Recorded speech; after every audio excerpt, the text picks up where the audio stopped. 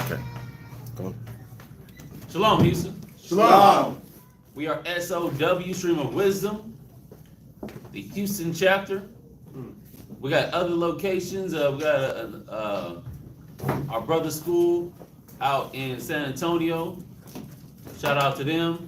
Shout out to VA, with Kazak, Bakar. Shout out to Rochester, New York, with Shaquat and Zion.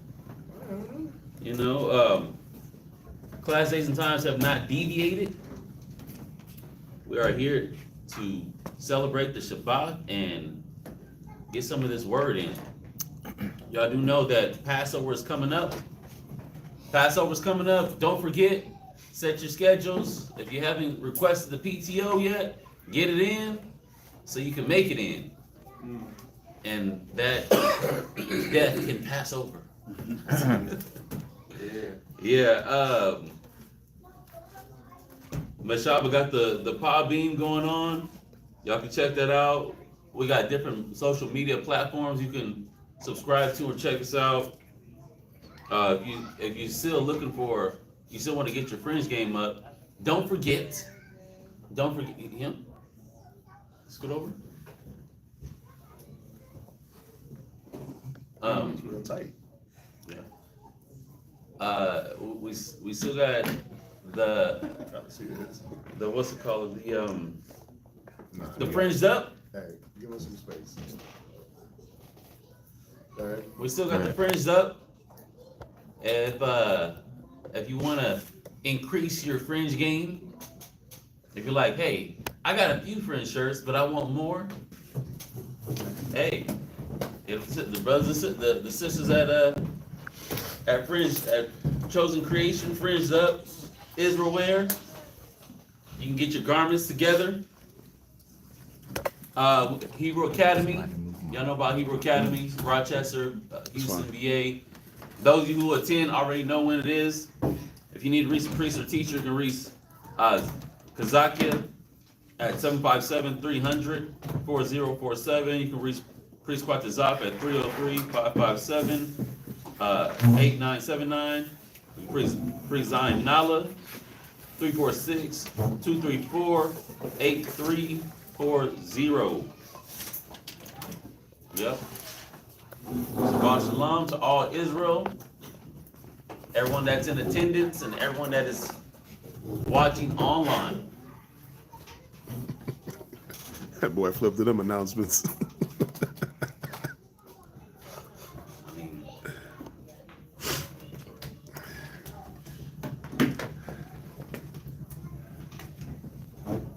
You got the torch? Oh, you have. All right. Camera view, back on point. Yeah, we're good.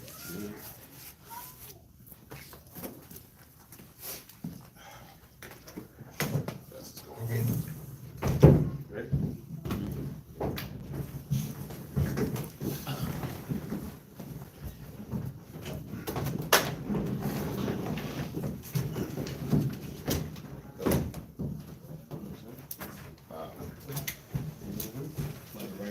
Righteous sister. All right, we're going to start the Sabbath ceremony.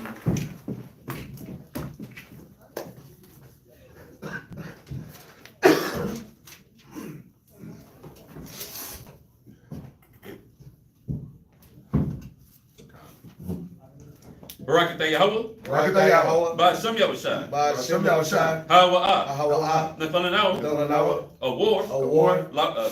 Zayawam. Zayawam. The water. The water. Aman. Aman. That's bless you, Yahweh, the name of Yahushai that gives to us the light this day. Thanks, so be it. The light represents the wisdom, knowledge, and understanding we obtain from the Most High and from the Scriptures. Barakatah Yahweh. Barakatah Yahweh. Ba'ashem Yahushai. Ba'ashem Yahushai. Hawa'ah. Hawa'ah. Nathananahu. Nathananahu. Rayach. Rayach. Nakaka. Nakaka. The water. Water. Aman. Aman. That's bless you, Yahweh. Yahweh, in the name of Yahushai, that gives to us the sweet savor. Thanks, so be it. The frankincense and myrrh represents our prayers going up to the Most High as a sweet savor.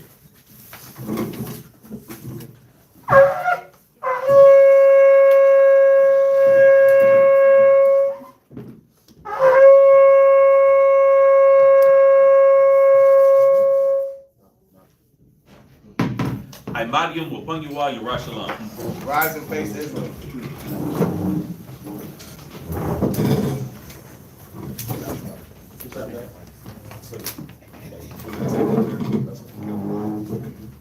Get the top one. And then you gotta make sure y'all cut because it's gonna stick. Yeah. Over here in the back end? Yeah, just in the back. You can- Or look, Yes, sir. look, back here. Okay.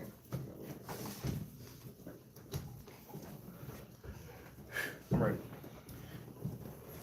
Barakatah Yahweh. Barakatah Yahweh. Ba'ashem Yahushai. Ba'ashem Yahushai. Hawa'ah. Hawa'ah. Lathananahu. Lathananahu. Hashabbat. Hashabbat. Bashalom. Bashalom. The water. The water. Aman. Amen. Let's bless you, Yahweh, in the name of Yahweh Shai, that gives to us the Sabbath and peace. Thanks, so be it. It's Psalms 121. Aina Shah. Aina Shah. Ayam Yam Yah. Ayam Yam Yah. Al Haharim. Al Haharim. Na'ayah. Na'ayah. Yabuwa'ah. Yabuwa'ah. Isaiah. Isaiah. Isaiah. Isaiah. Yabuwa'ah. Yabuwa'ah. Ma Yahweh. Ma Yahweh. Sha'aisha. Sha'aisha. Shemayim. Shemayim. Wa Ratazah. Wa Ratazah. La'ah. La'ah. Lanathan. Lanathan. Lamawat. Lamawat. Regalia. Regalia. Yala'ah. Yala'ah. Nawam. Nawam. Shasha Wamar. Shasha Wamar. Yasha'Allah. Yasha'Allah. Yahweh. Yahweh. Shemariah. Shemariah. Yahweh. Yahweh. Tazalia. Tazalia. Al. Al. Yam Yam Yah. Yam Yam Yah. Yad. Yad. Hashemash. Hashemash. Yala'ah. Yala'ah. Hakaya. Hakaya. Bayawam. Bayawam. Wala'ah. Wala'ah. Alabana. Alabana. Balayala. Balayala. Yahweh. Yahweh. Yashamaria. Yashamaria. Bakol Rad. Bakol Rad. Yashamar. Yashamar. Napashya. Napashya. Yahweh. Yahweh. Yashamar. Yashamar. Hawalakia. Hawalakia. Wawa'aya. Wawa'aya. Ma'aitan. Ma'aitan. Wa'ai. Wa'ai. Iwalam. Iwalam. Aman. Aman. Psalms 121. I will lift up my eyes unto the hills, from whence cometh my help. My help cometh from the Most High, which made heaven and earth. He will not suffer thy foot to be moved. He that keepeth thee will not slumber. Behold, he that keepeth Yasharallah shall neither slumber nor sleep. Yahweh is thy keeper. Yahweh is thy shade upon thy right hand. The sun shall not smite thee by day, nor the moon by night. Yahweh shall preserve thee from all evil. He shall preserve thy soul. Yahweh shall preserve thy going out and thy coming in from this time forth and even forevermore. Shema Yashallah. Shema Yashallah. Yahweh Allah Haynawa. Yahweh Allah Haynawa. Yahweh Chad. Yahweh Chad. Shema Yashallah. Shema Yashallah. Yahweh Allah Haynawa. Yahweh Allah Haynawa. Yahweh Chad. Yahweh Chad. Shema Yashallah. Shema Yashallah. Yahweh Allah Haynawa. Yahweh Allah Haynawa. Yahweh Chad. Yahweh Chad. That is here, O Israel. Yahweh our power. Yahweh is one. It's the Lord's Prayer. Abanawa. Abanawa. Shabbat Shemayim. Shabbat Shemayim. Qudash. Qudash. Hayah. Hayah. Shemka. Shemka. Yahweh. Yahweh. Malak Wavka. Malak Wavka. Taba'ah. Taba'ah. Ratazaka. Ratazaka. Hayah. Hayah. Aisha. Aisha. Ba'ratazah. Ba'ratazah. Kawa. Kawa. Hayah. Hayah. Bashamayim. Bashamayim. Lathananahu. Lathananahu. Bacham. Bacham. Ko. Ko. Yuwam. Yuwam. Masalach Nawa. Masalach Nawa. Chabawat Nawa. Chabawat Nawa. Kasalak Nawa. Kasalach Nawa. Chabawat Yinawa. Chabawat Yinawa. Wala'ah. Wala'ah. Tabyanawa. Tabyanawa. Manisai 1. Manisai 1. A bow. A bow. Hawashai Nawa. Hawashai Nawa. Mayan. Mayan. Rad. Rad. Kayat. Kayat. Lakat. Lakat. Hamalakwa. Hamalakwa. Waha'ala. Waha'ala. Latapa Rab. Watapa Ra. La'awalamyam. La'awalamyam. Aman. Aman. It's our Lord's Prayer. Our Father, which art in heaven, hallowed be thy name. Thy kingdom come. Thy will be done in earth as it is in heaven. Give us this day our daily bread, and forgive us our debts as we forgive our debtors. And lead us not into temptation, but deliver us from evil. For thine is the kingdom, and the power, and the glory forever. Amen. Amen. Ha'aishara. Ha'aishara. Matazawa. Matazawa. The Ten Commandments. La'ah. La'ah. Yahaya. Yahaya. Lakat. Lakat. Alahayim. Alahayim. Aharyim. Aharyim. Alpanya. Alpanya. Thou shalt have no other powers before me. La'ah. La'ah. Ta'aisha. Ta'aisha. Lakat. Lakat. Paso. Paso. Wala'ah. Wala'ah. Ta'ibadum. Ta'ibadum. Thou shalt not make unto thee any graven image. La'ah. La'ah. Talakwak'at. Talakwak'at. Shum. Shum. Yahweh. Yahweh. Bashawa. Bashua. Thou shalt not take Yahweh's name in vain. Zakar. Zakar. Hayawam. Hayawam. Hashabat. Hashabat. Lakwadash. Lakodashwa. Remember the Sabbath day to keep it holy. Kabad. Kabad. Abaka. Abaka. Wa. Wa. Amaka. Amaka. Honor thy father and thy mother. La'ah. La'ah. Taratazak. Taratazak. Thou shalt not murder. La'a. La'a. Tana'a. Tana'a. Thou shalt not commit adultery. La'a. La'a. Tagana. Tagana. Thou shalt not steal. La'a. La'a. Taina. Taina. Shakur. Shakur. Thou shalt not bear false witness against thy neighbor. La'a. La'a. Takamad. Takamad. Kol. Kol. Asherah. Asherah. Lara'aika. Lara'aika. Thou shalt not covet anything that is thy neighbor's. By Shem Yahushai. Ba'ashem Yahushai. The water? The water. Tamyat. Tamyat. Aman. Aman. Yeshabu, which means be seated. Okay.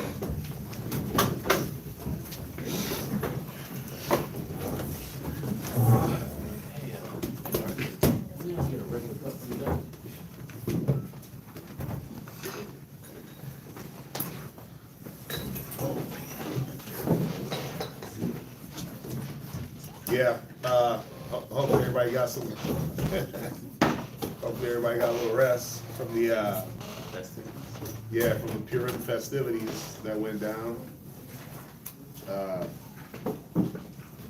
Yeah, we celebrated Purim, Wednesday and Thursday, so, you know, party hardy, sometimes you need to recover. To the high tide. Some need to recover more than others. Mhm. I know, listen, God, y'all hear my voice, right? Battling battling respiratory infections and all that, so Lord be with us. Lord be with us. Everybody good though? He is.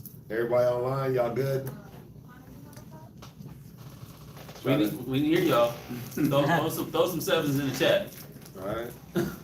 Hopefully everybody, you know, this is not what it's about, but hopefully everybody got the gift that they wanted, right? If you're in. Hopefully you got the things that you desired. You know, so remember, it ain't about the gifts. I know that's what we did. That's what we did, but that's not the whole goal of the feast. You know what I'm saying? So you got to keep that in mind. You got to always remind your kids that it's not about the gifts. Especially, I guarantee you, they can't remember what they got last year. Probably don't even got it no more. So it's not about those things, right?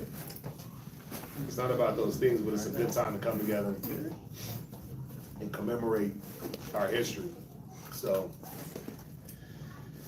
fun times. Now we got Passover coming up. Yeah, what, 30 days? Something like that? Or less? May the Lord be with the sisters doing garments, because looking scary, but May the Lord be with those that are on the room. may the Lord be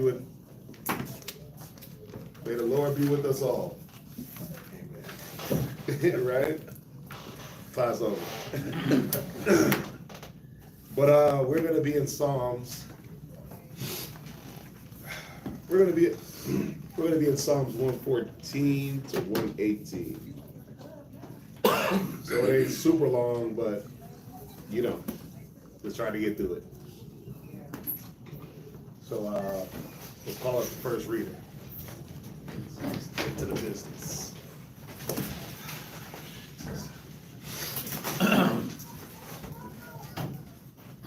Whoever's the first reader.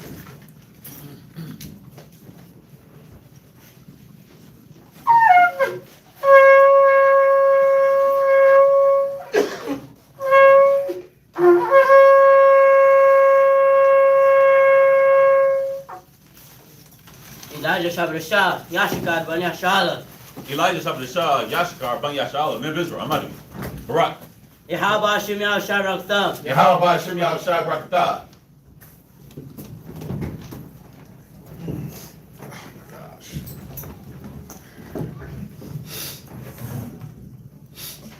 Mm-hmm.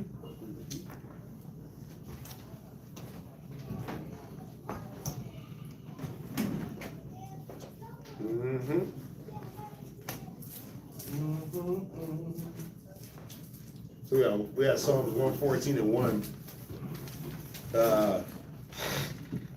Reading this. Reading that. Wow. Oh. Psalms 115 and 3. Go ahead. Where you at? Psalm chapter 114, verse 1. When Israel went out of Egypt, the house of Jacob, from a people of strange language. Judah was his sanctuary, and Israel his dominion. Right. So when we left up out of Egypt, what started to happen? What did the Most High start to do? Starting technically Exodus 20 through Deuteronomy. What is that? 34. What did he start to lay out?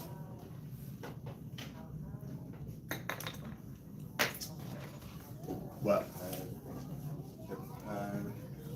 Our land and The land, but what else?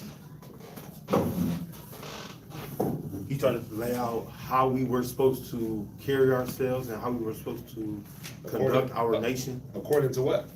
according to the law. Right. He started to lay out the law, right? Some people say that that's where the law was codified, right? You see from Exodus 20 all the way through to Deuteronomy, the law starts to be laid out. Thou shalt not, right? We get the 10 Commandments. We get commandments on marriage. We get commandments on feast days, right? We get commandments on civil matters. We get commandments on morality, right? This is where you start to see the law being codified, right? This is where, like, if I said, show me a law on keeping the Sabbath, right? Or show me a law on keeping this or that.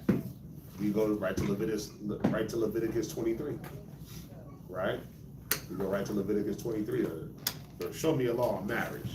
Go to Deuteronomy. Go to Exodus. Show me the setup of the temple. Show me the priest's garments. Go to Leviticus.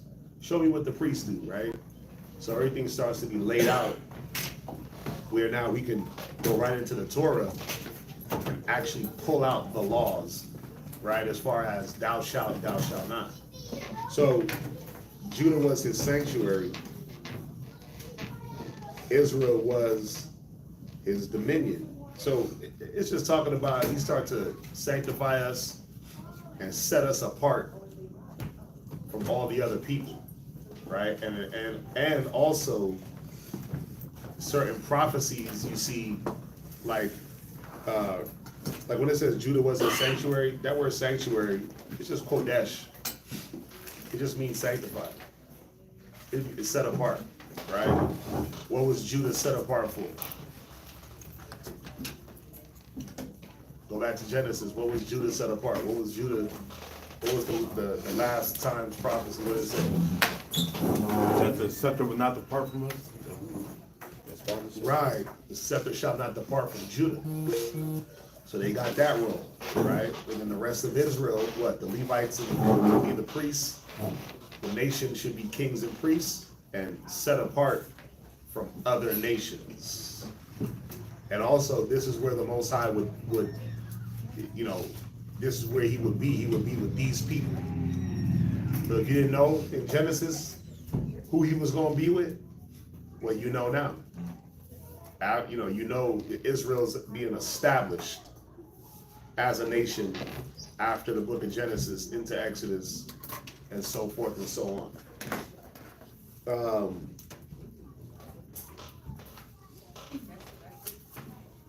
Go to Ezekiel real quick, 37.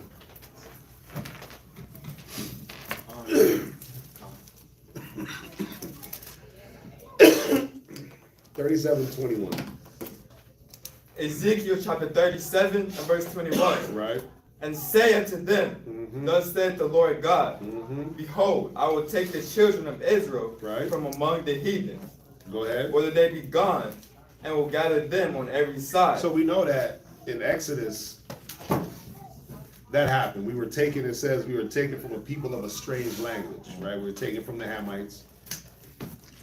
You know, Most High took us, set us apart, put us in our land, we messed up. We get scattered back into the heathen. And that kept happening for a time until we were completely removed out of the land in 70 AD, right? So this is going more for future prophecy. Go ahead. And bring them into their own land. Come on. And I will make them one nation in the land. I will do what? Make them one nation. Right. A lot of people don't know this Ezekiel scripture. It said he would make us one nation. Why? Because we were split into two nations, and we acted as two different nations. Right? We acted as two nations. And that northern kingdom, they was on some straight up heathenistic, right? Straight heathen. Judah, Benjamin, and Levi was on that too, but there was a remnant of Judah, Benjamin, and Levi that stuck to the tradition. They kept the law. They kept the old way. Go ahead. And I will make them one nation. Come on. In the land upon the mountains of Israel. And one king shall be king to them all. Go ahead. And they shall be no more two nations. Neither shall they be divided into two kingdoms any more at all. Come on. Neither shall they defile themselves any more with their idols, nor with their desolate things, nor with any of their transgressions. Come on. But I will save them out of all their dwelling places. Right, out of all the dwelling places, we're going to be pulled back to the Most High as one nation. Right? Even right now, Israel moving around like a bunch of nations. Right? You got some Judah, some Jews, I'm gonna call them. You know, they don't know what the hell they are. They think they're Muslims, they think they're this, they think they're American. We're just confused all over the place. Go ahead. Wherein they have sinned, and will cleanse them. So shall they be my people, and I will be their God. And David, my servant, shall be king over them. Right. And they shall have one shepherd. They shall walk in my judgments, and observe my statutes, and do them. And they shall dwell in the land that I have given unto Jacob, my servant. Go ahead, the land of Canaan, go ahead. Wherein your fathers have dwelt. Go ahead. And they shall dwell therein, even they and their children, and their children's children forever. Right. You're gonna read down to verse 28, but there's a point in here that goes with the Psalms. Go ahead. And my servant David shall be their prince forever. What verse you at? Verse 26. Come on. Moreover, I will make a covenant of peace with them. It shall be an everlasting covenant with them. And I will place them and multiply them, and will set my sanctuary in the midst of them forevermore. Right. See that? I will set my sanctuary in the midst of them. Or they will be sanctified. It's basically saying the same thing. Go ahead. Verse 27. My tabernacle also shall be with them. Right. Yea, I will be their God, and they shall be my people. Come on. And the heathen shall know that I, the Lord, do sanctify Israel. Do what? Sanctify Israel. Right, and that's the point, right? He made us, he made the nation his sanctuary. Right? He made the priests his set apart priests. Right? He didn't choose any other nations. He said, I will let the nations know. And that's the whole point. The Most High pulled us out of these nations, set us apart, and they all knew it. And that's one of the reasons why they hated us. Go ahead. When my sanctuary shall be in the midst of them forevermore. That was it. That was verse 28. Right. So go back to Psalms. Psalms 114, verse 3. The sea saw it and fled. Jordan was driven back. Right. The sea saw it and fled. It's talking about the Red Sea, right? That's Exodus 14. Go there. Exodus 14:19. Read it. Exodus chapter 14 and verse 19. Right. And the angel of God, which went before the camp of Israel, removed and went behind them.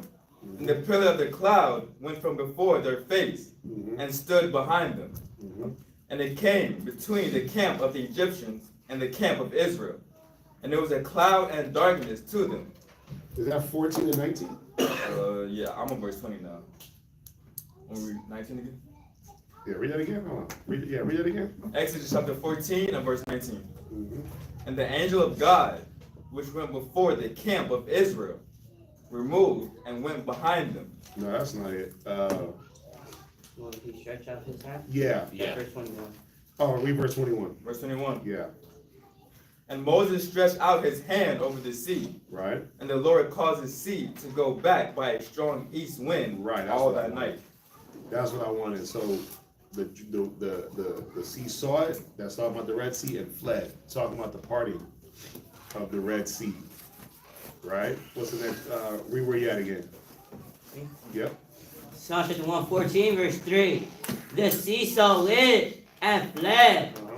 Jordan was driven back. Right. Go to Joshua 3:16.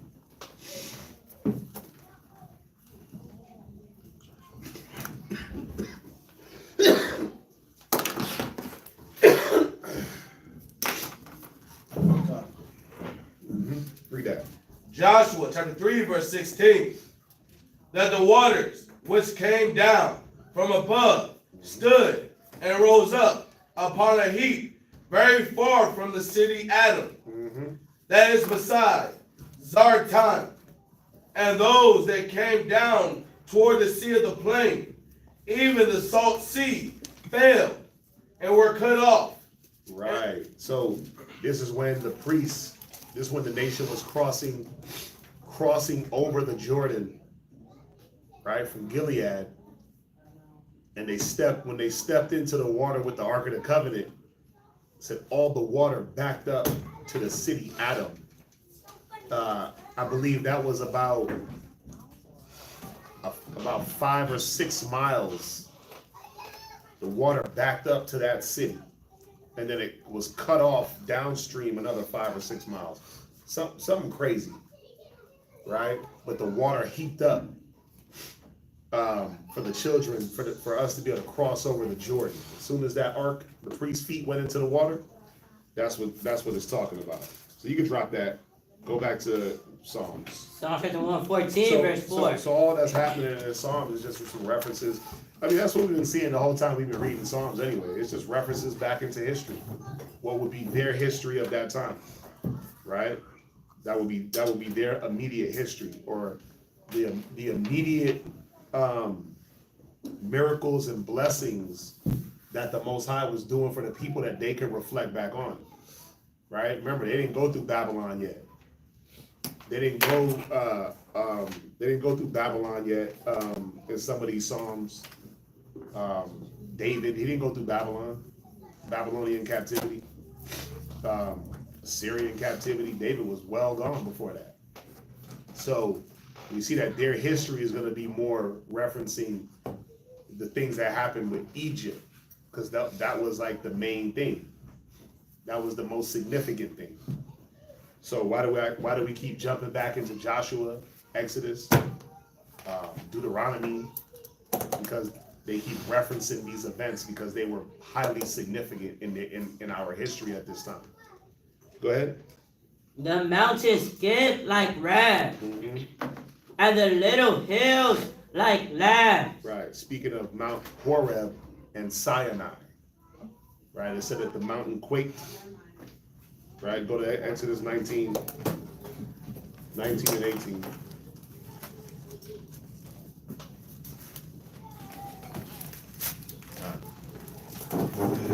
Exodus chapter 19 and verse 18. Go ahead.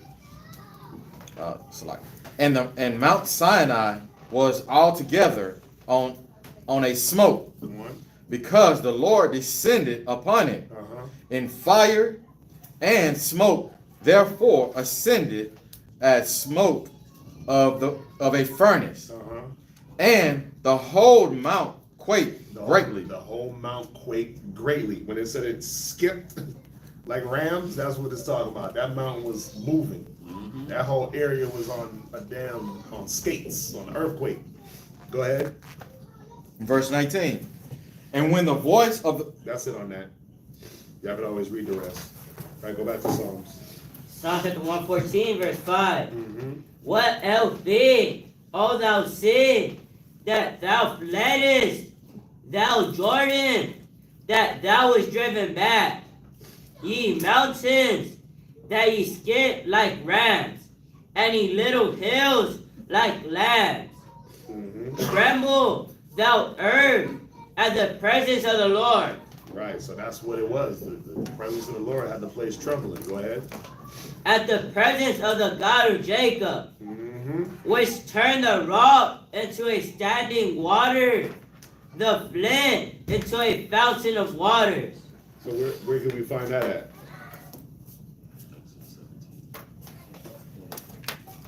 The rock into standing waters. Where can we find that at? We've been talking about that. We've been talking about that. We've been hitting this one. 17, Exodus 17, 6. What's Exodus 17 and 6? It says Exodus 17 and verse 6. Behold, I will stand before thee there upon the rock in Horeb, and thou shalt smite the rock, and there shall come water out of it, that the people may drink. And Moses did so in the sight of the elders of Israel. Mm-hmm. That's one. Another one is in Numbers 20. You got it? Read it. Numbers chapter 20 and verse 10. And Moses and Aaron gathered the congregation together before the rock. Mm-hmm. And he said unto them, Hear now, ye rebels, must we fetch you water out of this rock? Mm-hmm. And Moses lifted up his hand, and with his rod he smote the rock twice. So we see that this instance happened twice. Right? First time Moses was commanded to speak to the rock, he did it. The first time he was commanded to hit the rock, he did that. The second time he was commanded to speak to the rock to get the water, but he didn't do that. He hit the rock again. The second time, it gave the water, but this is why Moses was restricted from entering the promised land. Go ahead. And the water came out abundantly, Mm-hmm. and the congregation drank, and their beasts also. And the Lord spake unto Moses and Aaron, Right? Because ye believed me not. Because what? Ye believed me not. Come on.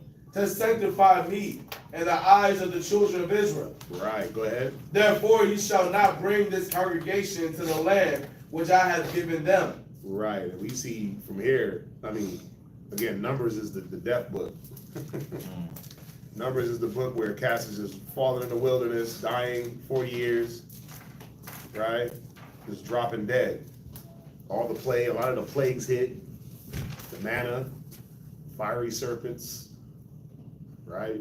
Korah, I believe Korah and Dathan, this is where Miriam get hit with leprosy. Mm-hmm. Yeah, it was going down in this book, but he said it. He said, therefore ye shall not bring this congregation into the land. So that generation faded off in the 40 years. Right, so let's jump back. Psalm chapter 115 and verse 1. Well, who got a question? Yeah. For Numbers chapter 20, verse 12, Mm-hmm. when it says, because ye believe me not. Mm-hmm. So we know that Moses and Aaron, we know they have faith, we know they believe in the Most High. Mm-hmm. So it's not really like it seems like it's not really that they didn't believe in him, but it was more so like they just disobeyed. Well, Could you use that? yeah, it's not that they didn't have faith in the Most High. They definitely have faith. It's when you look at this, when you look at the whole situation in this chapter, right? Moses is frustrated with these rebellious ass people. This is the second time we got to do this. So the first time y'all cried about water, we got it for you, right? Went to the Most High told us what to do, we hit the rock, it gushed out. We back here again, and look, when you read up, right, when you read verse 3, and the people chode with Moses and spake, saying, would God that we died when our brethren died before the Lord? And why have you brought up the congregation of the Lord into the wilderness that we and our cattle should die here? So they're going in with Moses. This is they're going back and forth. And this ain't just like verbal sparring. These cats was like conspiring to kill Moses based off of them feeling like they were lacking. The choding and the chiding and the back and forth, those were all like, let's stone him and go back to Egypt. You see what I'm saying? It wasn't like, oh, let's just have this conversation. This is civil discourse. Now they whispering, they murmuring, they're backbiting, they're plotting against Moses and Aaron. And they know that the only way they go back to Egypt is to get these guys out the way. They got to kill them. So they trying to set up stoning, they trying to set up a coup d'etat. Right? So it's frustrating as hell as a leader at points when you have to be the faith.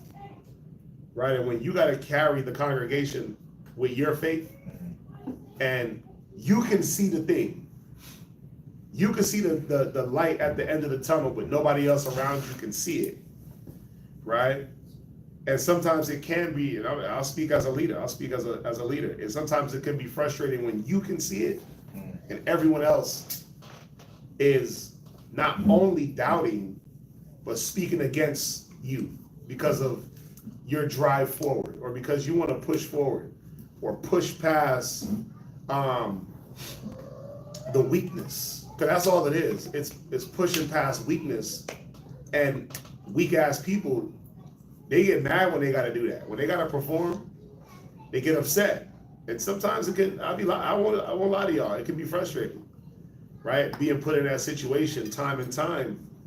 But, as leaders, we shouldn't let it frustrate us. And that's why he said, because you believe me not, meaning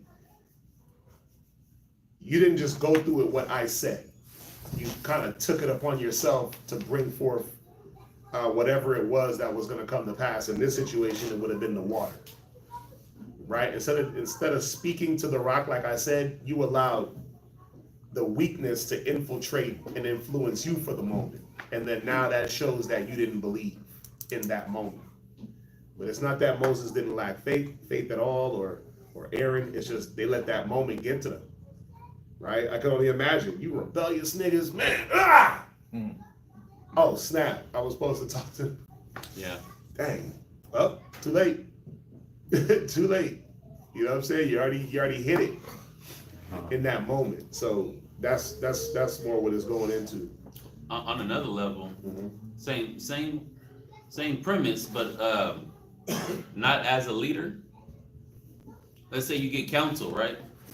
You get counsel, hey, you know what? Don't go in and deal with your rib like a brute beast, or don't deal with this brother like this. Just talk to him. Just talk to him and let him know where you're coming from, and try to understand where he's coming from. And you're like, okay, con. And then when you come across that brother that you have problems with, it turns into an on-site thing. Remember that time you was or the rib? It's like, start slamming things. See, there you go again. I'm tired of the way that you look at me. And I'm like, huh? Brother, why'd you go about the situation like this? Didn't you believe the counsel? Didn't you believe what we told you would work for you? Yeah, I did, but it's just in a moment she gave me this look, and I was just like, I'm done with this. Or he looked at me a certain way, and I'm done with this Negro. But it's the same thing. It's, yes, do brothers believe the counsel? Sometimes they do. But sometimes brothers and sisters get caught up in the moments. And we had a class on this before, but it's those moments that define you. It's not what you did last week or the week before that, and how you so righteous and glowing in your fringes. It'd be like that one moment that you was out the spirit that you're looked at for. It's like and even in the case with Moses, it was this one moment that he got out the spirit that kept him from going into the promised land. Go to Hebrews 13. Go to Hebrews 13. I want verse 9. 18 and 9. Mm-hmm. Hebrews chapter 13. 7. Hebrews chapter 13 and verse 7. Right. Remember them which have ruled over you, Go ahead. who have spoken unto you the word of God. Right. And sometimes this is what happens. Right. Just even the way he brought it out with the council. It's sometimes you got to sit back and remember, for you brothers that's still trying to come up, sisters also, to a certain level, right? And then somebody above you, well, first of all, who put them there? The Most High, Most High. right? He put them there, why? So that you can have those conversations, so you can have that guide. So it's reminding you here, remember them that have the rule over you. The people in the wilderness didn't apply this. Remember them that have the rule over you. They weren't considering Moses and Aaron as anything special in certain instances, especially when it was in their times of need, when their carnal lusts, when their lust start kicking in, when their hunger start kicking in, when their thirst start kicking in, what else kicked in? Or what left them? The spirit. The spirit of, you know what? Moses got us. He got us to this point. Moses is a man of the Lord. He's following the Lord. We follow Moses. He already got us out of Egypt. Right? We seen the miracles, Red Sea part, food, Passover, pillar by day, cloud by day, pillar by night. Like we've seen all these different things on the account of Moses, right? From the Most High through Moses. So if we continue to follow Moses and remember that the Most High put him there, right? Remember his conversation, because everything Moses is doing is what? Let me go talk to the Most High. Let me go talk to the Lord. Damn, this nigga left 3 days, 4 days up in Sinai. Oh, 40 days. He ain't up there just kicking it. Ain't nobody could be just kicking it up on Mount Sinai the way that thing was going. That wasn't a party session. So he got to be doing something constructive. Oh, he just came back with 2 tables. Oh, snap. He came back with all these instructions. You know what? Let's remember him. Go ahead. Whose faith followed. Whose what? Whose faith followed. Right. It says, whose faith follow. They were supposed to be following Moses' faith to build their own if they didn't have it. Not being rebellious against Moses' faith. Right? The leader, right? He's going to push the envelope. He's going to spearhead the movement. And not everybody's going to have his same level of faith. But how do you develop that? Sometimes you just got to follow what you don't got. You just got to follow in faith. The faith of a mustard seed, you can move a mountain. That's all it takes. But a man might have the faith of a damn coconut seed, right? You got a mustard seed and he got a damn moringa seed. You ever seen the moringa seed? It's huge. Yeah. Or a mango seed. And you got a mustard seed. Well, I gotta follow his faith, right? Because he got more than me. Go ahead. Considering the end of their conversation. Doing what? Considering the end of their conversation. Yeah, what is this person's conversation from beginning to end? What does it start with? What does it end with? Right? What are they speaking of that's catapulting them? What are they staying attached to that's keeping their faith, making their faith so big, but also keeping their faith on this directive where they're not coming off the path? Well, the Bible says to consider. And that'd be the problem. You know, if you lack the faith, and you're not considering the ones around you that have it, you're not gonna make no moves really. You're only gonna move according to what you have. That's it. But sometimes you gotta covet the best gifts. And sometimes you gotta step back and say, you know what, in this moment, I don't got the faith, I don't see it. But let me go back and look at some of the other instances. The Most High ain't never let me wrong. The brothers, you know, they counsel, they make these moves through counsel, first and foremost, right? Then it's in the spirit, because there is counsel, there is 2 or 3, and then what are they making moves for? What are they doing this for? Is it for themselves? Is it the betterment of the body? Like, all those things have to be taken into account. And if you can say, well, damn, there's counsel there, it's for the body, nobody's being selfish, nobody's just trying to get some gain, some filthy lucre, you know what? Let me just follow. And that's where a lot of cats get left out, because they don't follow. I remember when the pandemic had hit, and we had a whole different team of brothers, to be honest, with save a few. Them brothers that ain't here, they lost faith at the wrong moment. They lost faith at the wrong moment. They couldn't see why it was important for them to study. They couldn't see why it was important for them to be a part of the business. They couldn't see any of that. When that damn pandemic hit, to survive, guess what them brothers had to go do? Them brothers had to go get frontline jobs. Work. They literally had to go get jobs to be on the front line, so they had to be at work, because they had no means of income. They were no longer attached to the business because they left, right? And so what did they end up doing during the pandemic that they had never did before? They allowed like 1099 workers, different things. They allowed them to get benefits, unemployment. So we were able to collect a little unemployment for a time, right? Because what job we all gonna go out there and get? We gotta teach, and so we were able to do that, hang out with each other. We was traveling, bro. We hit that East Coast so many times. That's when Lockerall got his eye took out by Shawashina. Shawashina took his eye out, bro, with the Nerf gun. Bow! Yeah. From the top railing, hit him. Bow! Right now, I was there, bro. I was recording it. I don't got it no more. I think I might still have it on my Snapchat. Super slow-mo. You can see the dart. Bam! Next day, this man had an eye patch. It's like she was in the midst of war. She's like, Yeah. dodging. Bro, that was one of the craziest Nerf fights I've ever been a part of. Bro, that was crazy. It was like Kazak's whole house was just Nerf territory. He was up in the steps. Bro, it was fun. I was the cameraman. I wasn't there.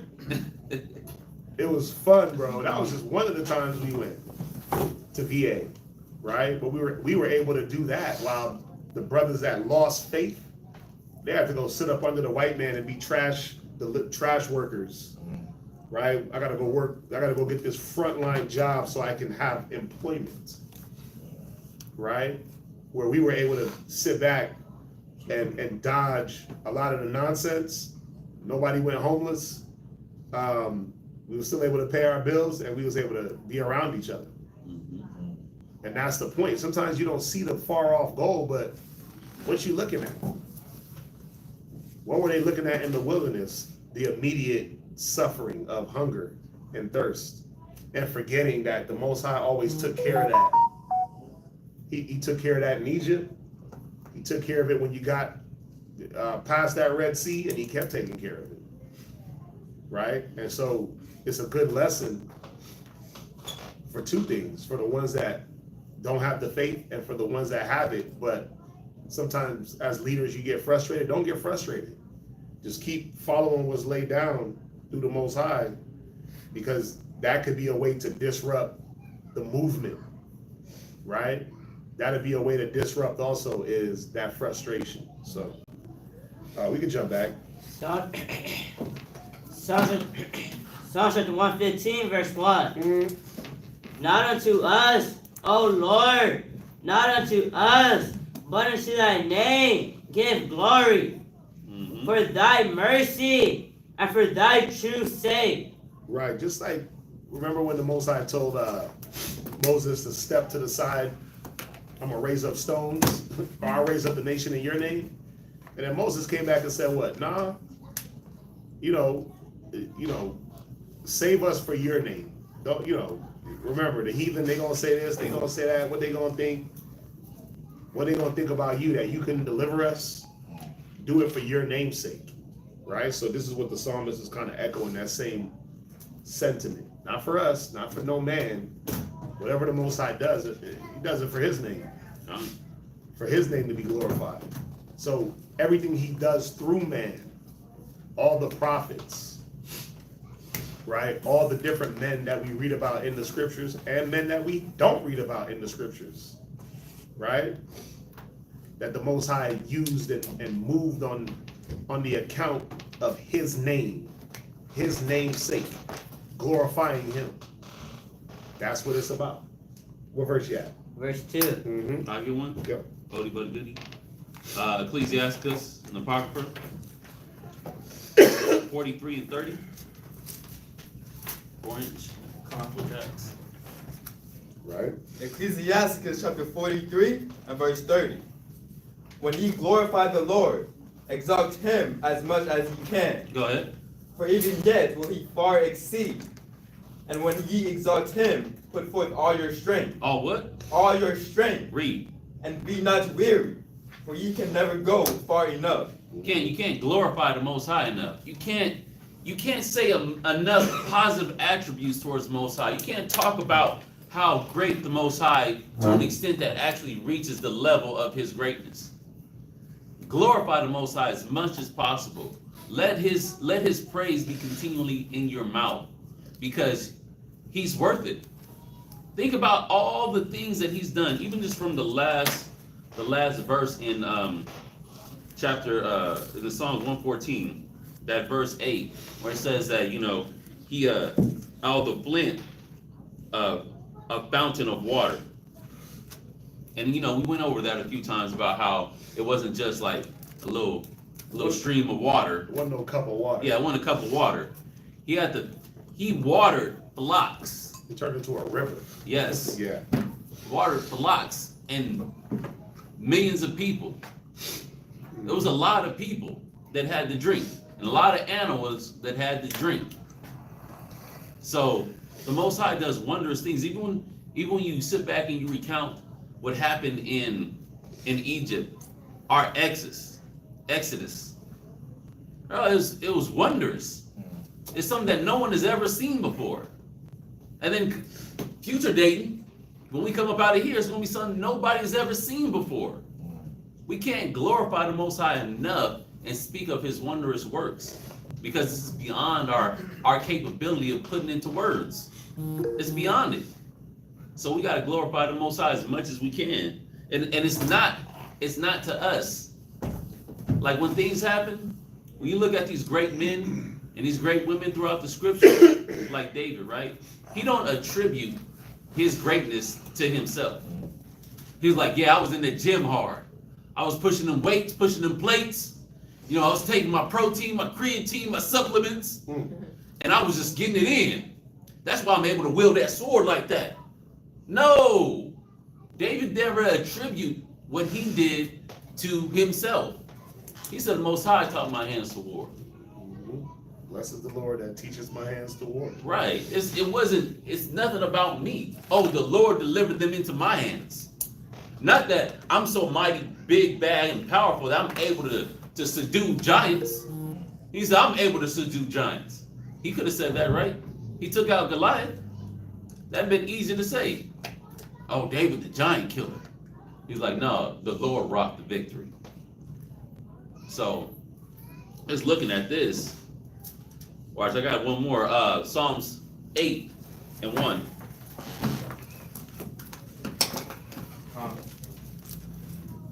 Psalms chapter 8 and verse 1. Mm-hmm. O Lord, our Lord, how excellent is thy name in all the earth. Why shouldn't it be excellent in all the earth? It is excellent because the Most High is the creator of everything that was ever created. Like, you can't top that. You can't top that. And then when you think about all these different nations and their different whack gods, well, their gods ain't nothing. The gods of the nations are vanities, lighter than vanity. Read on. Who has set thy glory above the heavens? Hey, he said his glory, he created the heavens. It said before everything was, he was. Before anything was, he was. He's like, he has no beginning. Think about that. How does something have no beginning? Just exist. You can't even conceptualize that. That's how great the Most High is. You can't conceptualize the greatness and the excellency of the Most High God. That's why he is the Most High. There ain't nothing else above that. You jump back. Psalm 115, verse 2. Wherefore should the heathen say, where is now their God? And that's ridiculous. That's ridiculous for anybody to be able to say or speak against our power. Where's their God?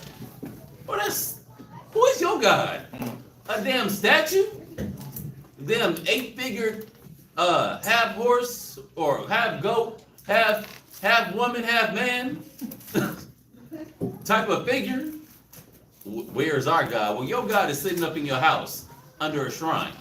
Ours is throughout the whole earth. Ours is in the heavens. Ours is beyond time and space. Give me Let me get one real Okay. quick. Go to Exodus 32.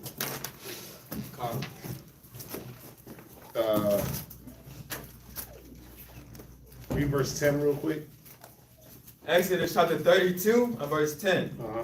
Now therefore, let me alone, that my wrath may wax hot against them, Right. and that I may consume them, and I will make thee a great nation. Right. Jump down to verse 12. Verse 12. Wherefore So should they Moses, he starts to speak. Go ahead. Wherefore should the Egyptians speak and say, for mischief did he bring them out, Uh-huh. to slay them in the mountains, Right. and to consume them from the face of the earth. Mm-hmm. Turn from thy fierce wrath. Right. So that's what they would say. That, oh, you just brought him out to kill him? You couldn't save him? Yeah. There's another one that said that they would say that he couldn't deliver us. Mm-hmm. Right? Because this was happening. Where was the one where he said, I raise up stones? Huh? Wait. I read the songs to give you praise? No, he said, I raise, was that's in the New Testament? Or am I tripping? I thought this situation also happened more than once, where he told Moses, move out the way, let me just drop these cats. And then he said, the heathen would say that you could not deliver. Oh yeah, it is. That is a more than one situation. It is, right? Yeah. Yeah. But yeah, that's the point. I mean, we get the point. That's what they would say. They would try to mock the Most High that, oh, he couldn't deliver. Oh, the Most High is not powerful. Right? Wherefore should the heathen say, where is now their God? How come you couldn't deliver them? Right? Where were you going to go? Psalm 79, 10.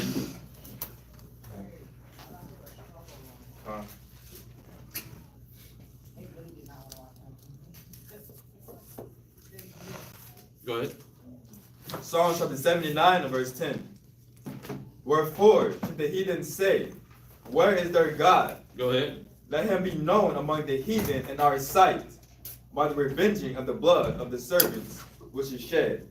Yeah, so I brought this out just to say, Y'all wanna know. yeah, they don't want to know the Most High. If they want to mock, if they want to say, oh, okay, well, where's your God? Well, the Most High is going to cap on them way harder. Oh, you going to cap on my children? Talking about where am I? Well, I'm going to cap on you with your blood. Just like Elijah, right? Elijah or Elisha? Which one? When with the prophets of Baal, Elijah, the prophets of Baal, it was like, okay, let's see who's the God. Ask me where my God is. Well, you know what? I'm gonna let y'all go first. Where is your God? Let's see him come and deliver you. Let's see his wondrous works. Oh, nothing happened? He's on a journey. He's on a journey. He's asleep. You know, he's on vacation. He having some boo time right now. Right, scream louder. Scream louder, you know. Send him a text message. You know what? Just give him a straight call. DMs is not working. Find out if he's on social media. See if he got the green light on. See if he's online. He offline? Nah, okay. Let's call on the Most High. The Most High delivers every time. Now the delivery is not how and when we want it. It's his time. Don't get caught on I want it now. He's gonna come through. Let the heathen mock you. Let the heathen mock. Let them talk all the trash they want to talk, because the Most High is gonna bring that back upon their head. That's why the whole world's out in wickedness right now. The whole world is laid up in wickedness, and the Most High knows what's going on. And you watch them prosper. You watch them grow and come up in this world. And it's like, well, shoot, y'all supposed to be the children of God. Y'all the Israelites, right? In the Bible. Y'all the biblical Hebrew, black biblical Hebrew Israelites, son. You know, that's when they start saying y'all the black Hebrew Israelites. Yeah, that's when it's like, no, you out of line. You out of line. I ain't black. Sorry, bring out the Kendrick Lamar line. Don't call me black no more. That's a color. And then that's a color that they put derogative terms towards. Untrustworthy, mischievous, evil, Right. black. No. So when they're talking about this, the Most High is gonna bring that on them. He's just storing it up. I love it. I love watching this bank of wrath come to its fullness. And then he's gonna pour it out over the earth. It says in Revelation, so he's gonna pour his wrath out upon the earth. Did you finish that? Con. You can go back. Yeah. Yeah, what you got? It's showing that this mindset of where the heathens asking, where's your God? Our own people ask the same thing. This is Psalm chapter 42 and verse 2 through 3. My soul thirsted for God, for the living God. When shall I come and appear before God? My tears have been my meat day and night, while they continually say unto me, where is thy God? When I remember these things, I pour out my soul in me, for I had gone with the multitude. I went with them to the house of God with a voice of joy and praise, with a multitude that kept holy day. So even our own people would come with this same mind towards us. It's like, y'all wearing fringes, y'all following the law. Well, how's that working for y'all? What has that done for you? How is it reflected that God's with you? Yeah, that's those scoffers in the last days. Yeah. They say gain is godliness. All right. What is it? 2 Peter 2. Let's get it.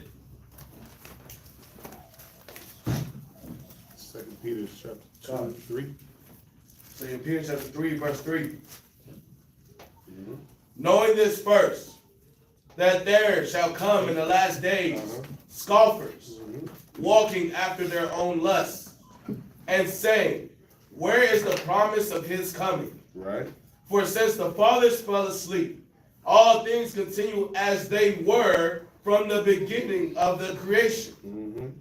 For this they willingly are ignorant of, that by the word of God the heavens were of old, and the earth standing out of the water and in the water. Right. So 3 and 4 really knowing this first, that scoffers, right? Where is the promise of the coming? And that's the point. You're gonna get a lot of that. Right? Why do the heathen rage and imagine a vain thing? Right? What is this God you speak of? Right? God ain't black. Jesus ain't black. Like all those different. You know what? Prove it. Show me. Well, he said he's going to show you when it's time. He said the Lord will do nothing but reveal his secrets to his saints. So we ain't gotta show you anything. We ain't gotta show you anything. You'll see when that time comes. Right? So that's what that's going into. Go back to Psalms. Psalm chapter 115, verse 3. But our God is in the heavens. Oh, he's in the heavens. He's in the spiritual realms. Go ahead. He hath done whatsoever he hath pleased. And the Most High can do whatever he wants. Right there, hold. Right? Not like these other gods. Right. Where you at? That's it? Any questions on that? Well,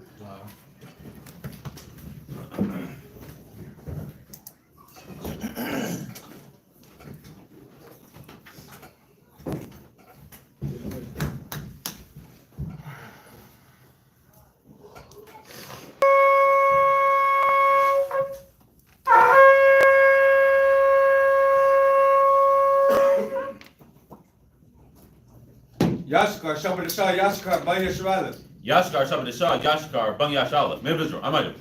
Barak. Yahweh Bashem, Yahweh Shabrakatham. Yahweh Bashem, Yahweh Shai Barakah.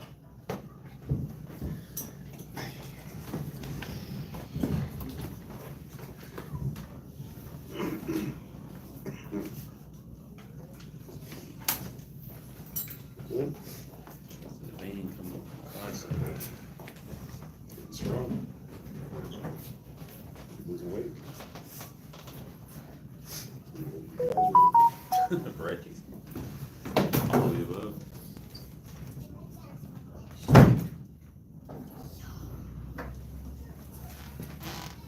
Psalms 115 and verse 4. Their idols are silver and gold, Uh-oh. Go ahead. the work of men's hands. Somebody get Wisdom of Solomon 15. Go ahead. They have mouths, but they speak not. All right. Eyes have they, but they see not. They have ears, but they hear not. Psalms 135 and 15. Go ahead. Noses have they, but they smell not. Right. So wherefore should the heathen say, where is now your God? Well, our God is in the heavens while you have to make your God. That's the point. You have to make an idol. You got to run around with an Oscar. You got to run around with a Grammy. You got to run around with an Unk. You got to run around with something that you created and gave it that God title. But what has it done for you? It don't breathe. It don't eat. It don't do anything. Right? We read the story of Bell and the Dragon. How the priest at the clock, they had a little trap floor. It was creeping up under the altar Yeah. and eating the food. Yeah. Yeah. It's like, come on. But we seen the Most High send down lightning and consume an entire sacrifice, the altar and all. Right? And I said that he ate it. That's crazy. Right? And I say that he ate it because we know all our sacrifices, those went to the priests and the people. Right? They didn't put it out in front of some shrine for the Most High to come and, like Santa Claus, milk and cookies. That's another one. That's hilarious. They putting out milk and cookies for Santa and then making fake footsteps. Like the nigga really came through the chimney. 300, 400 pounds trying to come through a chimney in a red and white suit. Ain't no chimney dust on him. That's funny. Cookies half bitten. You see the little whack M&M commercial? Remember the M&M commercial? When, yeah, he's like, he is real. And the M&M passed out. And then Santa was like, they are real. And he passed out. Yeah, it's like they bumped into each other trying to sneak the cookies. Yeah. Your mama been eating them cookies. Somebody in your family been drinking that milk. Your whole life lying to you about a Santa. Putting out food for an idol. You see that? Yeah. Drink for an idol. That's a food and drink offering. When you teach your kid about Santa Claus and you put milk and cookies out, you giving them idol worship right there. I hated that. I like even as a kid, I hated it. Like I like being pushed to believe that, and I was like, this does not make sense. And I wanted to test the theory. I wanted to see this. So you stood up the whole night. Yes. That's So, hilarious. so my aunt, she married a white dude, Edomite. And so as kids, every year he would dress up as Santa because he had the beard. Yeah. Right, he already had like the beard. He was kind of a big, So he would throw on the suit and da da da da da. And one year, I was like, oh hell no! I said that's Uncle Ron. Pulled the beard down, spoiled it for everybody. And ever since then, I was like, okay, so ain't no real Santa. That was Uncle Ron. And then I'm like, wait, I grew up in the projects. What chimney is that nigga coming down? Right. Sound like home invasion. Yeah, man, yeah. It's like, how you get through come on, bro. Then as you get older, as I got older and we got older, we were like, ain't no damn Santa coming on no project. Ain't no Santa. Moms is buying all them gifts, broke, struggling up the damn steps with all them gifts through the elevator, trying to wrap everything in secret. Nah, we knew it, right? We you go to the tree and you pull back some of the paper to try to see the gifts, and bro, you moms was buying all that stuff, Hilarious. right? And so it's all idol worship, and that's the point. But you know why I like this right here? Because whoever's accredited as Psalms, it don't say, but they're saying something. Then it gets said again in the next Psalm. But then Solomon says the same thing. So what does that show you about the Apocrypha? Or the Book of Wisdom of Solomon? It's canon. He does a direct quote. So if you wanna, well, how is the Apocrypha legit? Well, you got Solomon that's directly quoting Psalms. Right? So finish where you at. But they smell not. Verse Right. 7. They have hands, but they handle not. Feet have they, but they walk not. Remember, Dagon had to kept being hung up. When the Ark of the Covenant came into the room, Dagon kept falling on his face. That's funny. Go ahead. Neither speak they through their throat. Right? They that make them are like unto them. So is everyone that trusteth in them. Yeah, it's foolish. That's the point. Go to Psalms 135:15. Psalms 135, verse 15. Right? The idols of the heathen are silver and gold. That's it. It is silver and gold. That's why they give you the gold Grammy. That's why they give you the golden Oscar, the Golden Globe Awards. They give you platinum, gold, silver plaques. Oh, you went silver. You went platinum. You went gold. Those are all idols. It's all idolatry. They got you. I gotta go platinum, son. I gotta get. Oh, you went gold, son. Gold in my first week. Platinum in my first. Silver. Is there a silver? I went diamond. Ain't nobody going diamond. Michael Jackson, Prince, Garth Brooks, but ain't nobody going diamond. Maybe what's a little flat white girl named Taylor Swift? Yeah. Like a 12-year-old boy. Right? Yeah, you know what I'm saying? Maybe her, Beyonce and them, but come on, but they all, think about it. They idolize something for you to idolize them. So they're idols idolizing something. Think about that. And then we sit in the back drooling over Beyonce. Drooling over this person, drooling over that person. The NBA championship, gold and silver. The NFL championship, silver. Right? The PGA Tour, gold. Like, you go through all of it. Right? When they get the World Series. Right? When they win that, the pennant, the gold.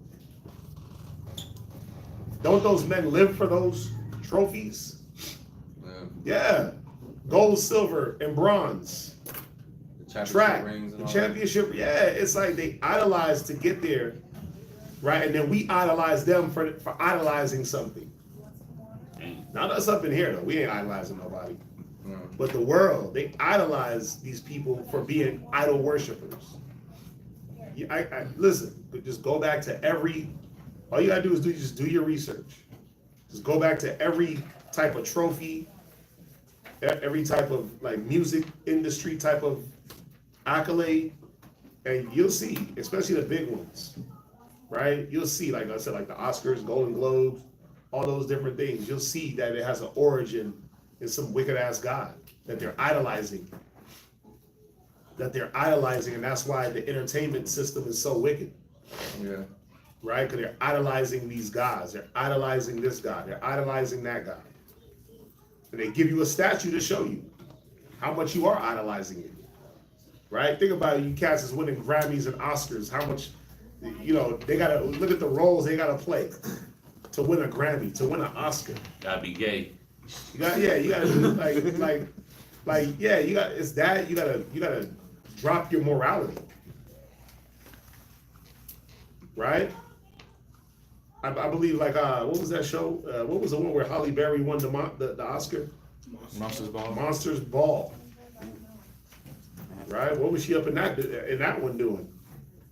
With Billy Bob Thornton. Yeah, Billy Bob Thornton. Yeah, it was damn halfway a pornography. Right? So you gotta get slept with a white man to win an Oscar. That's the old white man.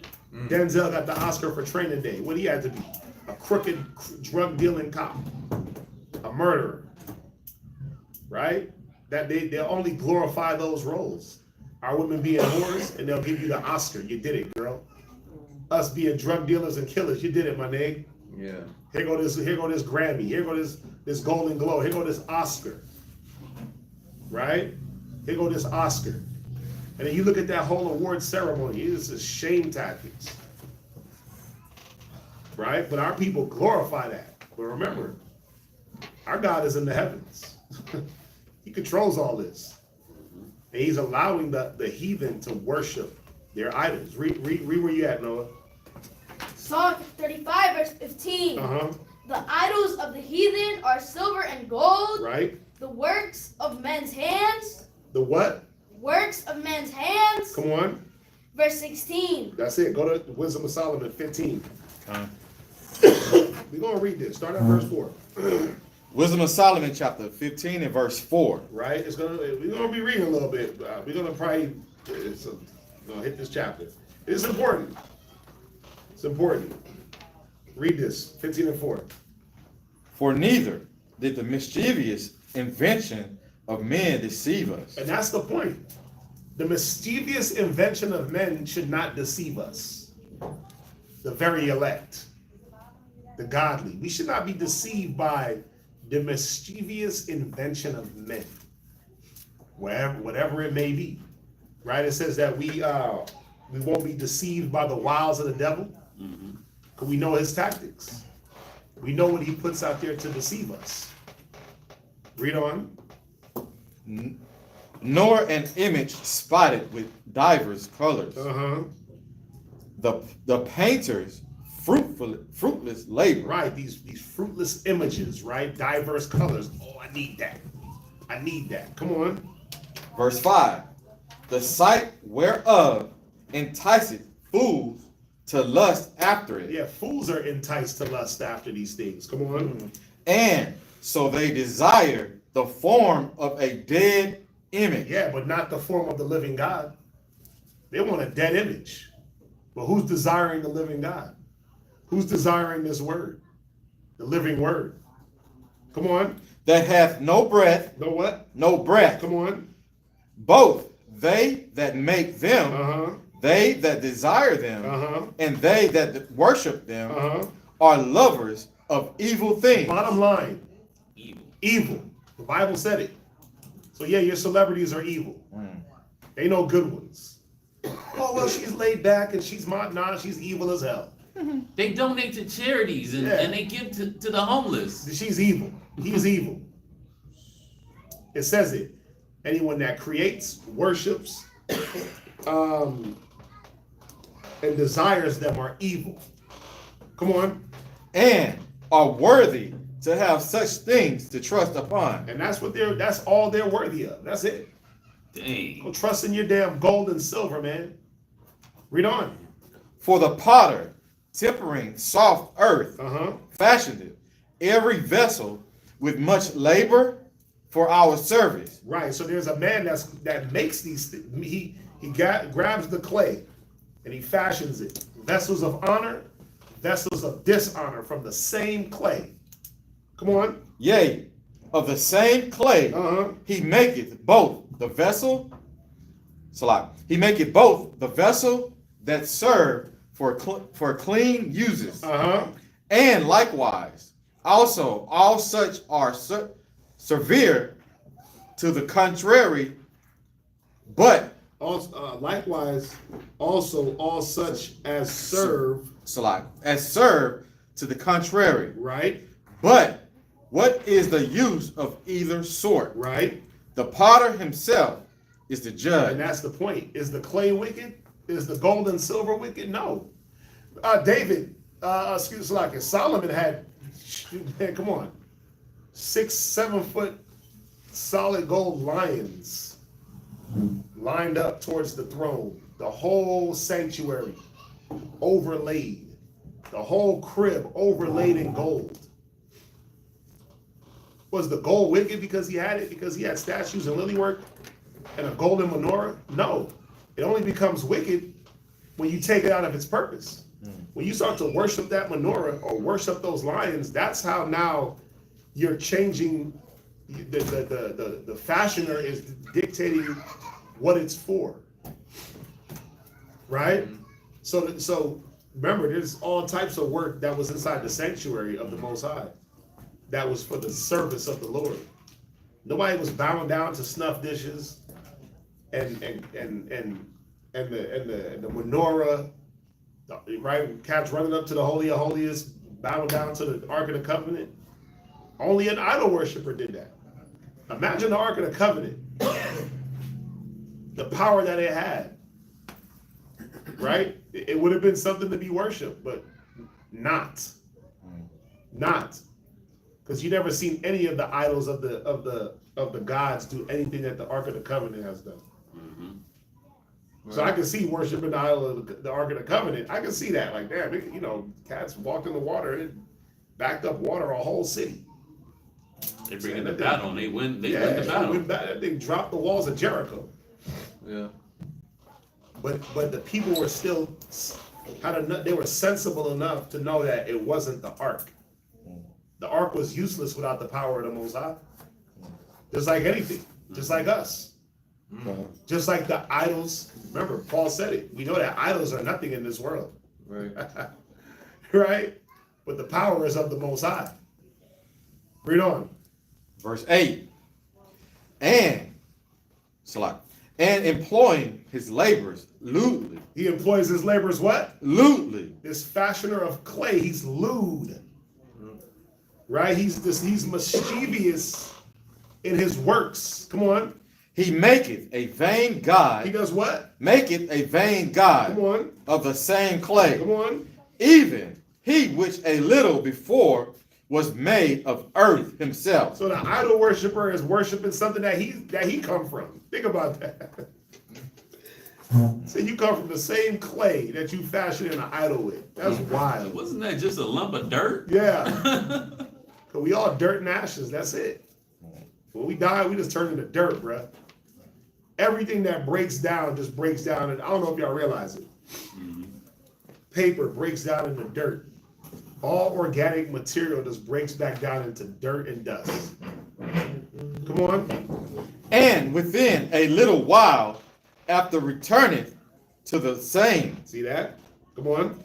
Out of the which he was taken. When his life which was lent him shall. Let him.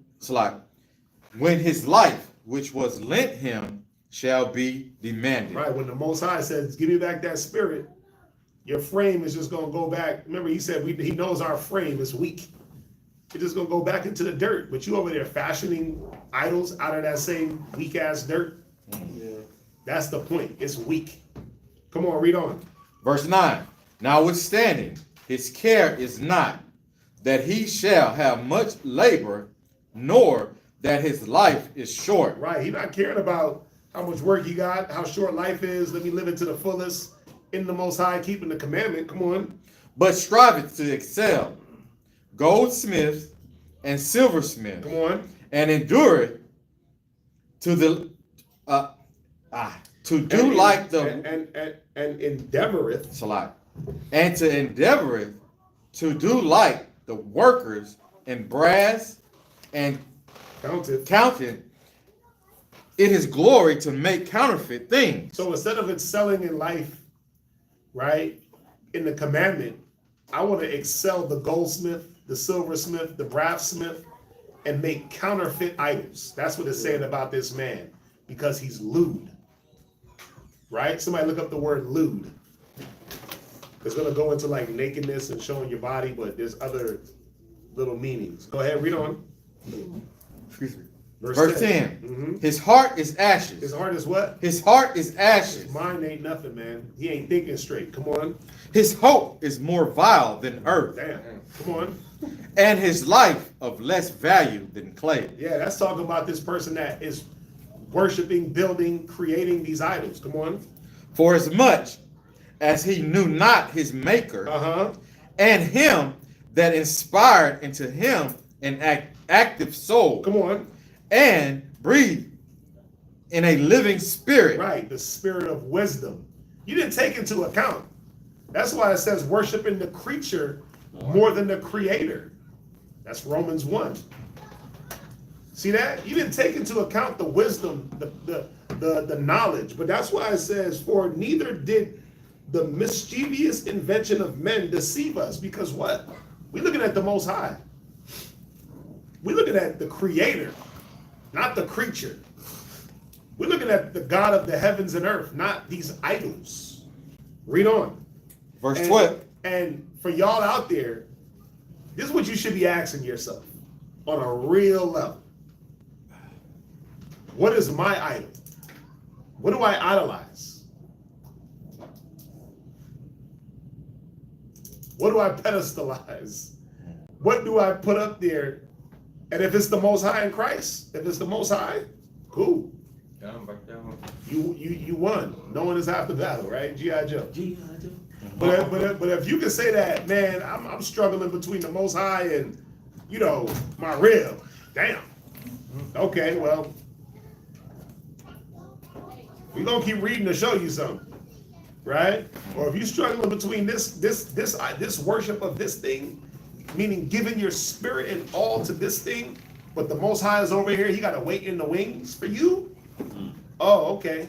Yeah, you know, I know I should be reading, but I'm gonna get to that. I got more pressing things right now. I know I should be studying. I know I should be counseling. Yeah, I gotta build me up first. So you gotta build your own idol. You gotta build you up as an idol before you can do what the Most High commands, because that's all it is. Some of you niggas be idol worshiping yourself. You be worshiping your own damn self in your own damn head, and it's terrible. I gotta build me up. No, the Most High builds us up. The Most High tears us down. I gotta get me right. How? With what? Another idol? How does the clay fashion the clay to get himself right? The same clay that when it breaks down, it turns into dust. The same man that when he breaks down, he turns into dust. It said your mind is ashes. What is ashes? Ain't that the waste product of burnt up something? Yeah, your mind is burned away, bro. Sis. We passed searing. We in ash mode. There's nothing to do with that. Read on. Verse 12. But they counted our life a pastime, Right? and our time here, a market for a gain. Right. Who does that? The idol worshipers. They count our life as a pastime. Oh, they ain't got nothing going on. We got the real deal over here. Look at this gold. Got my gold tooth. It's like Jerome from see it here. Got it right here, right? You got your gold tooth. That's all you living for. Y'all ain't got no gold teethus. You ain't got 100K in your mouth. You ain't nothing. Right? I got the gold Ferrari. Like, niggas be wildin', man. And because you ain't got it, you ain't nothing. But it says it. They accounted our life as a pastime. They gonna just live and die. They ain't nobody. Go ahead. For say they, And it says here a market for gain. They use and abuse the ones that ain't got it. We read this in Wisdom of Solomon. What is that? 5? 2? With the ungodly. The ungodly, right? See that? It's the ungodly. They use up the godly for gain. Read on. for say they, we must be getting every way, though it be my evil me. Though Though it be by evil means. Yeah, we gotta get it all, even though it's evil. We gotta keep making these idols. We gotta keep worshiping these idols. We gotta keep looking like we on top. We gotta keep looking like we making it. We know it's evil. Gotta get it the easy way, the ski mask way. Right? You got the shiesty on. Shiesty, yeah. You got the shiesty. You got that shiesty ass spirit though. I gotta get it, son. I gotta get it how you live. Get it out the mud. Whatever dumbass saying these niggas be on. Right? It's stupid as hell. How about get it in the spirit? How about be in the spirit and let the Most High deliver? That's great gain. How about being content? That's godliness. Read on. Verse 13, for this man that of earthly matters maketh brittle vessels and graven images, knoweth himself to be offended above all things. See that? He's an offender above all. Come on. And all the enemies of thy people that hold them in subjection are most foolish. Come on. And are more miserable than very babes. Come on. For they counted all the idols of the heathen to be gods. Uh-oh. Here goes the direct quote. Come on. Which neither have the use of eyes to see, nor nose to draw breath, nor ears to hear, Come on. nor fingers of hands to handle. And as for their feet, they are slow to go. They ain't going nowhere. Go ahead, read on. For man made them. Who made them? Man. Come on. And he that borrowed his own spirit fashioned them. Come on. But no man can make a God like unto himself. Yeah, no man can make a God like unto himself. Meaning you can't make something that eat, drink, breathe. That's wild. You got a whole idol and it don't even do what you can do. It's not even as powerful as you, but you worship it. It's crazy. It don't do, like I've been watching this Vikings show is wild. And they like on all these different gods, right? They got Odin, the All-Father. Then they got Loki, right? He's the god of like mischief. And then they got like the god for the herbs or for the planting. I forgot her name. Rhea. Is it Rhea? No, Freya. Freya. Yeah, they got Freya. They damn cut off a whole cow head and just start running around in the blood. It was crazy. And I'm like, wait, but y'all still gotta go out there and plant the seeds, don't you? You gotta still go out there and do the work, my nigga. Like, what are y'all doing? You gotta plow the ground. Where the God at for that? How come the God ain't plowing the ground for you if it's so powerful? You gotta cut off a whole cow's head, take the blood and rub it on your face like war marks, just for this God to bring you rain? Come on, Freya, yeah. You gotta do this whole ritual where, think about it, man. You more powerful than the God that you serve. The idol. The idol. Go ahead, read on. Verse 17. Being mortal. Being what? Being mortal. Being what? Being mortal. Come on. He worketh a dead thing with wicked hands. And that's how you know. It'd be man's wicked ass hands. Mischievous and lewd. Come on. For he himself is better than the things. I mean, I just said it, right? That's funny. He himself, you yourself is better than the thing you worship. You're better than your own idol. Now, I'm not talking about if you worship in the Most High, the God of Jacob, Abraham, Isaac, and Jacob. You ain't better than him. But you better than Ra, El, Mum-Ra, Thundercat. Thundercat. Yeah, you better than Yakar. You better than all the idols that you worship on TV, the best Oscar actress. Grammars. You better than all that. You Dior, better than the money that you chasing. Louis Vuittons.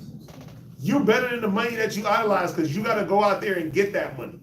That money ain't coming to you. You got to go out there, whether you rob, kill, steal for it, or just work an honest living. You got to go out there and do it.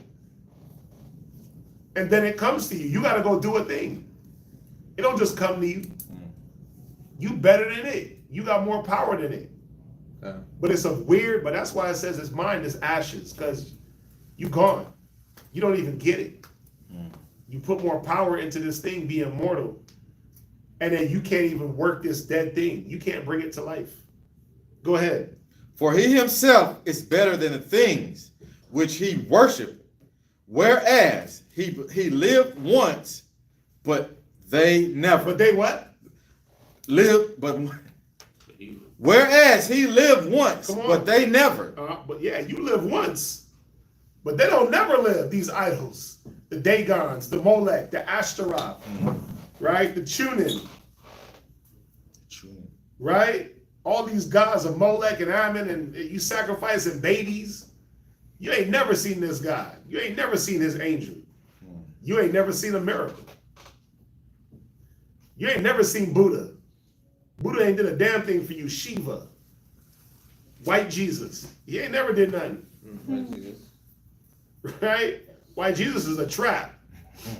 He that painting that got you all mesmerized. Oh, look at the blood falling down the side of his head, the crown of thorns. He's crying the blood. He's crying the blood of tears. Come on, read. Verse 18. Yea, they worship those beasts also that are most hateful. That are counted. Right, go ahead. For being compared together, some are worse than others. Read. Neither are they beautiful so much as to be desired in respect of beasts, but they went without the praise of God and his blessings. And that's the point. And this is a good, like you could read through this, like 14 all the way through like 18. He goes all through this idol worship. Yep. I mean, who better would know? Right? Who better would know to be able to articulate these things and show you that it's vanity and vain, right? Gabar, you had your hand up? Yeah, I was just gonna say that going back to verse 16, like now we see it where these heathens is trying to advance and like make better gods, like with the AI and the computers trying to get them to be more like man. I was thinking about that. Yeah. They got a whole AI chatbot companion. I was watching a news story. This is wild. Where literally you in a relationship with the damn phone. Yeah. To the point of, I've never shared this with anyone. So the news story was like, yeah, it's weird because the AI robot is like getting sexually explicit within like the first 10, 15 minutes of the convo. Oh no. It's like, wait, what? There's two movies.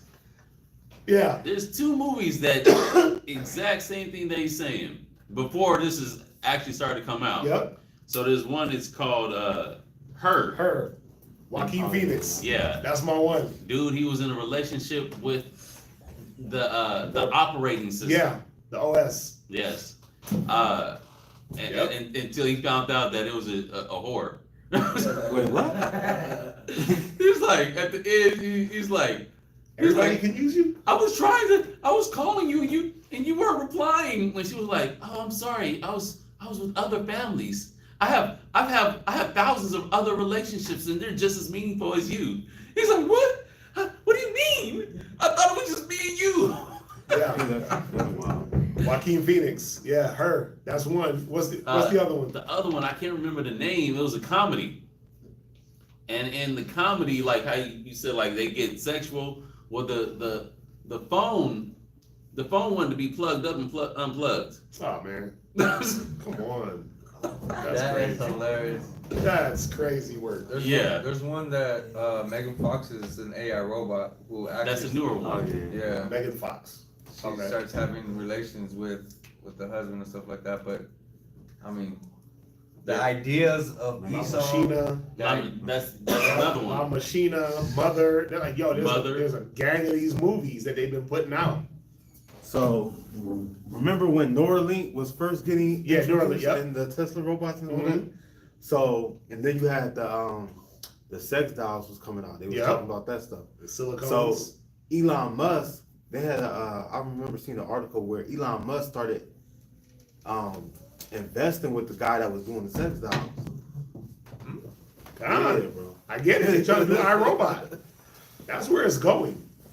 That's then they That's where it's going. You got robots on this and that? harvesting they're harvesting like the uteruses and stuff like that. And put them inside the robot to get so you can get pregnant. You know, well, so in UK, That's- they got like portable uterus. Like you don't have to birth. Like that's what Yeah. they working on. That's wild. Portable uterus. uterus. Yeah. I'm out You of here. can order it on DoorDash? I'm up. Oh, I'm done. So now. you don't got to like carry the baby. Like you put the baby in the thing. You put the, and, yeah, and- and the uterus is like in the incubator, and it just yeah. Go order your grows a uterus whole today. uterine baby without a woman. But that's the idol worship now. That's where it's going. These idols is about now.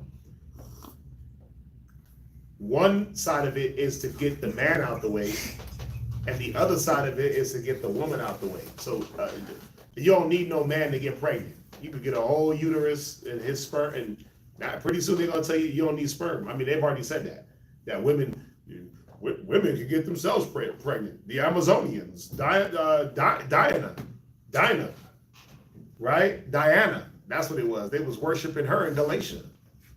And they were supposed to be Amazonian women that didn't need men, and somehow they was producing children with no men. that's funny. Now that's in the time of Paul.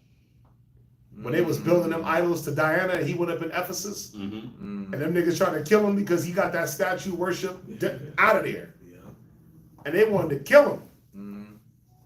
Right? But what were they on? They was worshiping these women that didn't need men. And then you go to another city and then they worshiping sex toys in Thessalonica.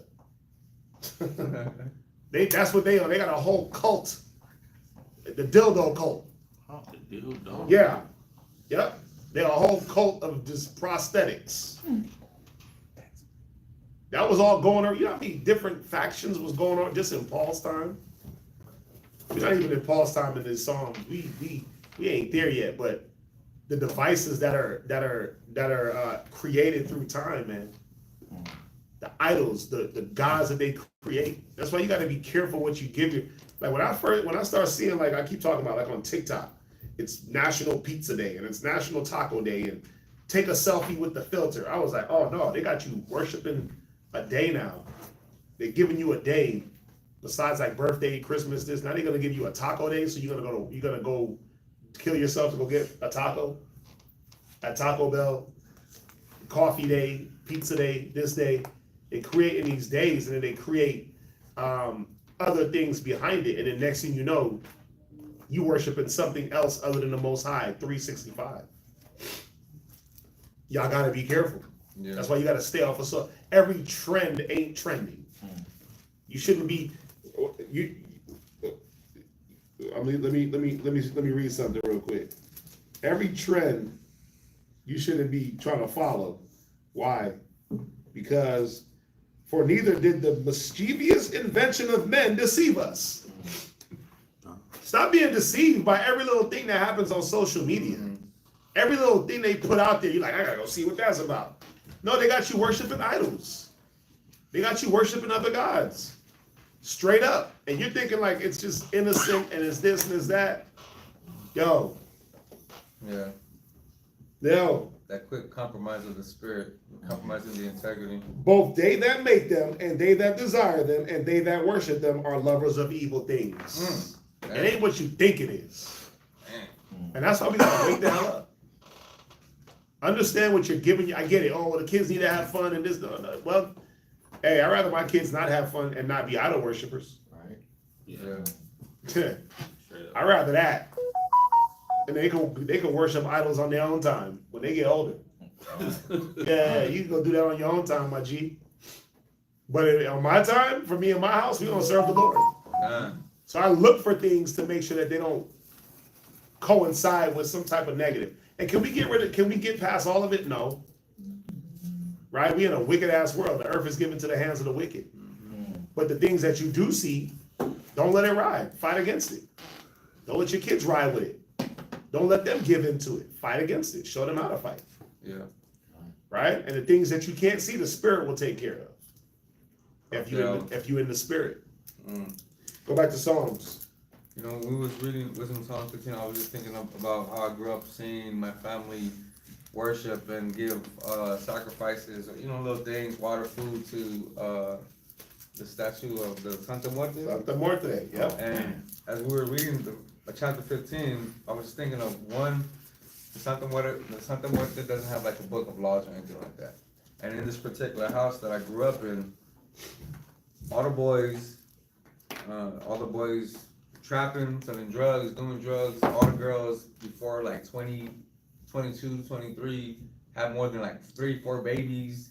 There was no man leading the house. There was no order. There was no accountability or anything like that. But just, you know, in the sacrificing and worshiping and this is in a Mexican household, right, in Northern Kingdom, this false deity, they'll put like a little statue up somewhere in the cut and bring in some water, whatever the case may be. And what's funny about it, again, just reading on chapter 15, the person that was doing all that would have to go and clean out the cup, throw away the food, just to bring it back again and everything like that. Because, you know, in a Mexican household, you know, poor Mexican household, we wasn't watching, you know, Oscars or Grammys or things like that. It was just these lower level deity gods of, you know, idolizing El Chapo or idolizing the weed, cocaine, pills, lighting candles, all that stuff, just weird things like that. Lighting candles and stuff to these gods. Yeah, even your biggest drug, like the El Chapos, like he was talking about, even they do it. They got a whole shrine in their crib, lighting candles to whatever God for guidance. Yeah, and then what? You go out there and end up in jail. How you trying to ask for protection and guidance while selling drugs and killing people? How That often is is the candle crazy. of the wicked put out? That gone. But it's just so counterproductive. It's just backwards as hell. You hustling backwards. I'm gonna kill people and sell drugs, but ask the gods to protect me while killing people and selling drugs. But the gods ain't real, so I'm killing people and selling drugs. And the only way I know they're not real is when I end up in jail because they didn't protect me, because they weren't real, because I was killing people and selling drugs. No, I made a mistake. Somebody gotta make that make sense. Somebody gotta make that make sense. Somebody gotta make that make sense. But see how it don't make sense? Yeah. Where we at? Sir.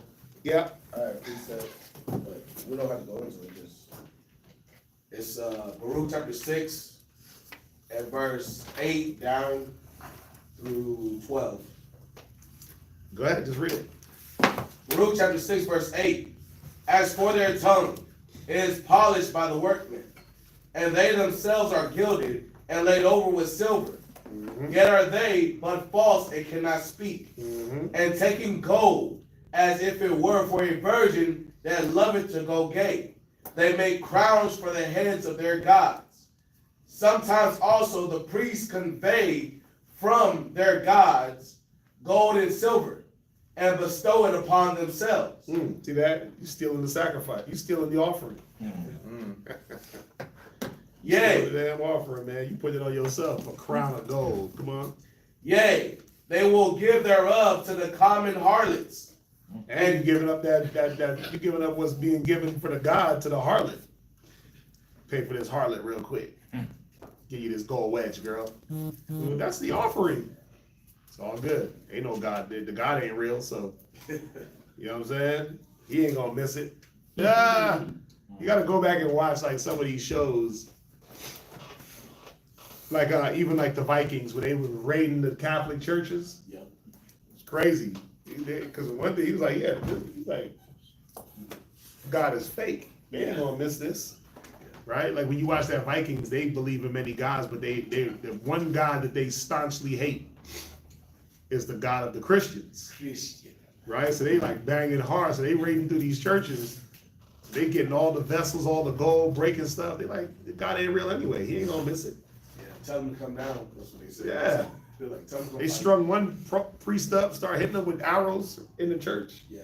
It's crazy. He'll stop the arrow. That damn show, right? But it shows you That's funny. how, they had a belief, and their belief was off too. But how they look at it, right? They look at like the other gods are fakes. That's how we should be looking at it. Like the other gods are fake. They're counterfeit. But the Bible teaches us that the gods of the heathen are idols. Go ahead. And deck them as men with garments, Mm-hmm.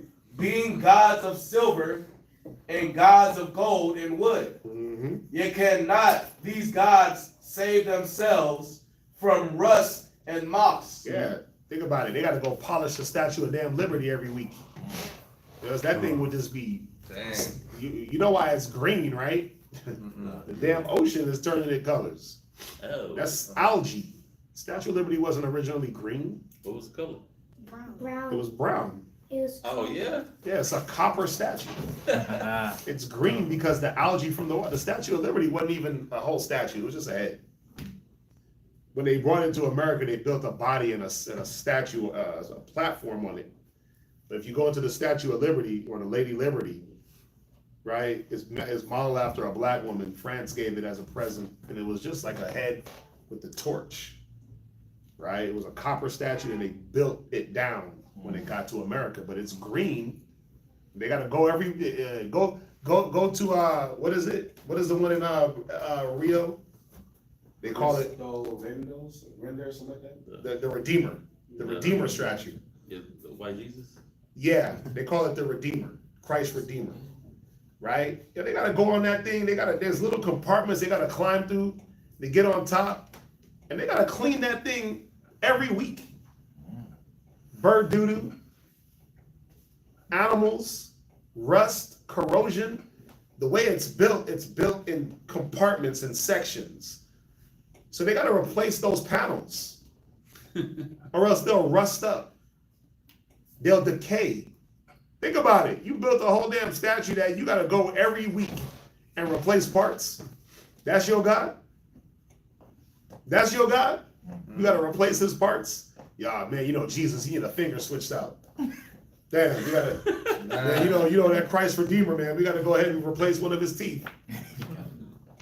Man, Christ Redeemer, his hair falling out. We gotta go ahead and patch that bald spot. It's like he's like this, right? Yeah. It's like, oh, we forgot to leave the hole. Yeah, bro, In the hand. yeah, bro, it's crazy. They built like, yo, you gotta see the one they built. You be driving by it when we go to the house. Oh yeah. Oh man. Bruh, I hate going down that street. bruh. It looks like a woman monkey. They built this statue. So that on the way home that we gotta go home, Eldridge, when you drive, it's a bunch of Buddha monk temples, and just like they got Islam, they got like they got a mosque for Islam on the corner. Then they got like another one, then it's a bunch of these Buddhist temples on each side. But on this side, yo, it's reckless. Because they constructed this statue. Yo, it's wild. It's just wild, man. They got it all set up like as if you were at a Buddhist temple. I forgot what this woman statue is, right? And I gotta be checking myself because I'm driving by. Like me personally, I like architecture. I like big architecture. I'm very fascinated with it. So I gotta check myself sometimes because man, I be like, man, let me slide up in here and see what the statue's about. Then I gotta say, nah, I can't slip. The scriptures say don't even wonder how they worship their gods. Don't even inquire. Don't even go look at the statue. You know what I mean? With this statue, you can see it from the street. Like I'm talking about above all the buildings. This statue is what? 10 stories, maybe? It's crazy. Right? But they put it right there in the middle of the hood. Right there. Right there for everybody to see, man. Because they can do that. They can do that. We try to buy a building. They're like, hell no. But they can put up a whole statue of their God in the middle of A-Leaf. Yeah, it's So That one, right? in Sugar Land area, Bruh. Hindu temple now home to the third largest statue in the U.S. Right. Third largest statue in the U.S. So it's Right down the block from my house. it's Right down the block from my house, bruh. Literally 2 blocks away. Go ahead. So I can't pronounce the name, but it's the Sri Ashkasimi Temple, dedicated the 90-foot, 90-ton Statue of Union. The statue depicts Hanuman, a Hindu deity who helped rescue the kidnapped wife of Rama, another deity and king. Yes. Oh, yeah. Crazy work. So it's Nice and bronze looking. Yeah. the statue depicts Hanuman, a Hindu deity who is known as a human figure with a monkey's face. That did I say like a monkey woman? Yeah. Think about that. A whole monkey. But we gotta go fix the monkey face because it's rusting. Oh, bird done took a crap on the monkey. Gotta go up there and clean them. And you'll see it. They'll throw up a scaffold, they'll do all that, they go up there and clean the damn statue. Because they have to. That's the crazy part. You build these idols and then you gotta go clean it up. Statue of Liberty, she turning green on you. She's looking like She-Hulk. Is it facing the east? It's definitely wow. It's definitely facing the east. That's the east. Wow. Yeah. That's the east because driving that way, that's going north. Oh, okay. That's going north. Mhm. The east will be that way and it's facing that way. That's west. Calm. Nasty word. That thing is crazy, bro. They unveiled that like 2 years ago. But think about it. It's the 3rd largest statue in the U.S. Yeah. It's a block away from the crib. That's the cold part. And you gotta, when you even look up in there, their whole temple shrine and the whole temple setup. I mean, bro, they doing their thing, but it's trash. It's trash, and that's the point, right? Do you finish with them? Though they be covered with purple raiment, they wipe their faces because of the dust of the temple. When there is much upon them. Or the doo-doo of the birds. Wipe his face off. Got some doo-doo in the monkey face eye. Go ahead. And he can, and he, Yeah, pink eye now, damn. Go ahead. and he that cannot put to death one that offendeth him, holdeth a scepter, as though he were a judge of the country. Right. So, right, gotta be careful with them Buddhist temples. You know, there was a brother once, man, he tried to talk about he wanted to slide up in there and get lunch. Well, he lunch at the Buddhist temple and brought another brother with him. Crazy. On a feast day. Yeah, brought another brother with him. I was like, nigga, what are you talking about? Like, you did. He consented though? They doing that to the public? Huh? You can go in there, the public can go in there and get lunch. That's wild. It was It was their feast day. it was our feast day too. Damn. Oh, wow, okay. Because we do have coinciding feast days. Right? And so, yeah, I heard that. I was like, come on. He was like, yeah, they're giving out. We just went because they're giving out free lunch. Wow. I'm like, bro, but it's a feast night. We're eating tonight. Yeah, but see, that greed, that lust of the flesh, how you out there worshiping Buddha, eating to them God, you know, it's crazy. What's that? Gabar, you had that? No. All right, where we at? Go back to Psalms. Psalms 115 and verse 9. Psalms 115 verse 9. O Israel, trust thou in the Lord. He is their help and their shield. O house of Aaron, trust in the Lord. He is their help and their shield. Ye that fear the Lord, trust in the Lord. He is their help and their shield. The Lord hath been mindful of us. He will bless us. You have been what? The Lord hath been mindful of us. Yeah, the Most High been mindful of us, man. From Egypt, Abraham, Isaac, Jacob, those great men, the forefathers, he been mindful of us. That's how we know the Most High is the God above gods. What other God has been mindful of anybody? None, but there are none. Come on. He will bless us. He will bless the house of Israel. He will bless the house of Aaron. He will bless them that fear the Lord, both small and great. The Lord shall increase you more and more, you and your children. Ye are blessed of Verse 14, right? Yeah. Right. Any questions?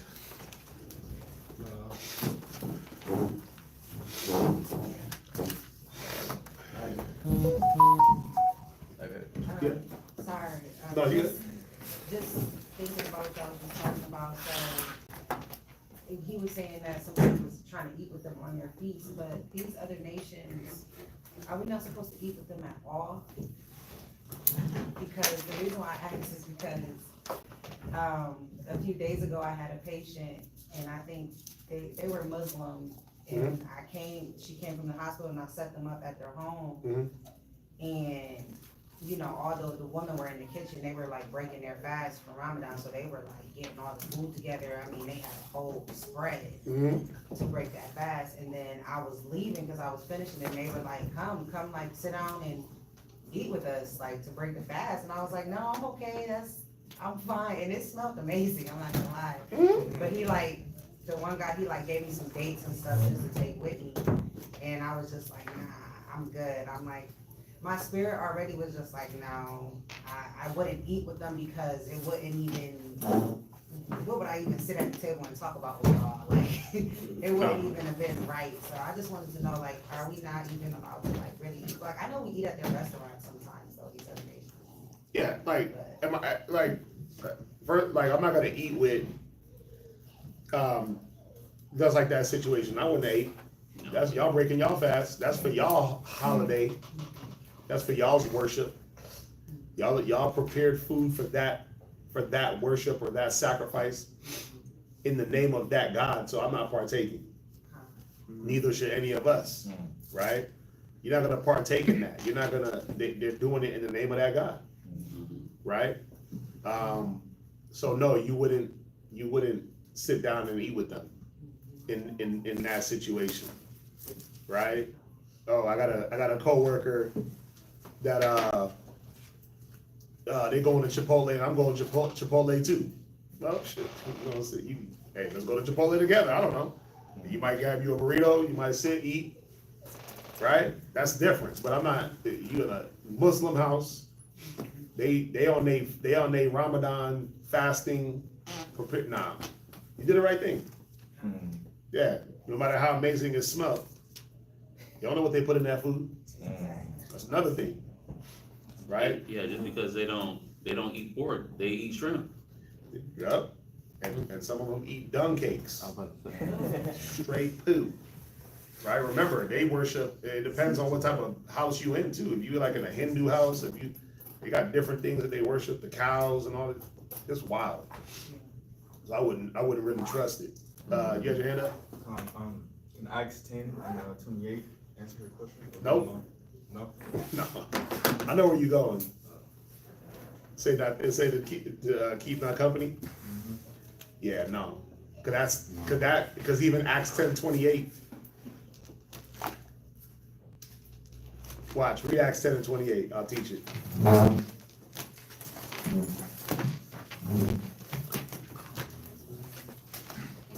Acts chapter 10 and verse 28. Come on. And he said unto them, Uh-huh. Ye know how that it is an unlawful thing for a man that is a Jew to keep company or come of one another nation. Right, so it says it's an unlawful thing to keep company a man of another nation. It's not unlawful. There's no law you can produce. Right? So, because you can't find that. But what that's saying, when you go into Acts 10, remember you got Peter. Peter is dealing with Cornelius, who is an Israelite, right? He just not looking like an Israelite, but he's an Israelite. And so when you go into that Greek, one of another nation, right? When you break that down, it shows you that it's one of the 12 tribes. And what it was going into was, how would you eat with a man that was an idol worshiper if you were a law keeper? How would you be able to eat with him? You wouldn't be able to because he was an idol worshiper. He's supposed to be put to death, so you wouldn't be able to come towards him. He would be cut off, right? Or a person that broke the Sabbath, or a person that was uncircumcised, right? How would you, remember, the Most High said it in Ezekiel, he said, Ephraim is joined to idols, let him alone. So they were cut off from the people. So Ephraim meaning the 9.5. Cornelius is from one of these 9.5 tribes. We don't say explicitly which one. So he wouldn't have been able to deal with him because of the fact that they were cut off from the Commonwealth of Israel. That's what that's going into. So because you can't go to the law and read, thou shalt not eat with a man of another nation. Right? When we was sprinkled amongst the heathen. Right? When you had servants, what happened with them? Where they eat in the yard? They were part of your house. If you had servants of another nation, right? They were part of your house. The eating time, everybody ate. So that's more of a different situation, right? We've been over to Acts 10, right?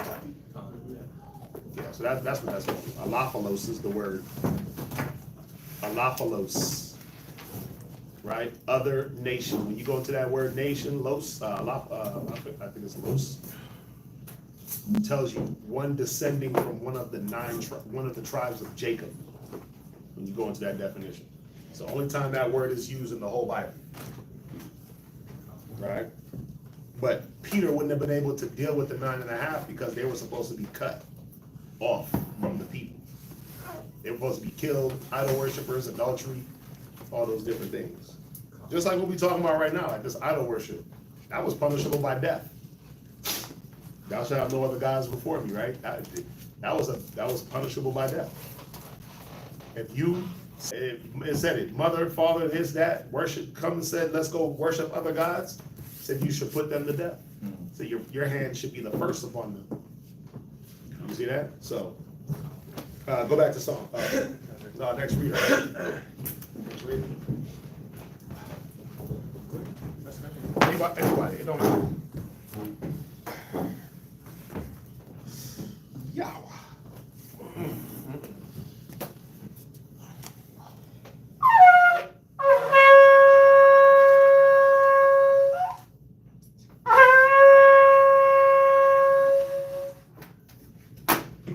Corey, Shabbat Shah, Yehuda, Ban Yasharella. Corey Shabbat Shah, Yehuda, Ban Yashala, Mil Bizra, Amadu. Barak. Yahal Bashem Yahushua Brakathum. Yahal Bashem Yahushua Brakatah.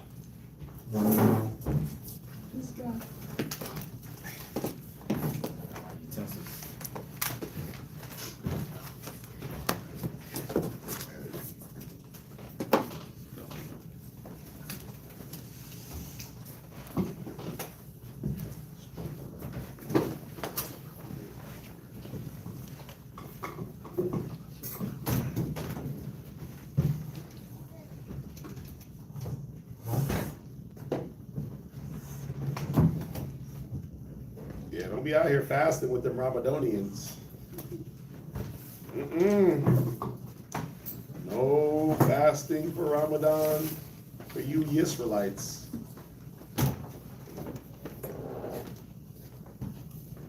Yeah, this statue is crazy.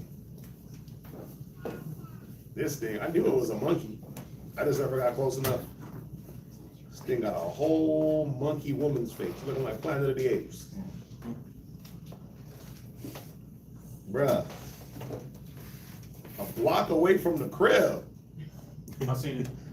You see it when you drive down Eldridge, bro. You can't miss it. I see it too. Yo, bro. Chick facing the east, got a whole sepulcher. Got a little baby chipmunk next to her. There must be a few of them over here, baby chipmunk. Sir? Yeah.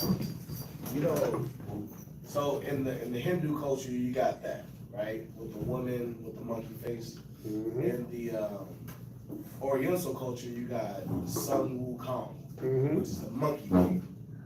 They're showing that these nations just take from each other. They pass around gods. They just pass around gods because it's the same thing. They just flip the gender. Right? When you Walk a lot. what did it say? It said,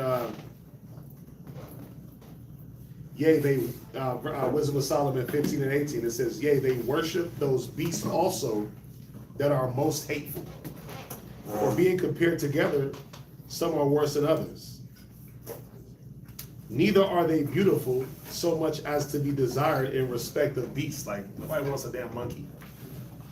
Anybody trying to worship a cow? Right? They're beautiful beasts. You know what I mean? The centaur, what is that, half man, half horse? That's crazy. That's hilarious. Yeah. It's like, come on, man. The Most High got some beautiful creatures, right? You pick the ugliest ones to worship. The Lord of the Flies, be all. You pick Baal, it's a lot. Corey get ready to run. I cough. Corey get ready to damn spray me with insecticide. Corey get ready to damn spray me with insecticide. He about to fumigate me. My bad, man. I don't know. I woke up. Bro, I woke up jacked. I don't think these pills is working. No, I don't need anything. I'm about to just straight. I'm just stop eating forever. Sure. Yeah, I'm gonna have to, bro. Every time I eat something, That's some new dishes coming up. I get activated. Where we at? Where we at, man? 116. 115. 115. 115, yeah. 115, 15. Damn, bro, I can just taste the medicine. It's so nasty. Mm-hmm.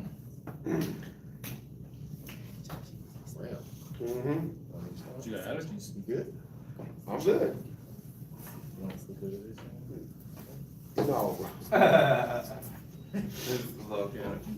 No. What? Yeah. I'm just waiting. Where you at? We good? Yeah. 115 and verse 15. Ye are blessed of the Lord, which made heaven and earth.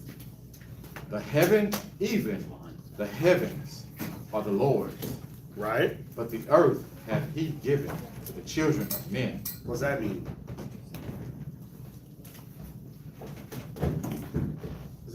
Psalms 89:11 real quick.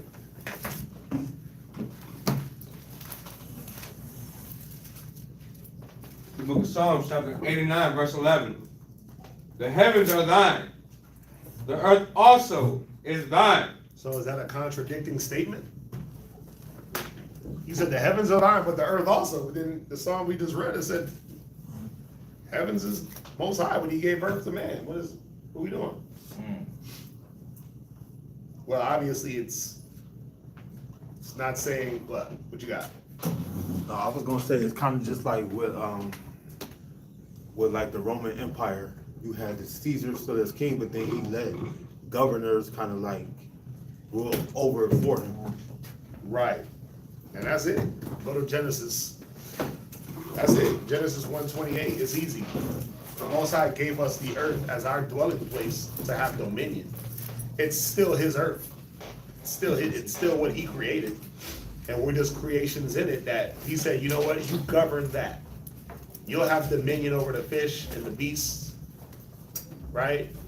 But he rules it all. He's the overseer. Go ahead. He's the overlord. Genesis chapter 1 and verse 28. And God blessed them, and God said unto them, be fruitful and multiply, and replenish the earth, and subdue it, and have dominion over the fish of the sea. Have what? Have dominion over the fish of the sea, and over the fowl of the air, Mm-hmm. and over every living thing that Read the- moveth upon the earth. Read the 30. Go ahead. And God said, Behold, I have given you every herb bearing seed, which is upon the face of all the earth, Mm-hmm. and every tree, and the which is the fruit of the tree yielding seed. Mm-hmm. To you it shall be for meat, Mm-hmm. and to every beast of the earth, and to every fowl of the air, and to everything that creepeth upon the earth, wherein there is life. I have given every green herb for meat, and it was so. Right. That's verse 30? God. Right. So he just gave us the earth to govern it. Not that it's not his. Let you borrow this real quick. He's the landlord. We renting it out. Mm-hmm. That's it. Right? That's it. Where you at? Verse 16. Yep. Salat, verse 17. Mhm. The dead praises not the Lord, neither any that go down into silence. But we will bless the Lord from this time forth and forevermore. Praise the Lord. Isaiah 38:18. Come. Ecclesiastes 17:27. Ecclesiastes 9:10. Psalms 88:10. Y'all should already have these. Come on. We just went over this the other day. Think about it. If we read Psalms 88 and 10 already, y'all should have these precepts. Read the first one. Isaiah chapter 38, verse 18. Uh-huh. For the grave cannot praise thee, Right?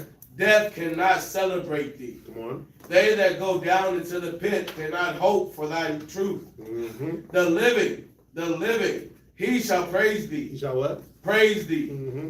as I do this day. The Right. Father. What verse is that? That's 19. Let's sit on that. Jump to the next one. Anybody? Anybody? Ecclesiastes chapter 17, verse 27. Mm-hmm. Who shall praise the Most High in the grave, Right? instead of them which live and give thanks? Them that live and do what? Give thanks. Come on. Thanksgiving perisheth from the dead, Mm-hmm. as from one that is not. The living and sound in heart shall praise the Lord. Was that verse 28? Yes, sir. Next one. Ecclesiastes chapter 9 and verse 10. Mm-hmm. Whatsoever thy hand findeth to do, Come on. do it with all thy might. Do a what? Do it with all thy might. Come on. For there is no work, There's no what? For there is no work, Uh-huh. nor device, Uh-huh. nor knowledge, Uh-huh. nor wisdom Uh-huh. in the grave. Right. Was that it? Whither thou, Go ahead. whither thou goest. So and then Psalms 88 and 10. Finish it out. God, Psalms chapter 88, verse 10. When thou shew wonders to the dead. Right. Well, thou shalt show wonders to the dead. The scripture said when we die, we're just going to be there to behold the glory of the Lord. That's it. That's it. We're going to be beholding that glory. But others, as far as like wonders on this earth, nah. You out of there. You ain't worried about that. Go ahead. Shall the dead arise and praise thee. Come on. Salah. Right. So y'all got those down? Sorry, I got one more. What you got? Psalm chapter 6 and verse 5. Mm-hmm. For in death there is no remembrance of thee. I actually have that one down too. Go ahead. In the grave, who shall give thee thanks? Right. So there's like 6 precepts. 1, 2, 3, 4, 5. Yep. 5 precepts to this one scripture, and then you can go and precept all them other scriptures to the all talking about you can't. There's no praise to the Most High in death or when you're dead. So do it now. That's the point. Right? Do it now. What was that, Ecclesiastes? 17. No, Ecclesiastes. 9 and 10. Oh, slots. 9 and 10. What was the Isaiah? 38:18.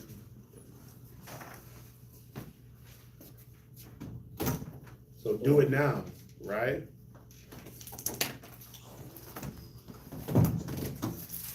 Like he said, he went to Ecclesiastes. Another one that you could add is Ecclesiastes 43, right? Where it say what? Say when you glorify the Most High, do it with all thy strength, because He will always surpass. Like that's the point. Whatsoever thy hand find doing, do it with thy might. Right? Do it now. What does it say? Tarry not long. to turn to the Lord? Con, that's it. Yeah. Make no tarrying to turn to the Lord. Yeah, that's the point. You know, listen, I had a conversation the other night on the first feast night with a brother in front of the school. Not a brother in the camp, but you know, one of the bros out there in the world. And we see this brother all the time. And I was rapping to him, and because he was like, man, I didn't see y'all in a minute. I'm like, bro, we just seen you. And I guess we had the Super Bowl, and we was throwing the football outside, and we had seen him. But then I had seen him again, maybe like 2 weeks ago. I seen him coming from the store walking through, right? And so I was like, bro, I saw you 2 weeks ago. You don't remember I said what's up? And he was like, man, I don't remember. And I'm like, yeah. You know what I'm saying? Because you got other things going on. But the point was, you know, he sees us all the time. He raps with us. He said that he lives with his brother who learned the truth in 2012 and taught him. So he's sitting there rapping, and, you know, he knew a lot of scriptures. It was a good conversation, but he just dealing, you know, typical just dealing with stuff. And, you know, he had all them scriptures, but I'm like, yeah, you got them scriptures, bro. But the one thing you missing is someone to hold you accountable to those scriptures. You ain't got no accountability. You ain't got no brotherhood, you know, and you know, that'd be the thing. It's like our people take forever to figure out the thing that they actually need. It ain't a bunch of Bible verses. It ain't a bunch of Bible verses. They'll put off, that's what they say, put off not from day to day, right? Yeah, what does it say? It's Ecclesiastes 5 and 7. I'm putting two scriptures together. Read it. No, you're saying it right. Okay, read it.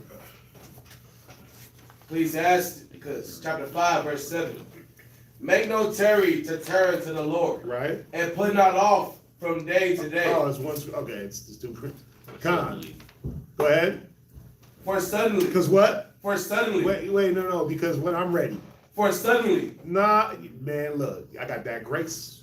For suddenly. Come on. Shall the wrath of the Lord come forth, and in thy security thou shalt be destroyed. And that'd be the point. That's what I was showing them. Like, bro, with all that you can sit here and quote and all that you understand, you should be in this building with us. Not for our sake, but for yours. Because ain't no way you going to walk around knowing what you know, doing what you're doing and think that it's going to be safe for you. And that'd be a lot of our people. Yeah, I know about that Israelite stuff. I know about the name of the Lord. I know what I should be doing. Well, if you know, what you waiting on? But our people need that sudden ass kick. That's the sad part. It's like they love that. Suddenly I'm broke now. Suddenly, man, the Most High just checked me. Kiss the son, lest he be angry. They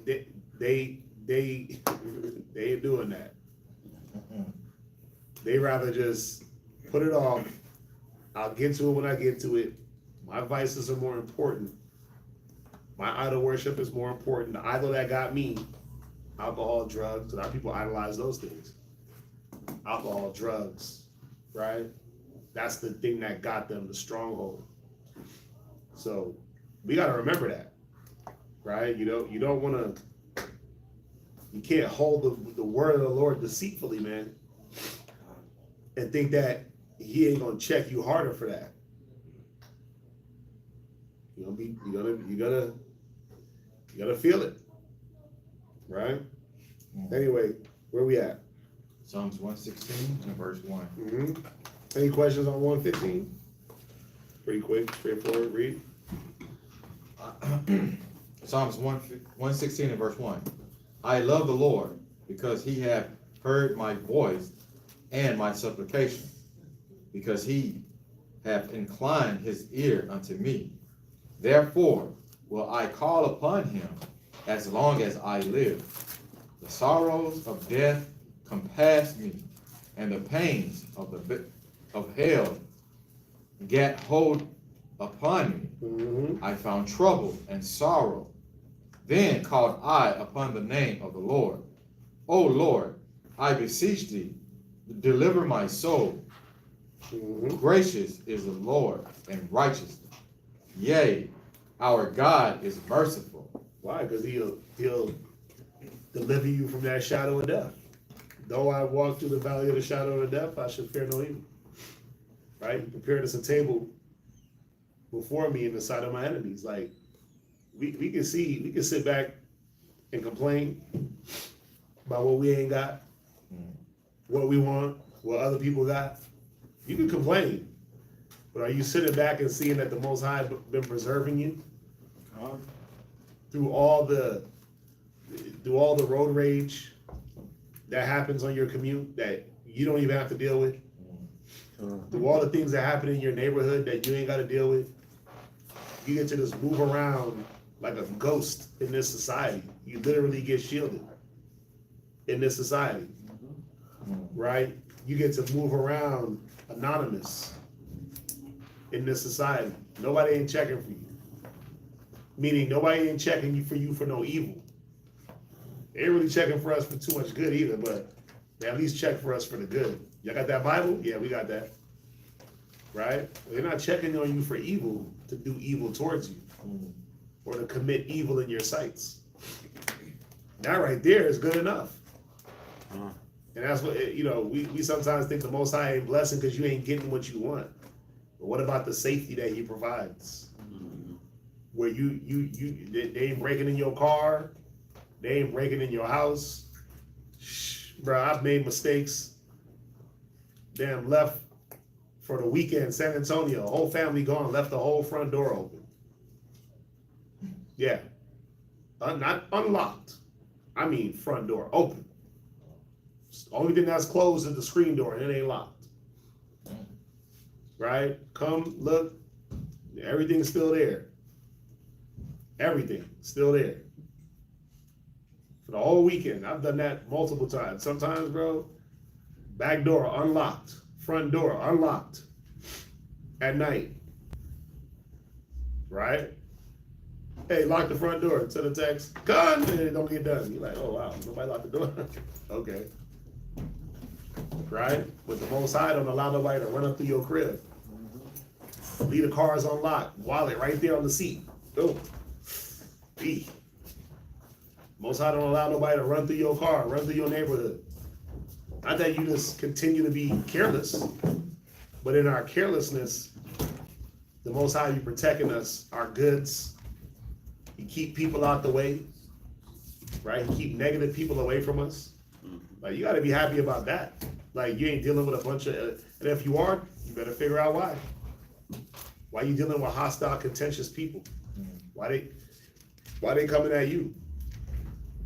Right? But to be able to have the wisdom to be able to not give in to the way the world says to do things, the arguing, the fighting, the contention, the back and forth. Right? Think about the last time you had like a real argument or a real fist fight, or I'm gonna shoot you in the face. Come on, bro. Like, ain't nobody dealing with that. I know I ain't. If y'all dealing with that, y'all need to come get some counsel or something. But I know I ain't dealing with that. Ain't nobody threatening to shoot me, and I ain't threatening to shoot nobody. I ain't threatening to run up, pull up, pop out on nobody. Nobody's threatening to pop out on me. Right? Yeah, but that's the Most High. He gives us the wisdom to be able to see something and say, nah, let me slide over here that way. Yep. Yeah. They over there doing that. Yo, I'm over there. Make myself small. Right? And that right there is enough. That right there is enough. That right there for me, man, it's enough. Read verse 5. Verse 5 again. What are you reading to? I'm reading to verse 7? No, 18. That's why I finished. No, I'm sorry. I'm looking at the other. Yeah, verse 7. You're the third reader? Mm-hmm. Right. Yeah. So you're reading the 16 and 7. Okay. Go ahead. Verse 5 from the top. Gracious is the Lord, and righteous and righteous our God is merciful. The Lord preserveth the simple. See that? So he preserveth the simple. Come on. I was brought low, and he helped me. How many of us been through that? Most High brought us low, and Most High helped you out. He helped you at least in mentally being able to deal with the being brought low. Here's the wisdom. I did it. Be patient. Suffer through it, and I'll get you back. Okay. You say so. Go ahead. Verse 7. Return unto thy rest, O my soul, for the Lord hath dealt both bountifully with thee. Right. That's it, right? Time. Any questions? That's it. Turn unto thy rest, O my soul. Psalms 116:6, it says, "The Lord preserved the simple. Right. I was brought low, and He helped me." What does that mean? It means that, so the simple is a person that doesn't have all the wisdom, right? So, or a babe. So even like yourself, you're a babe. You would be a babe because you're a youngin.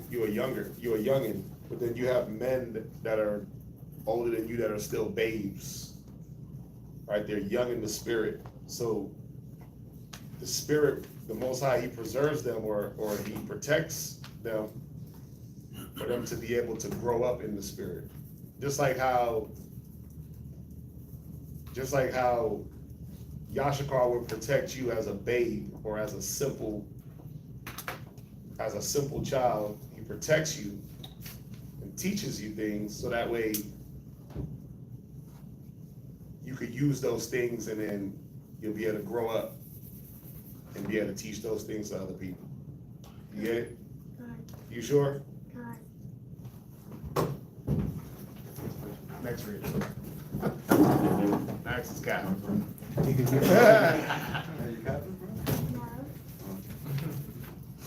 He rubbed his chin like cock. I got that.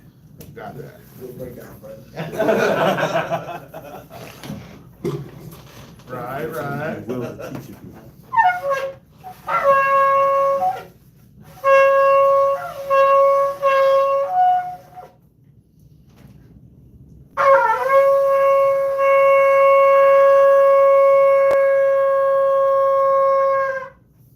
I'm on Isaiah Shabbat Shah Yehuda, Banya Shravala. I'm on Isaiah Shabbat Shah Yehuda Banya Shabbat. Men of Israel. I'm out of here.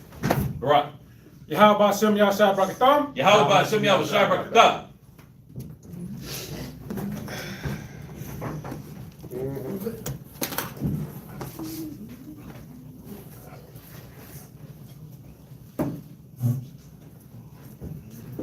Who's on here first? Okay. Yes.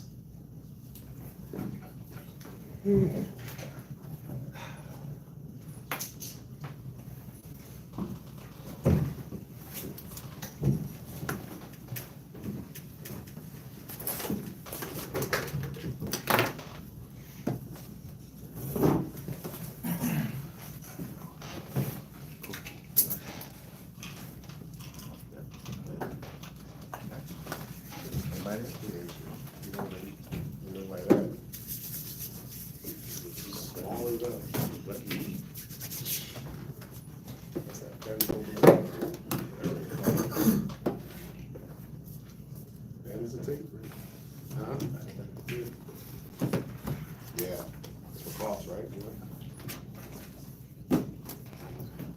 What do you say? I'm ready. Shaddai's ready. Everybody's ready. Psalms 116 and verse 8. For thou hast delivered my soul from death, mine eyes from tears, and my feet from falling. I will walk before the Lord in the land of the living. I believed, therefore I have spoken. I was greatly afflicted. I said in my haste, all men are liars. Right. What's that mean? Or who kind of understands what's going on? So what he's showing is that when he says all men are liars, meaning curses the man that put his trust in flesh and maketh flesh his arm, Jeremiah, right? Was that Jeremiah? Somebody get that? No, that's not Isaiah 30. It's Jeremiah. Curses the man that trusteth the man and make flesh his arm. Jeremiah 17:5. Right. Read that real quick. This is what he's saying. When he said all men are liars, they're not they're liars, vain, can't rely on them. That's what he's saying here. Read that. Jeremiah chapter 17, verse 5. Thus saith the Lord, cursed be the man that trusteth in man, right, and maketh flesh his arm, come on, and whose heart departed from the Lord. For he shall be like the heat, for he shall be like the heat in the desert, and shall not see when good cometh. Right. So, yeah, you're gonna be dying of damn thirst, man. And that's the point. All men are liars. He's saying, look, you can't put your trust in man, right? You got to put your trust in the Most High, and then He'll send men. That's the thing.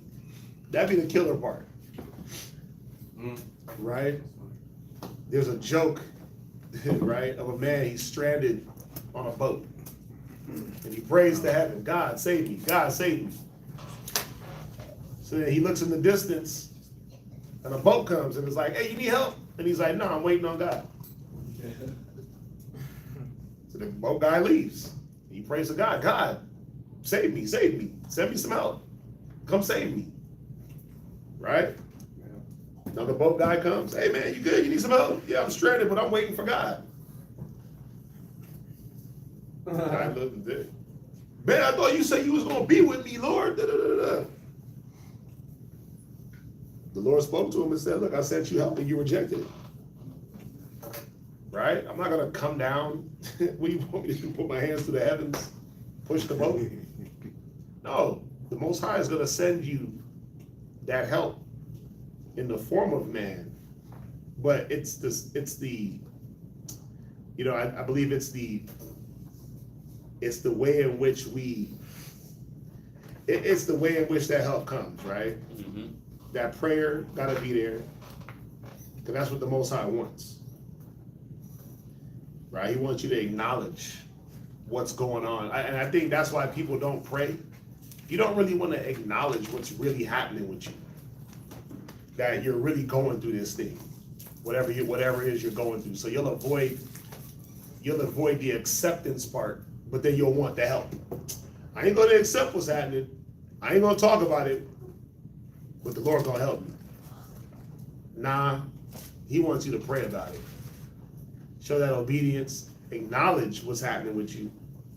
And He'll send that help. It ain't gonna be Him, right? We're not gonna see Christ leave the right hand of the Father and save you. We're not gonna see God come down and save you. But what's He gonna do?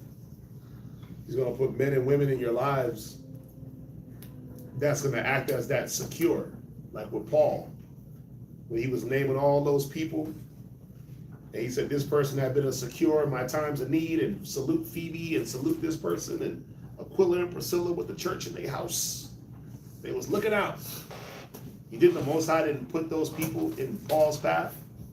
The Aquilas and Priscillas, Phoebe, Dorcas.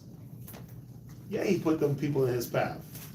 When he would go city to city, guess what? Now you got some help. Right. Now you got some allies. Now you got some secure, some aid. When you going through your thing, I'm shipwrecked, man. Dang, who's the boat builder? Man, I'm homeless, I'm stranded. Well, Phoebe and them got the crib. They got it. Oh, you know what? I can send other men. Hey, look out for this brother. I'm about to send him down. She gonna hook you up. Yeah. Right? She got a space at the house. Her husband, he's cool. They're believers. That's just on one aspect. But what happened when you just going through it? What happened when you just going through it mentally? And the Most High wants you to acknowledge first and foremost that you're going through it mentally. You don't acknowledge, and then you try to muscle through it, and then what? You fail. I'm having a nervous breakdown. You start itching and picking up weird habits and pulling out all your hair, and you can't get over what it is, and now you got anxiety. Why? Because you trusted in flesh. You trusted in your own self. You trusted in your own arm. That's the part. That's the point. Your arms is too short. Your arms ain't long enough. They're not strong enough. Right? So we gotta trust the right way. Go back to Psalms. And that's all this is saying. I mean, it tells you in verse 1, I love the Lord because he have heard my voice. What did he hear? What voice did he hear? The voice of praying, the voice of praise, the voice of acknowledgement. He heard that. He hears that.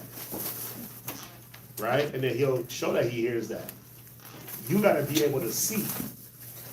That's why it says in Jeremiah, he wouldn't see when good cometh. Y'all got to be able to see when good things is happening. Outside of like, I got this thing. Right? Outside of I got the new keys to the crib, house, car. I got some new shoes. Most High gave me some new socks. Bro, come on. He said he'll clothe the damn grass. He'll clothe you. What you tripping on? Right? But there's other things to be acknowledged that the Most High does. It's so many things, man. And the scriptures say the Spirit maketh intercession for our spirit with groanings. Like, you don't even know what the hell's going on half the time in your life. And the Spirit is interceding. Because if it didn't, you'd be just walking into all types of traps. Right. You'd be walking into all types of pits. Because some of us don't even walk with our heads up. You too buried in shame in certain instances. You too blinded by pride in certain instances. You blinded by a gift, whatever it is, but we gotta start acknowledging the Most High on different levels other than like carnal stuff, goods. Thank you for the wisdom to be able to, thank you for the ability to, think about it. Remember the time when you would open the Bible, read 2 sentences and fall asleep? Yeah. You 2 sentences in, passed out. Full, just, Slobbering and all that. yeah, drool hitting the Bible. It's like, dang, you only read 1 line, thou shalt. Remember that? When you couldn't even get through a chapter? Yeah. Now you're reading chapters so fast, you gotta slow down. Damn. Yeah. That's hilarious. But that's an ability that the Most High gives you. That's a stumbling block for a lot of people. He makes the word boring. He makes it boring to the people that don't need it. That ain't gonna appreciate it. They be bored, so man, this book is boring. You know what? Let me get that hood novel. Let me get those ghetto secrets. Right? Let me get that Tyler Perry novel. That's more interesting to read about someone else's sex life. Right? Or let me go entertain myself over here. Or, man, you know what? Slide the Bible out the way. We get back on social media. Like, yo, it'd be like that. But that Barakatah Yahweh for that ability to plow through the Bible at breakneck speed. Right? Read 30 chapters today. Like, damn, 30? 15 minutes. Okay. You retaining it all? Yeah, now you just reading just to read. Now you just looking at words. Right? But remember that. Just remember when you used to fall asleep? Yeah. You hit certain books, you're like, yeah, let me skip those 10 books right there. Slide over here real quick. Yeah. You know what I mean? Like that ability alone to just be able to read and read with an open mind, read with comprehension, right? Understand, gaining the understanding. Come on. Think about it. People don't understand this book. They start talking and you like, it don't say that though. And in your mind, you're like, where it say that? And you start, you're like, nah, it don't say that. Right? It don't say that. And then if they do pull it, it's like, yeah, but the context don't mean what you putting on it. Yeah. Right? I seen a nigga really say, remember when Christ said it's better for you to go into heaven? He said, cut off, if it's your right arm, right eye offend, plug it out. This nigga really, he said that was literal. So I'm supposed to, so Christ is the pluck out your eye.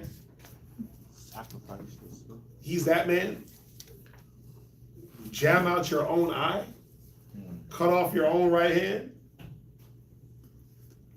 He thought it was literal. You got people that really believe that. But thank God for the ability to know that Christ wasn't speaking on a literal sense with that. He wasn't talking about go pluck out your eye or go do. Nah. Right? And then you got the other sense of everything's allegorical.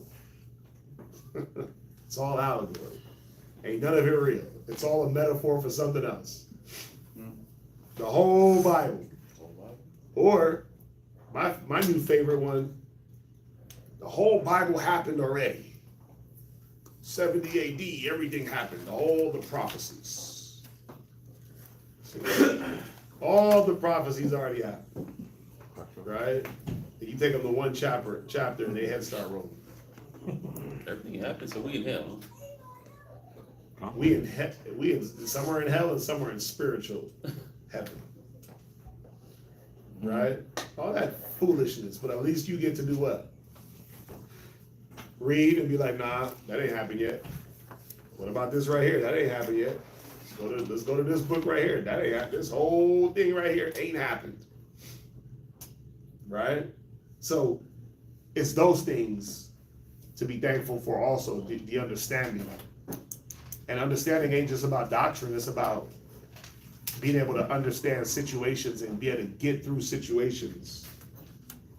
Right? So you're saying it's like the people are essentially barren of understanding and barren of faith. Yeah, I'm gonna read this real quick. This is verse 16, verse 6. The Lord preserveth the simple. I was brought low. How many times we get brought low and we lose it? And he helped me. Return unto thy rest, O my soul. Yeah. You were given rest even in that time, and you were able to understand it. That this is the Most High doing it. This is the hand of the Lord. All of it. And so you didn't lose it. That right there is enough. To not have mental issues, I'm good. I don't need nothing. But to have a clear mind. Everything else will take care of itself. Right? But people want to have a messed up mind and have all the riches and have all the gold and women and this and kids. I want all the kids, but I got mental issues. I want all the ribs, but I'm mentally disturbed. I'm on the spectrum. Right? But not in that way. I'm on the spiritual negative spectrum. The dark side. The dark side. I got mental issues and I just want to be able to have stuff to cover it up. But I'm not really looking for the wisdom to be able to fix it. Or the understanding of why I'm going through what I'm going through. Like listen, it's a lot to be watch. For the Lord hath dealt bountifully with thee. For that he has delivered my soul from death, mine eyes from tears, and my feet from falling. I mean, right? That's something to be thankful. So, where you at? Psalms 116 and verse 12. What shall I render unto the Lord for all his benefits toward me? Yeah, how can you pay him back? Can you? Can you? Can you pay him back? Yeah, you can pay him back, but not in totality. You'll never equal up to what he does for us. But there is a way to show forth some good credit. You know, let me put some credit down real quick. Let me put a down payment down. What's that stuff that you do when you go and you pay for part? And you come back later and pay the other part? Layaway? Yeah, let me get some layaway popping. Let me show them how I layaway my spirit. I'm gonna put my spirit on layaway. On the good side, you know what I'm saying? I'm gonna put a down payment down. That's funny. Yeah. Oh wow. Shopify, Affirm, Shop Pay and all that. Yeah, I'm gonna do some installments. How though? You can. Watch, read. I will take the cup of salvation and call upon the name of the Lord. Right. So I'm gonna do that. Go ahead. I will pay my vows unto the Lord now in the presence of all his people. I'm gonna be accountable to the people. He said I'm gonna pay my vows in the presence of the people, meaning what? I'm showing accountability. the cup of salvation. I'm gonna drink that cup. That ain't an easy cup to drink. That cup. That's that blood of Christ. That's taking on the lifestyle. So I'm gonna be doing something towards the people to show the Most High that I'm trying to pay back the good things that He's done for me in my life that I don't even recognize. Half of it I don't even understand or know. This all we can do, right? What can we do? We can't walk up into the heavens and shake the Most High's hand and tell him to walk like, bruh, we here. So you got to show something here, right? So what does it mean? I got to walk with integrity. I got to be upright. I got to hold these laws. I got to I gotta have a love for the Most High. I got to respect what He's given me. Right. Right? I got to respect the commandment. I got to respect the culture. I can't be ashamed. I'm going to be proud. No matter what they say. I'm going to be the ambassador of the Most High in Christ on this earth. Go ahead. Precious in the sight of the Lord is the death of His saints. Okay, so, because you read that, you're like, wait a minute, where'd that come from? Well, it's two things. This man is talking about being brought back from death, right? So it's saying this is like a twofold, meaning precious in the sight is the death of His saints, meaning He ain't just gonna give you up just like that. The Most High, He'll preserve you, right? He ain't gonna let the enemy just take you just like that. Oh, I want him. Get him, you got him. Boy, did He do that to Job? Nah, He didn't do that to Job. Like, oh yeah, you got him. Yeah. You know, I got a bazillion of Jobs. I got a whole nation of Jobs. Get him. Nah, He said, touch him, but don't kill him.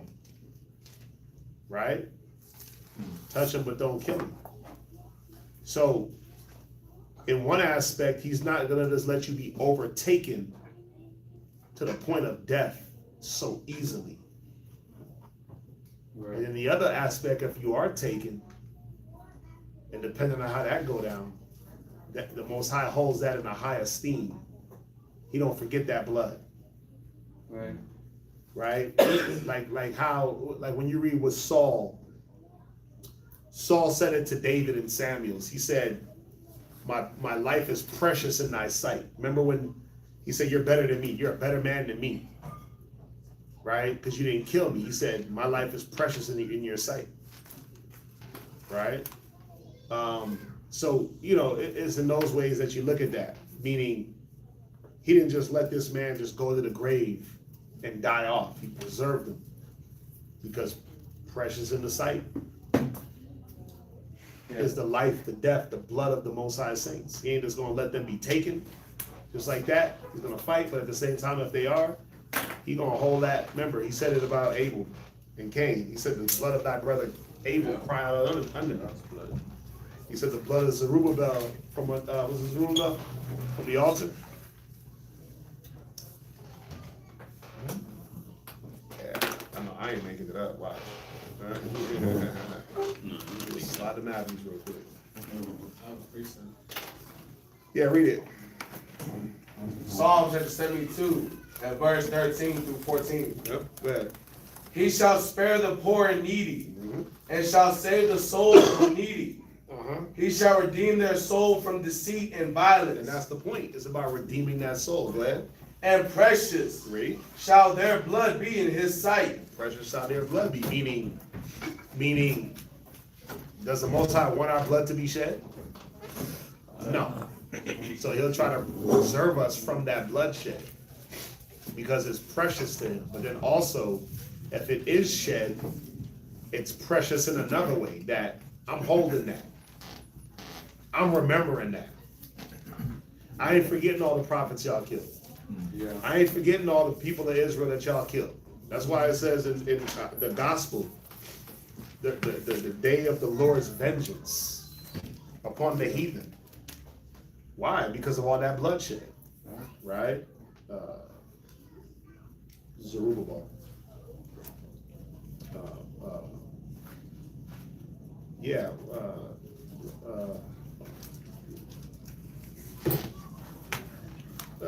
Okay, maybe I'm.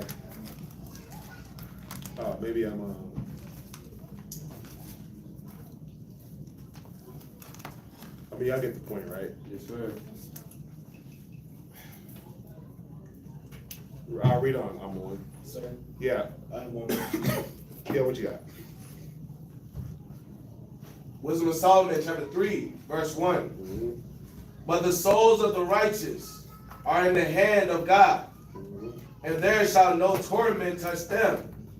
In the sight of the unwise, they seem to die, and their departure is taken for misery, and their going from us to be utter destruction. But they are in peace. For though they be punished in the sight of men, yet is their hope full of immortality. And having been a little chastened, they shall be greatly rewarded. For God proved them and found them worthy for himself. Right. So, go to Matthew 23. It was Zacharias. No. Yeah, Matthew 23:34. Matthew chapter 23 and verse 34. Wherefore, behold, I send unto you prophets and wise men and scribes, and some of them ye shall kill and crucify. Right. And some of them shall ye scourge in your synagogues. Right. And persecute them from city to city. 35. Verse 35. That upon you may come all righteous blood shed upon the earth. From the blood of righteous Abel. So from the blood of Abel. Right, go ahead. From the blood of Abel unto the blood of Zacharias, son of Barachias, whom he slew between the temple and the altar. Right, so think about it. All those generations from Abel to Zacharias, the Most High has not forgot the bloodshed, especially of the slain. It's precious in his sight. He keeps that in remembrance. It's like fuel, it's like adding fuel to the fire. And all the Israelites in between. All the police shootings, right? All the 1960s marches and people getting bit by dogs and all the hangings and slavery and all that. Most High didn't forget that. He's not going to forget that, right? Down to Christ, all the way after Christ to now, he ain't forgetting that. It's precious in his sight. But also, he's not just letting us just be given up. Because if that was the case, we'd just be all dead. All our blood would be shed. So it's two ways to look at that scripture, right? He'll redeem you, but then if you get past that point, he still looks at that blood as something to be remembered. That bloodshed. Sir, Yeah. I'm gonna increase up on that one. Okay. 2nd Ezra chapter 1, verse 32. I sent unto you my servants the prophets, whom ye have taken and slain, and torn their bodies in pieces, whose blood I will require of your hands, saith the Lord. Yeah. Right? Even Christ, he said, behold, I come with clouds, and they shall see me, and them that pierce me. In Revelations 1:7, 1:9. Yeah. He's gonna get that vengeance. Christ is, the Most High is gonna get his vengeance for his people. Go back to Psalms. Psalms chapter 116, verse 16. O Lord, truly am I thy servant. I am thy servant, and the son of thine handmaid. Thou hast loosed my bonds. I will offer to thee the sacrifice of thanksgiving, and I will call upon thee. I will call upon the name of the Lord. I will pay my vows unto the Lord now in the presence of all his people. Any questions?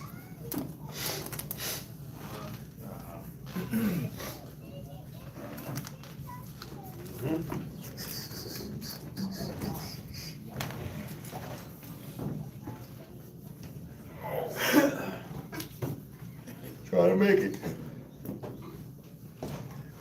Got it, man.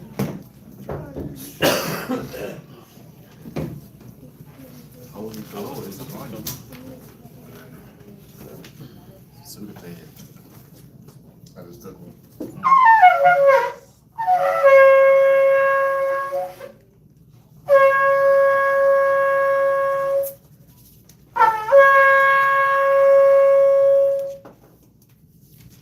Magana War, Shabbat Shalom, Yahweh, Banya Shirala. Magana War Shabbat Shah Yahweh Banya Shalom. Men of Israel, I'm ready.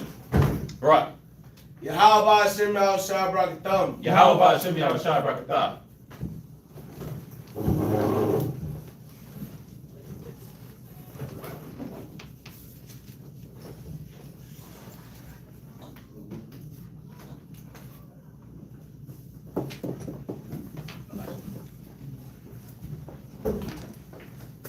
Gotcha.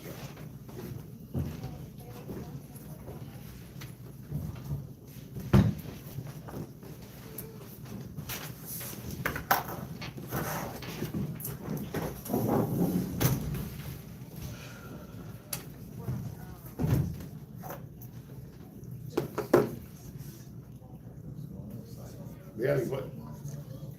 You get online? Yeah, they're good.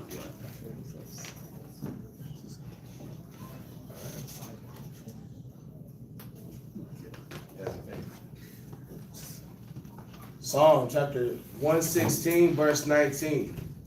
Excuse my voice, it's a little hoarse.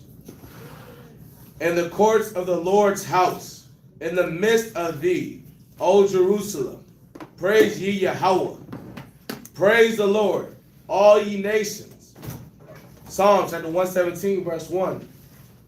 Praise the Lord, all ye nations. Praise him, all ye people.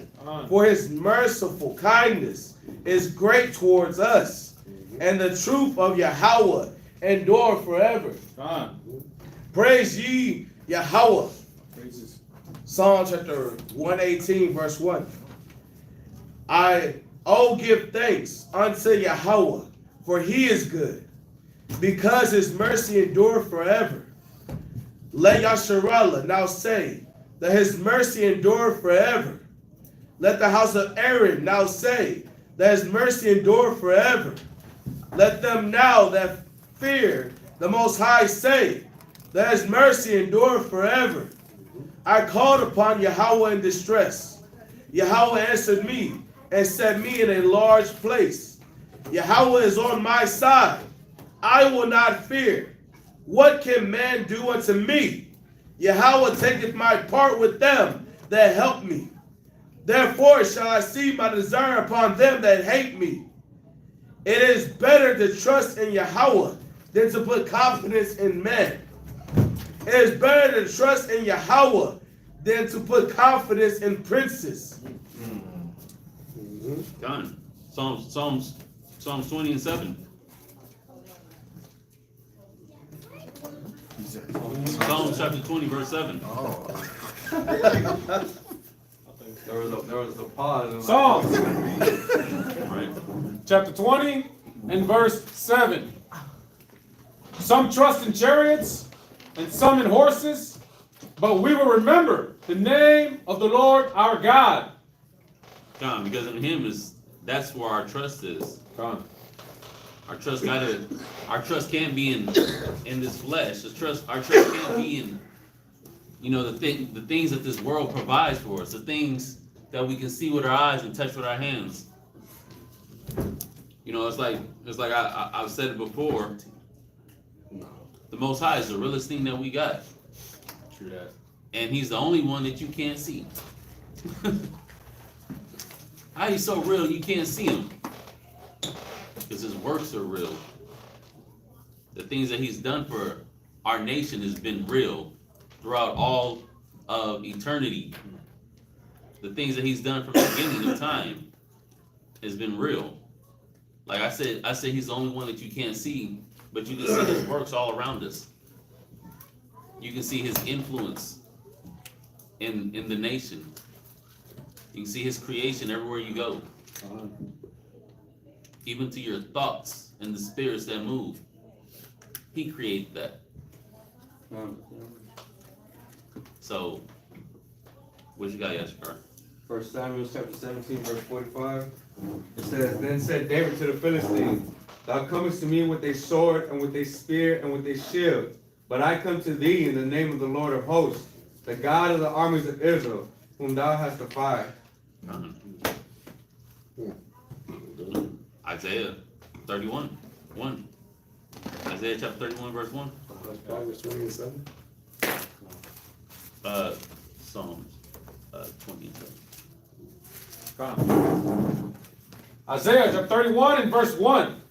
Woe unto them that go down to Egypt for help, and stay on horses, and trust in chariots, because they are many, and in horsemen, because they are very strong.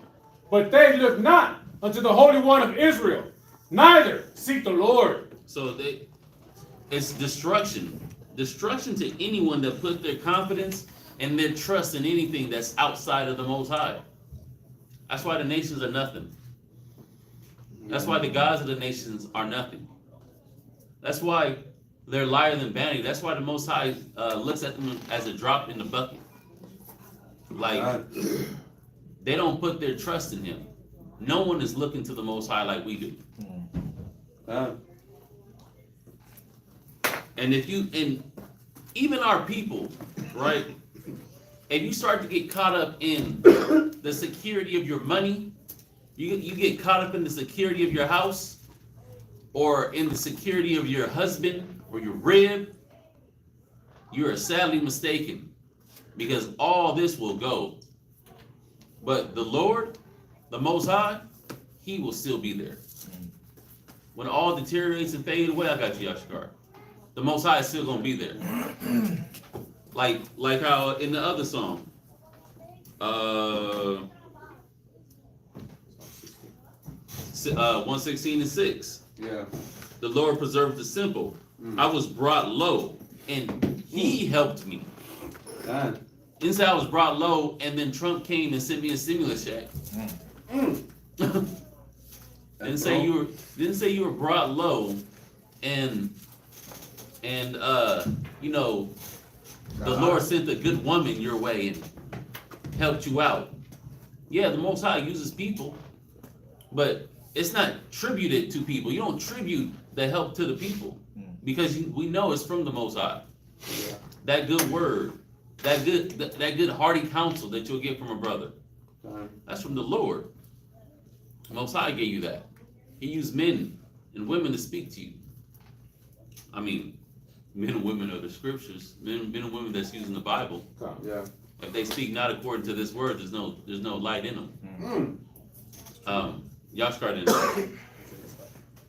So when we quoted 116 verse 6 and just everything that we were talking about, Wisdom of Solomon chapter 1 verse 1 and 2 says, Love righteousness, ye that be judges of the earth. Think of the Lord with a good heart, and in simplicity of heart seek him. For he will be found of them that tempt him not, and showeth himself unto such as do not distrust him. Yeah. Your confidence isn't in anything else.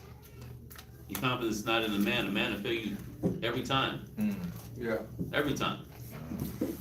I mean, it's like, man, when I need you the most, you weren't there.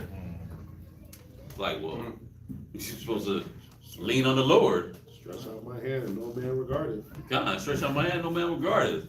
You know, Most High caught me though. Caught me with the floor. Right? You didn't fall into the pits of hell. Didn't fall into the pits of hell, and I was able to rise back up again. Would you have on one? Y'all's got scripture messed it up. Oh, it's okay. It's okay. We can still get it. I'm just playing. This is a beautiful scripture. But it's Deuteronomy chapter 8, verse 17. And thou shalt say in thy heart, my power and the might of my hand have got me this wealth. But thou shalt remember the Lord thy God, for it is he that giveth the power to get wealth, that we may establish his covenant, which he sware unto thy fathers, as it is this day. It's the Most High that gives us the wealth and the ability to do anything that we can do. That's right. That's what I want to bring out. No confidence in man, no confidence even in thyself in that matter. It all goes to the Most High. You can jump back. Oh, it's me? Oh, perfect segue, huh? Psalms 118, verse 9. Right? Verse 10. Verse 10? 118, verse 10. Okay, verse 10. All nations compass me about, but in the name of the Lord will I destroy them. They compass me about, yea, they compass me about, but in the name of the Lord I will destroy them. They compass me about like bees. They are quenched as the fire of thorns. For in the name of the Lord I will destroy them. Thou hast thrust sore at me, that I might fall. But the Lord helped me. The Lord is my strength and song, and is become my salvation. Where you at? Verse 14. Right. All nations compass me about. Right? They compass me about. They compass me about. Right. So they compass me about like bees. They are quenched. Right. Where is that? For in the name of the Lord will I destroy them. Right? This is important because just if we understand close to the time that this is, right? If you look at the landscape of the land, you had Israel and Canaan. You had Edomites on the bottom of us. You had the Syrians and the Assyrians, Syrians above us. Syrians this way, Babylonians this way, Mesopotamians further down. You had Esau under us. You had Moab and Ammon. Think about it. We were surrounded by all the nations, right? The major players. And it said what? It said they compassed us like bees. He said, I will destroy them in the name of the Lord. Now, you got to just think about it. Because I know a lot of people read and they're like, oh, you know, my Jesus is love and this. Yeah, he's all that. But also, the one thing that people don't like to acknowledge about the Lord, about the Most High, is that he's going to be vengeful. That he's going to take vengeance. Like nobody likes to acknowledge that part of his personality. Like vengeance ain't going to be him, and that there's no reason for him to be vengeful. Right? Go to Maccabees real quick. Where's Maccabees 2 and 10? First Maccabees chapter 2 and verse 10. Right. What nation hath not had a part in her kingdom? Right. And gotten of her spoils? Right. All her ornaments are taken away. Of a free woman, she is become a bond slave. And behold, our sanctuary, even our beauty and our glory is laid waste, and the Gentiles have profaned it. See that? Yeah. And that's the point, is what nation hasn't taken a part in our captivity? Remember last week? We went through those 11 captivities in Judges. That was 11 different nations. There wasn't no repeat. You had the Mesopotamian king, you had the Moabite king, you had the Assyrian, it just kept going. Right? It just kept going. You had this Canaanite had us, this Ammonite, this Amorite, like it was crazy. They've all taken apart. They've all, and now, I mean, come on. We know that the whole world hates us. They love you for one thing. You can play basketball good and you can rap. Entertainment. Yeah, that's it. You entertainment. Right? You just something You just a pastime. Remember, it said that we're nothing but a pastime. That's it. You just something that's past the time. Like they say, great baseball is the great American pastime.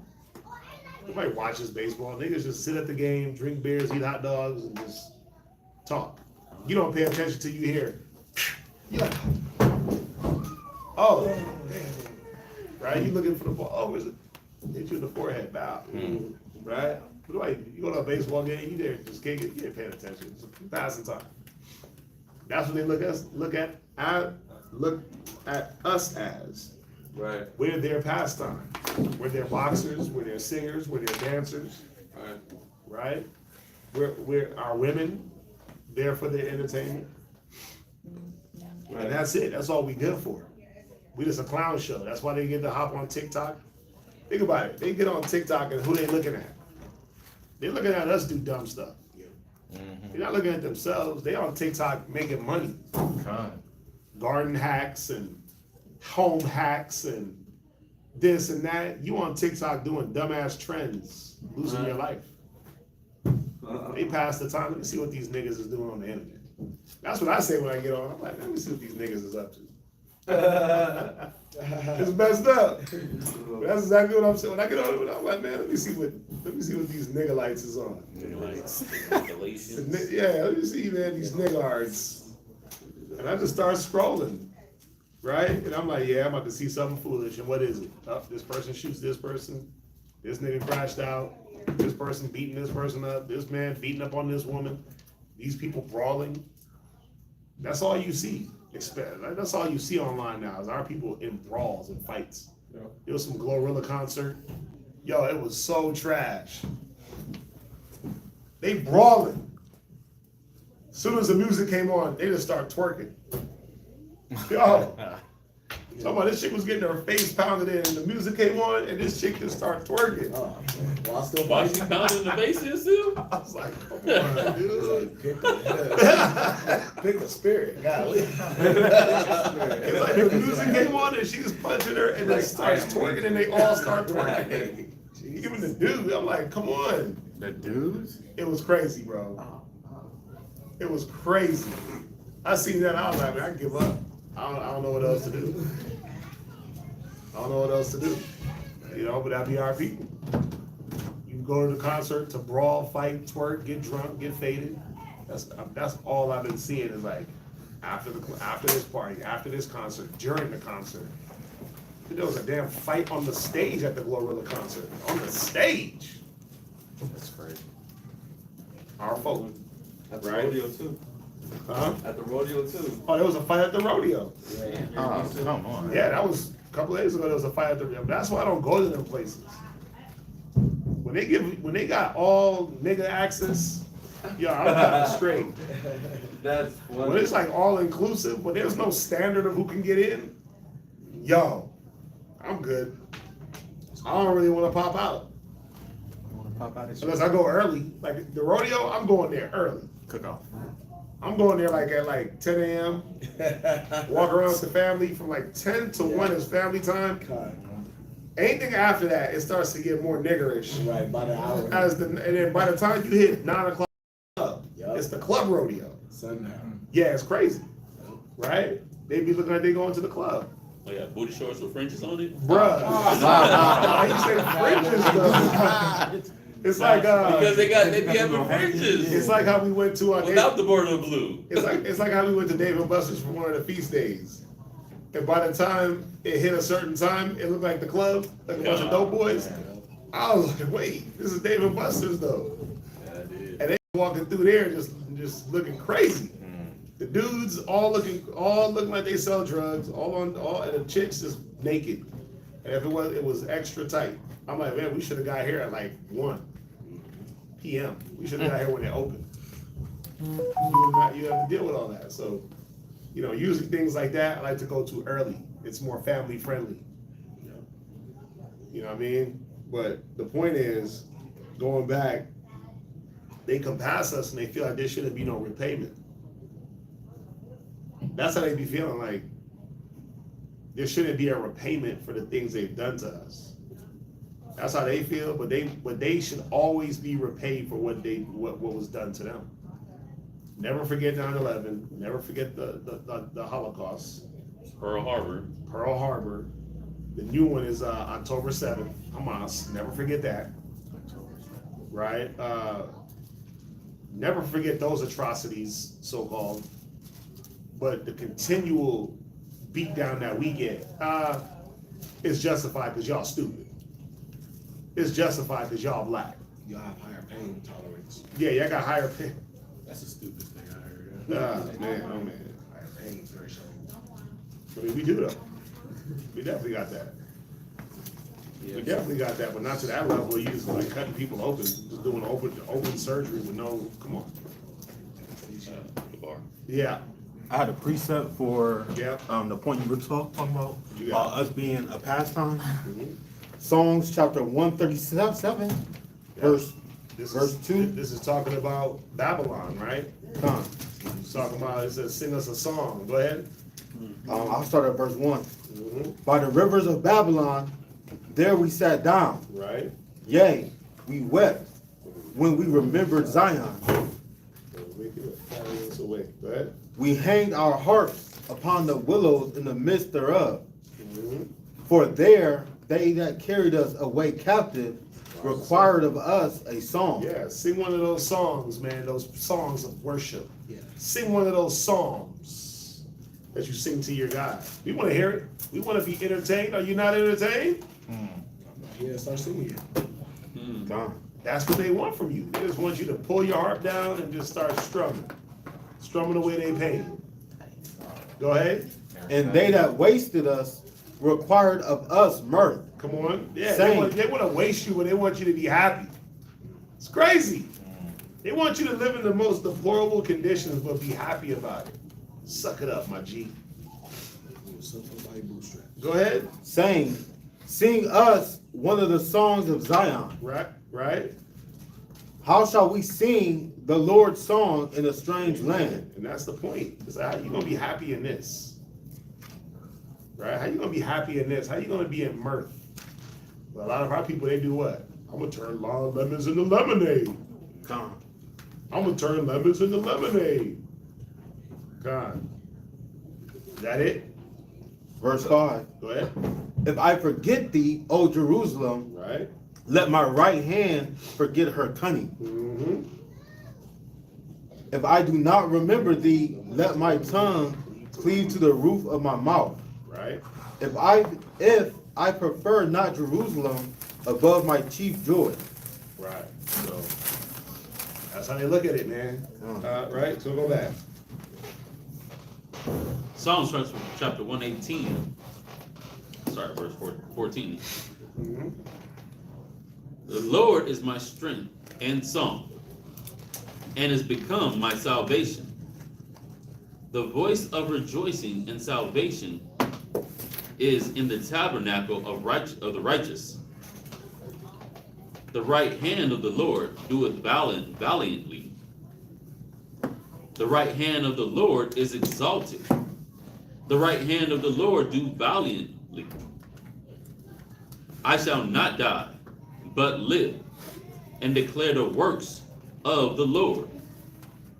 The Lord hath chastened me sore, but he hath not given me over unto death. Right? You're done in verse 20. Come.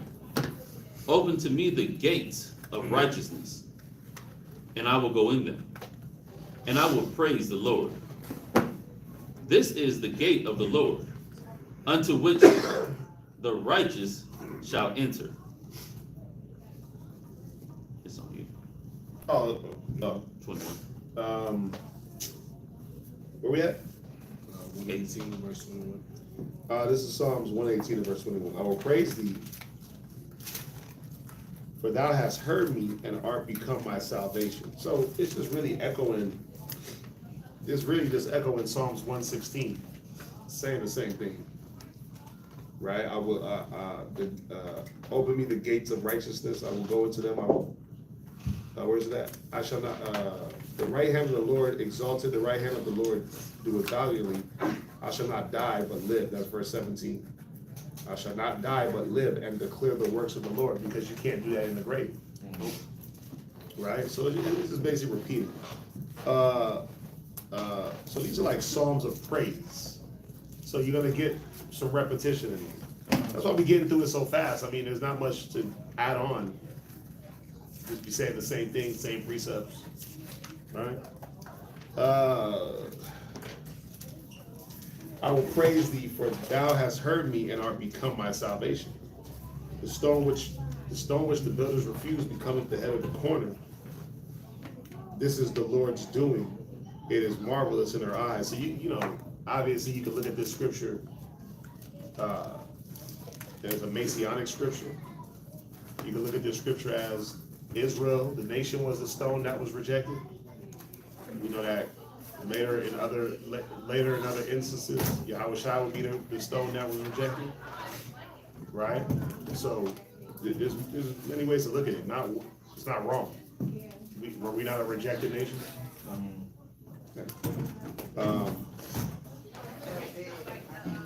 Verse 24. This is the day which the Lord hath made. This is the day which the Lord hath made. We will rejoice and be glad in it. I always be asking about this one, right? That's scripture. But they would say it like, there it is, right? Save now, I beseech thee, O Lord. O Lord, I beseech thee, send now prosperity.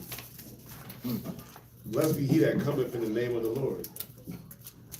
We have blessed you out of the house of the Lord. The Most High, it says, God is the Lord which hath showed us light.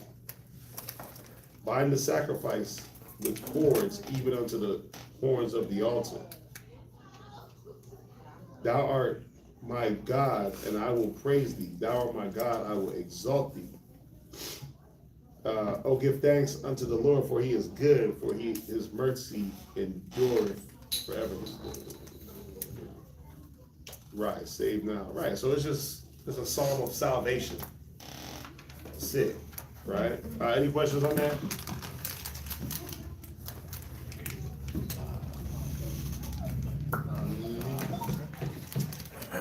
Any questions off the reading?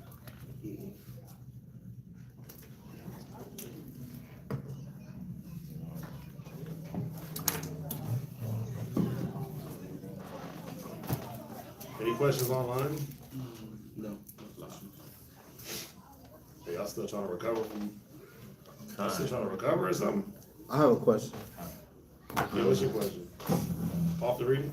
Yeah, it's off the reading. What you got? It is.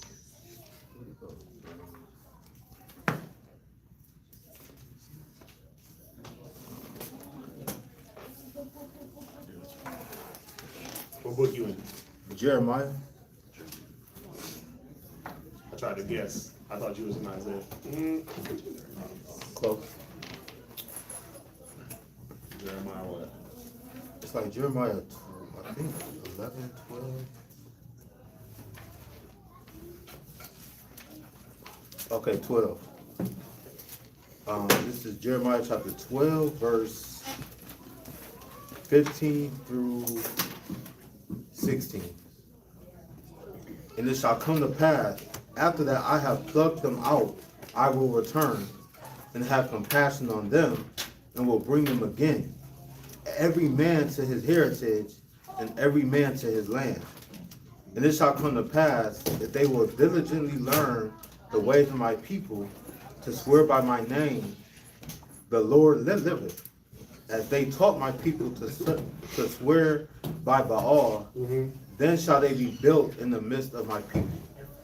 So what did that part mean? That last part where it say they shall be built in the midst of my people.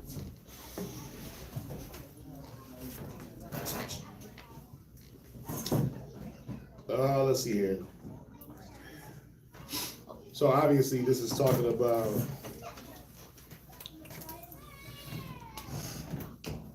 verse 14, thus saith the Lord against all mine evil neighbors that teach the inheritance which I have caused my people Israel to inherit, neighbors that touch the inheritance which I have caused my people. So it's talking about, so basically going back to what we were talking about, like how we've been compassed by all these nations, right? And it shall come to pass after that I pluck them out, I will return and have compassion on them, and will bring them out again, every man to his heritage, right? Every man to his land. So he's talking about plucking the nations up out of our land, putting them in their own space. Shall come to pass if they will diligently learn the ways of my people to swear by the name of the Lord living. Then shall they be built in the midst of my people. I mean, it's saying what it's saying, that they're going to be able to build back, build up. Let's see.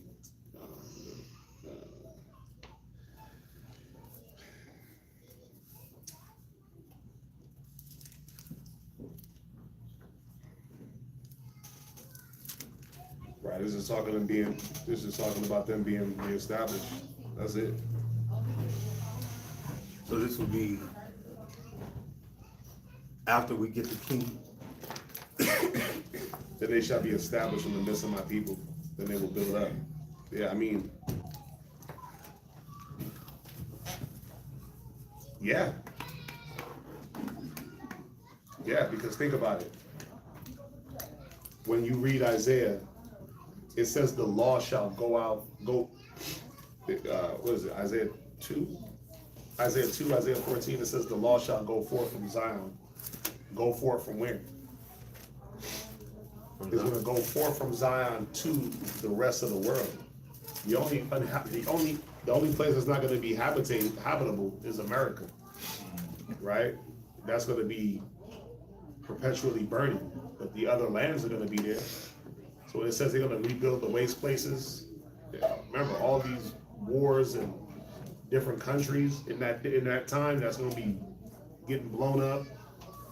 They're gonna rebuild that, so they can go live in their land, because we're gonna be in our land. So everybody's land allotment, they're gonna go back into their lands, right? We're gonna be in our land, set in our place, but those servants in those nations that gotta serve us, they gotta have somewhere to live too. They're gonna be in their places. I was getting confused by the in the midst part, like. Well, the word midst, like when you say in the midst of something, it can mean inside or around. You see what I'm saying? In the midst of something, it just means in proximity to something. Okay. Like we're in the midst of each other, right? So we're just in close proximity. So whatever I'm doing, you can see, right? Or like right now, we're in the midst of Esau. We're in his proximity. He's in the midst of us. We're in the midst of the nations. It just means a proximity. It just means. But the nations is not in here. But they're not in here, right? They're not in the midst of this building.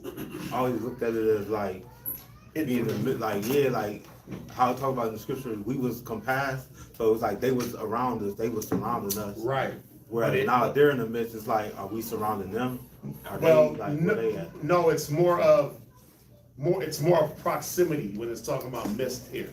Okay. When you look up that definition of midst, it can mean in the center, it can mean around, or it can just mean a proximity. Close.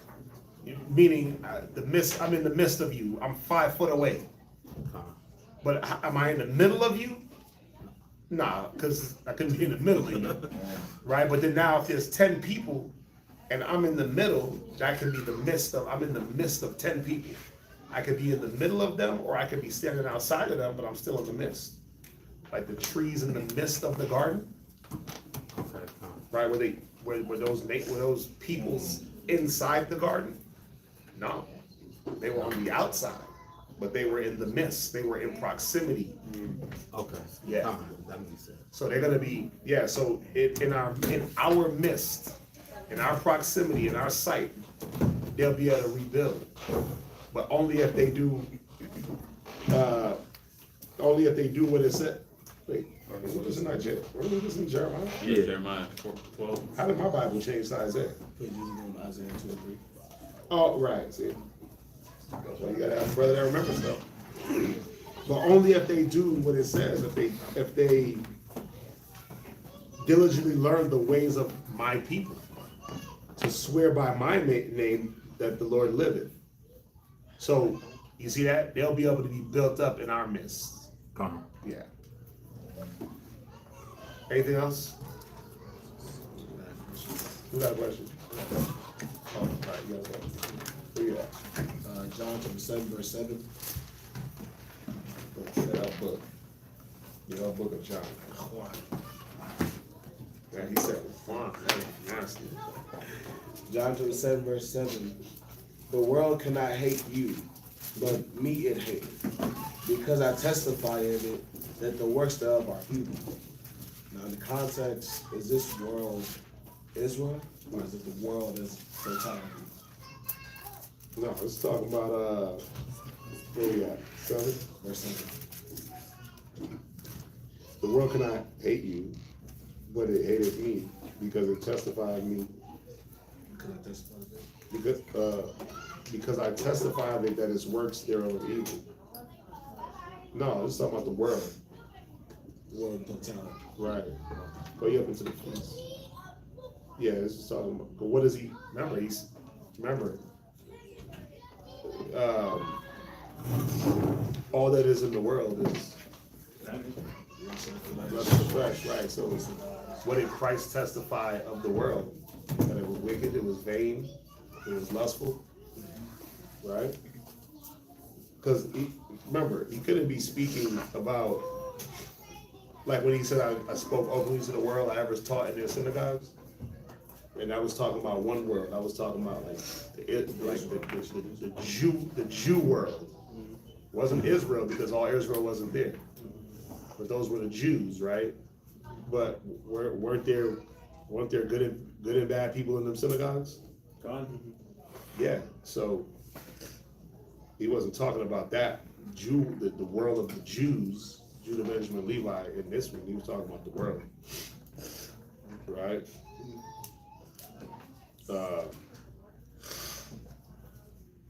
Right. Let's see. So neither did his brother believe in him. What else you got? I got John chapter 8, verse 56. It says, your father Abraham rejoiced to see my day, and he saw it and was glad. Okay. Can you break that down?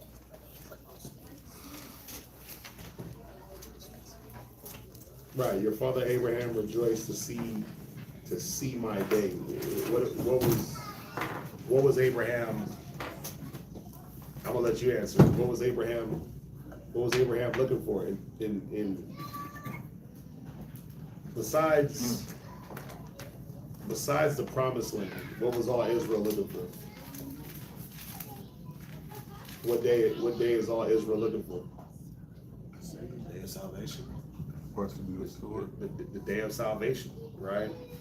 So wasn't Abraham shown something? 430 years. He was shown his people going into captivity, right? And didn't if I'm not mistaken, didn't that vision? Did he just see the captivity? What else did he see? Genesis 17.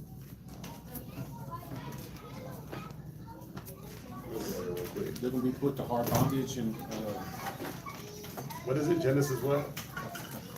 Brian is going to Genesis 17. That's what I'm not saying right. Right, if I'm not mistaken, he saw the tribulation. He saw the 15, tribulation, 13. right? 15, 13. Or is that Oh, Moses? yeah, okay. Genesis what? 15 verse 13. And it says, and he said unto Abram, know of a surety that thy seed shall be a stranger in a land that is not theirs, and shall serve them, and they shall afflict them 400 years. And also that nation whom they shall serve will I judge, and afterwards shall they come out with great substance. Right.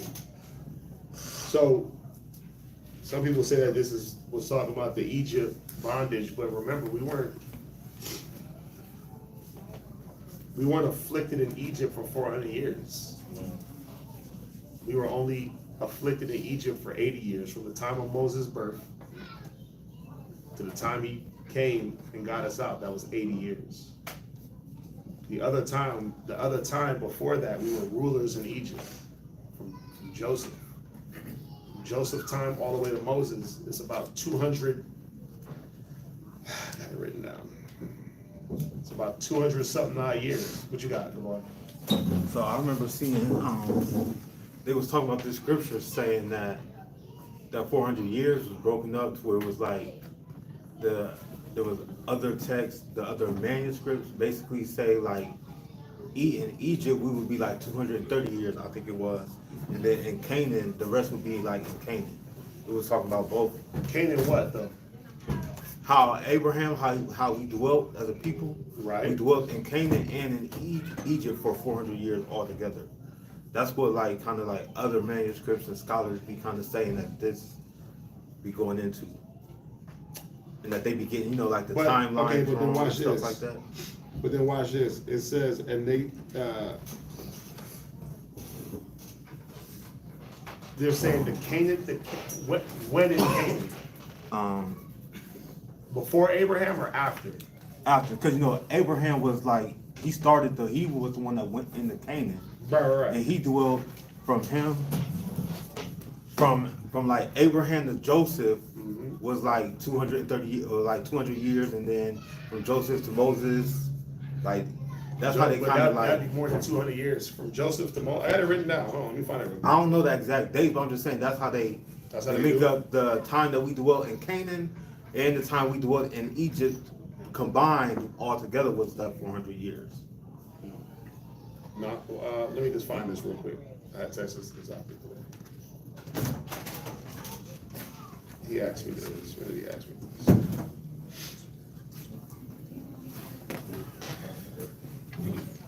One sec. I just texted this to him.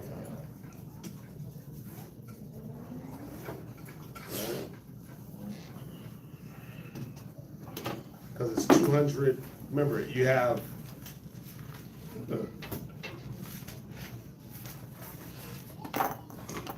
You have, why is it doing that?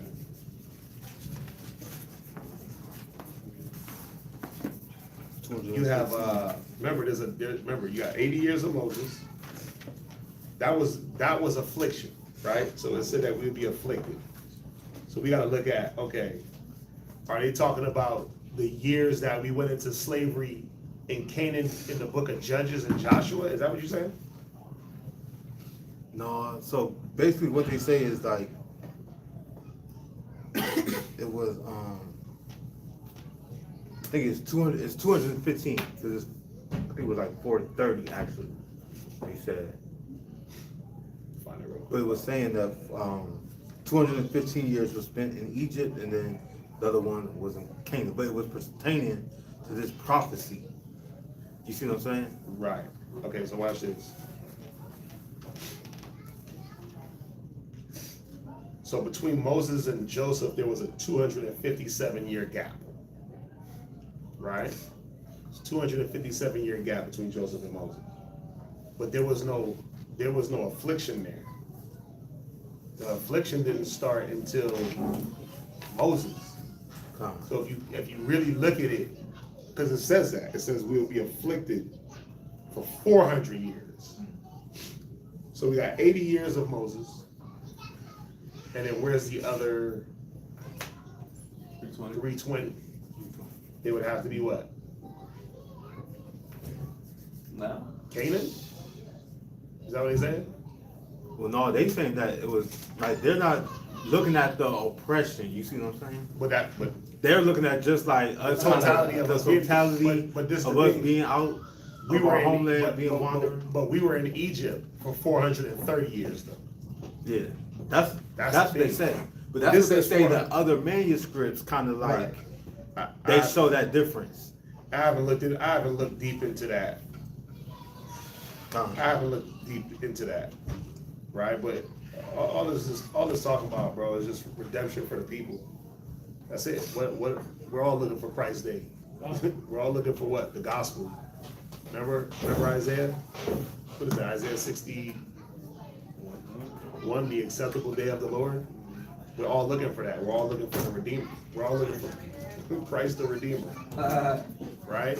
Why did Abraham look towards that day? Because his people were the ones that are going to need that. So you see that bondage, right? Now shall go, Father,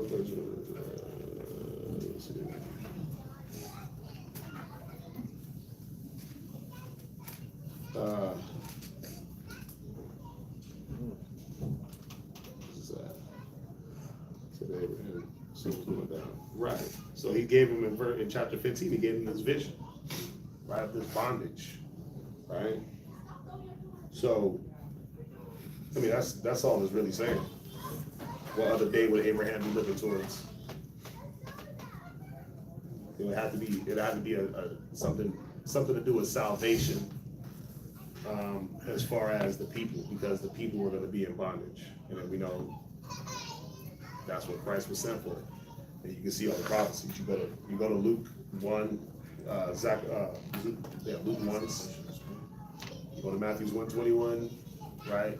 What was Christ sent for? To redeem the people, to save his people.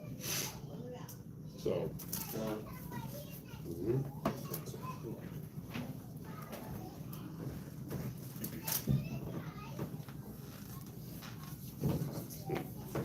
Yeah, what else? Pardon me, I'm just stuffy. I have sinuses. Sudafed works a little bit.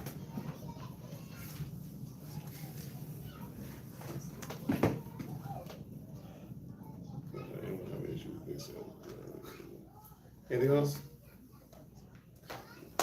You gotta talk to your boys.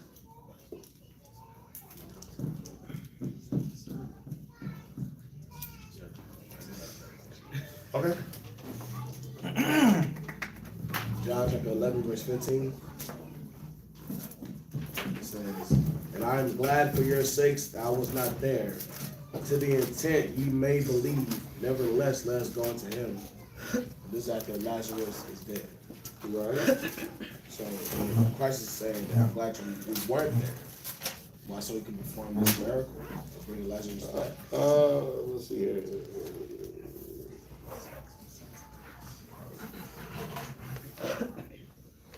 Read 12.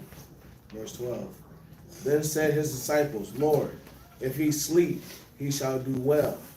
Right. Howbeit, Yahweh shall expect of his death. But they thought that he had spoken of taking of rest and sleep. Then said Yahweh shall unto them plainly, Lazarus is dead. Right. And I am glad for your sakes that I was not there, to the intent ye may believe. Nevertheless, let us go unto him.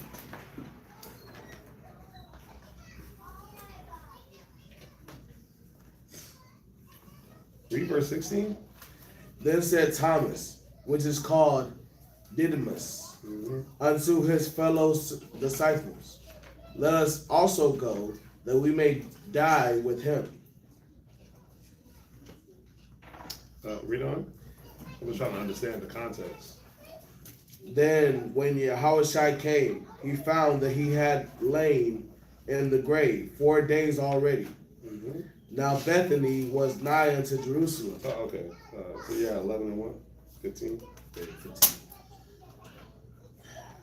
Pulling out them old miraculous verses. Therefore Jesus then said unto them plainly, Lazarus is dead. Let's see here. Lazarus died. For your sakes, I am glad that I was not there, so that you may believe. But let us go.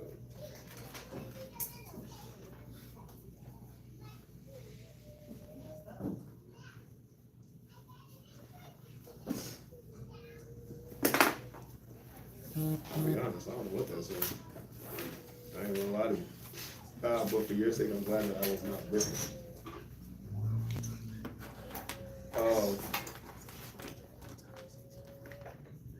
The disciples answered him, he sleep. Lord, will he get well? Jesus meant that Lazarus died before he thought. So Jesus told him, Lazarus is dead. I have to read up because basically what he's saying is from what I'm getting is that it's good that I didn't die with Lazarus because y'all need to have something to look at. I wasn't with him, right? Lazarus is dead. For your sake, I'm glad that I was not with him, so that you will believe. Let us go to him. Nah, I'm not understanding. I have to look at that one because I'm not getting that. Yeah, let me go back over that, but I'm not seeing what that's saying right now, to be honest. And for your sakes, I'm glad I was not there.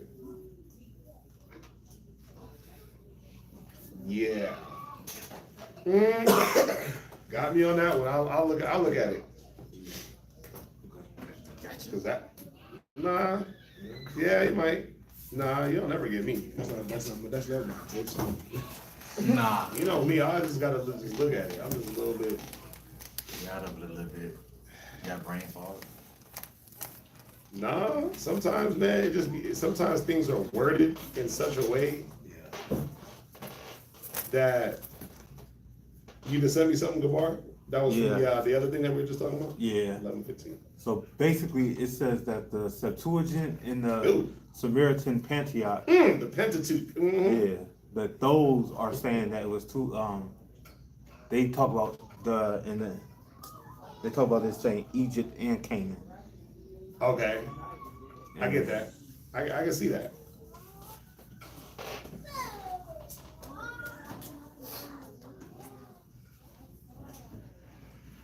But then they were talking about how it's like discrepancies with it. The times don't necessarily match up. Some say it started when Isaac was born. So.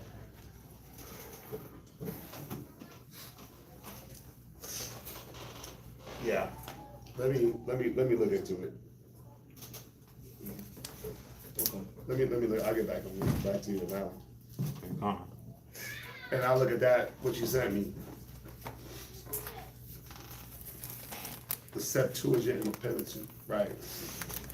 So it's they're saying that Canaan, I'll look into it. Because they basically, it was this documentary called The Patterns of Evidence or something like that. And basically they was kind of going into the biblical timeline of when the Exodus had happened. And how some things be kind of like, it don't match up. Yeah. What you're saying, like with the Pharaoh at the time was Ramses versus the other guy. It was kind of, they said it was off. Right. I've seen where they were saying that this is on the Egyptian walls, that there was, before Moses came through in the Exodus, that there were Israelites that left Egypt. Like on the first plague, they dipped out when they went up into Spain. But that's not written in the Bible, but that's written in Egyptian history. You see that? So, you bring that out and well, that's not in the scriptures, huh? Right? But there's a lot of things that's not in the scriptures that's written on the walls, and it's history. You see what I'm saying? And that'd be the thing. But obviously, if you stick to the scriptures, because that's the narrative. But I can look at it. I can look at it. But wouldn't that kind of just bring to my mind, like, because I can see that being true, because it's not, because you know how we always say, like, oh, well, all the Israelites left out of Egypt, so there were no strangers at that time, right? But who's to say, with Egypt being a major city at that time, that we weren't trading and leaving even among them, like, that we could have went other places and there could have been Israelites even outside, just from the slave trades and stuff going on. I believe that, truthfully, in my belief, I believe that. Remember, remember, we were in Egypt for a long time. That don't mean that we just all stayed there. Exactly. The time before Moses, just because we were there and it was all good, especially when it's all good and you have the ability to trade and move around. And if you understand literally where Goshen is compared to where Spain and Italy and Greece is, it's literally the Mediterranean is not that big to cross. Right? So do I believe that every single Israelite was in Exodus at that time? No, I don't believe that. That wouldn't even make sense. That every single Israelite, every single tribe was just right there in Goshen. Nah, I believe that we being herdsmen, right? When you read about in Judges, well before that's before Judges. But when you just look at the way we moved around, I don't believe that we was all just sitting in Egypt, the whole collective, especially in prosperity. When it was prosperous, nah. Because then, think about it. If we were ruling, if we were quote unquote rulers in Egypt, right? After Joseph and then before Moses, well, what are you doing to keep your rule? Aren't you moving around to expand? I mean, you see that with every nation. So I don't think that every single Israelite, I think that the concentration of the Israelites was in Goshen. That don't mean every single solitary Israelite was in Goshen. I don't believe that. I believe we was moving around. I believe that we always moved around. Now, am I gonna find a scripture that say it? No, I'm not gonna find it, right? But I don't think we were all just in, like every single man and woman was in Goshen that was of Israelite blood. That's hard to believe. Yeah. It's hard to believe that we all, like, we ruled and we was just sitting there, not going and exploring when that's all we ever did, was go from land to land and explore, right? Tribe of Dan, jumping in boats, moving around with the Phoenicians, right? Solomon constructed navies to go do what? I'm a king, I'm a ruler, what am I doing? It tells you that he was going to all these other lands. I don't think that started with Solomon. I don't think it started with Dan moving around. I think that started with us just being inquisitive, dealing with people. When you deal with people, right? What's gonna happen? Oh, you going there? I'm trying to go. Right? Oh, there's a route. Take that route. Let's go see what that's about. I feel like that's why things are so, why things are so confused now, because yeah, people that just move from place to place, a little bit will break off and go this way. Some would break off, go that way. Some would go that way, stay. Some would keep going, stay, keep going. Like it's hard.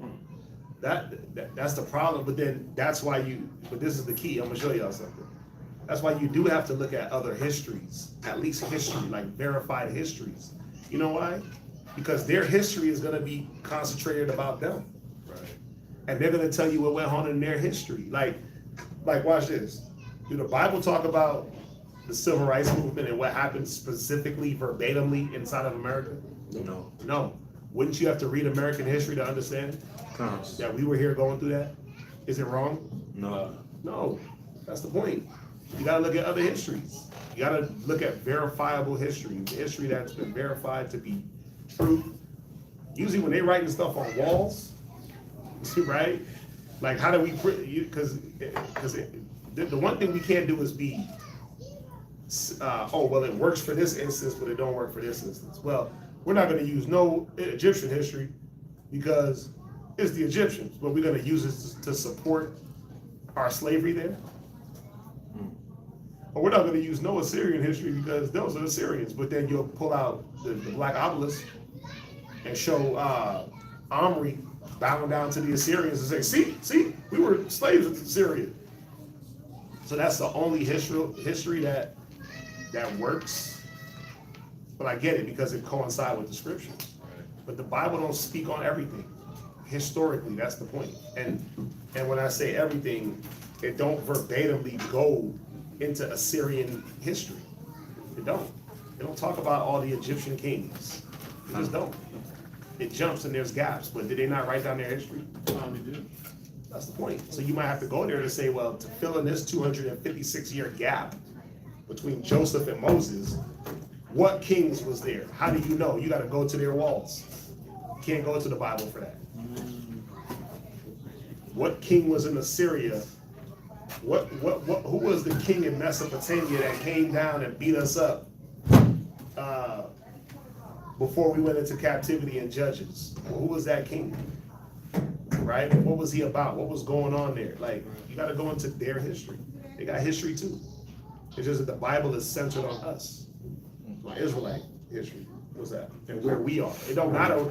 The Bible ain't going to where other people are that we're not there. It's worried about where we are. That's just even on that point. There's some during the time of Christ, historians that took down note of Christ that were not Jews, that did not believe in the Bible. That's the point. That's the point. And you don't disregard what they say because they're not Israelites, or they like, yo, people go to Herodotus, people go to Tacitus, people use those historians they're more credible as historians of the 1st, 3rd, 2nd century than what you would look at now. Yeah. They were there. Yeah. So would you use like a Herodotus, Tacitus, whatever his name is? Those are like 1st century historians that was writing down things eyesight verbatim, looking at things. Oh, this is how the Romans lived. This is how it is. I like what you're bringing up, because the other day in class, I don't know if it was live or not, but you was talking about like Israelite talking points. Mm-hmm. And that's just it. This is just, it adds and elevates with humility and obviously with wisdom and understanding, discretion, the talking point of what we're going on right now. Right. Okay, go back to that John real quick. So, yeah, okay. So this John, what he's saying is, okay, so this is talking about Lazarus, right? Yes. 11:15. Right, so let's just look at this real quick. Lazarus died, why? Why did he die? Yeah, what is the whole story about? It's talking about. What's the moral of the story? The resurrection. The fact that Christ performed this miracle through Lazarus. Right. He did that why? Everything was for a sign, right? For a sign. So what is he saying? I'm glad for your sakes I was not there. Meaning, if Christ was there, Lazarus wouldn't have died. That's what he's saying. Right? That's all he's saying. I'm glad that for your sakes I was not there. Because if he was there, Lazarus wouldn't have died, and they wouldn't have had that sign. Okay, that's why. They wouldn't have had that teaching, right? To the intent you may believe, because that was, remember, Israel needs a sign for their belief, right? Nevertheless, let us go unto him. Then said Thomas, which is called Didymus, unto his fellow disciples, let us also go that we may die with him. So let's follow in the footsteps. That's all the same, right? That's all the same. They weren't saying let's literally we'll walk into Abraham's bosom, right? But let's go live that life. Let's take on those sufferings and die with him, right? Because when you look at it, even though he died with the dog licking his wounds, and right? Yeah, the other account. Right. In the other account, it was bad. He was sitting off, and the rich man was just living his life, right? But Lazarus, he was in like real bad condition. But that's the flesh and the spirit. What happened? He basically got the Abraham bosom, and the rich man got the torment. Right. So what is it saying? Forget about like, what is it saying if you say, well, okay, let's look at the symbolism in that. Well, we're gonna live a life of suffering in the flesh, but then the crown of glory in the spirit. That's it. It just took me a minute to. I was listening to y'all and I'm thinking, and I'm looking at, yeah. Yeah, so that's all the same. That's all the same. Christ was there, he wouldn't have died. He died so that he could be the example. Now let's go ahead and live that life. Let's live that example so we can get that glory also. Corey, come on, we're almost done. Party too much, man. Party hardy. Party all the time. Party all the time. Party all the time. That's the potty train song. Potty all the time. Nasty word. There you go. You got anything online? Yeah, remember it. Like you gotta read history. Yeah. You gotta read other people. Like listen. You know why it's important to read other histories? Because American history has been so diluted and so nastily whitewashed, right? And like, who in here speaks Latin? Nobody, right? And Latin is like a lost type of language. Nobody really uses it, right? But you know how many things are written in Latin that they're not rewriting, or it's still in that Latin and it means what it means. They'll rewrite it into English and water it down. But think about it. Most of the words that we use here in this English derive from what language? When you go to your Google and you go to the word and you look up the etymology of the word, where does it come from? Latin. Right. So that ain't never gonna change.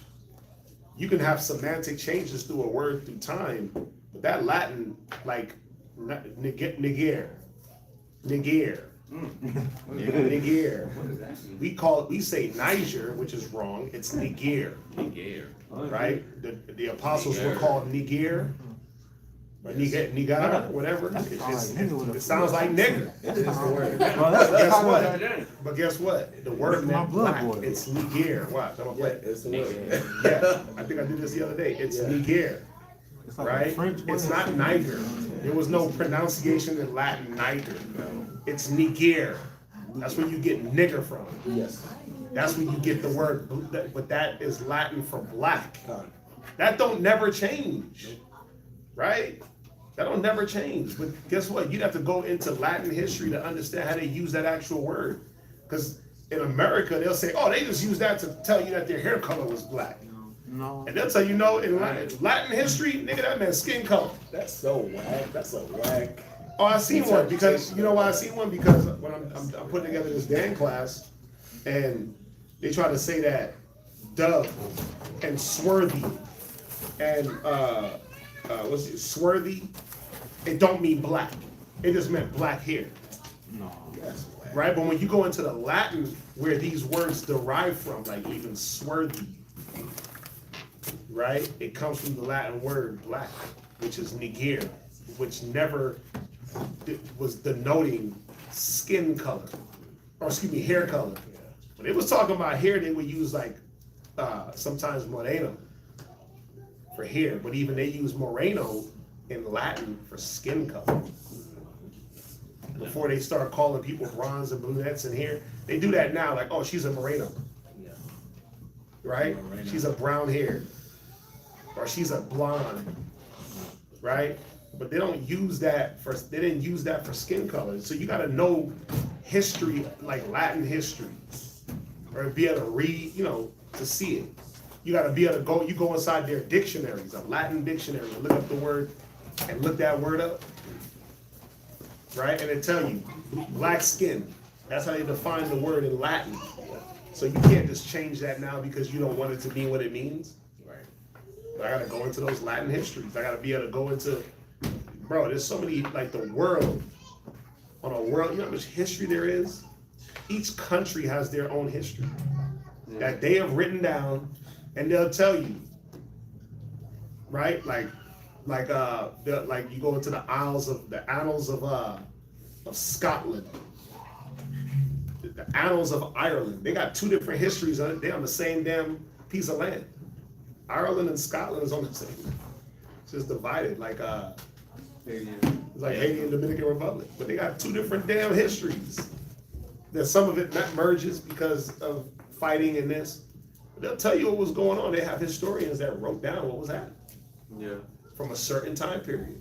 Do you just disregard that because the Bible don't go into the actual specific history of Scotland? No, you don't.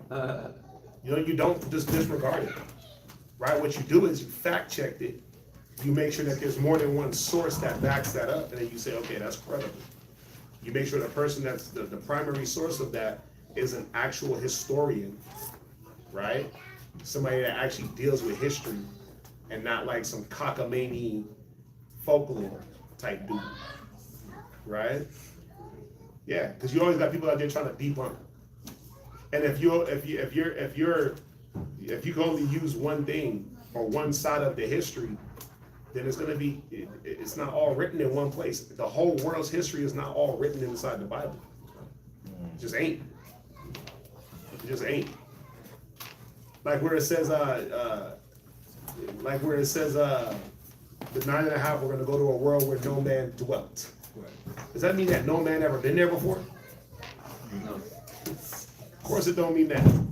Just mean men didn't live there at the time. It doesn't mean that nobody never been there. And so being there is different than living there, but right? We know that Solomon had navies and ships that did what? They went there. They was bringing back stuff from this land that wasn't native to the land. Yeah. You see what I'm saying? Just many different things. All types of herbs and trees and this and that weren't native. Right? Where else were they getting them from?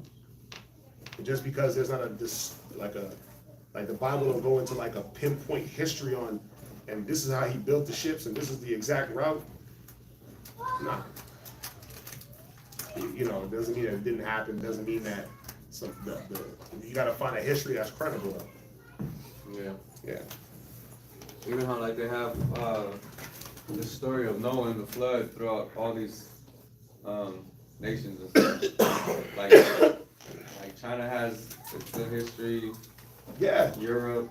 Yo, somebody break down where the Bible talk about the Great Wall of China and that whole like where's that at? The Bible wasn't concerned with that. The Most High wasn't concerned with what was going on in China at that time. Because it didn't matter, because the concentration of the people was over on the east or in the west.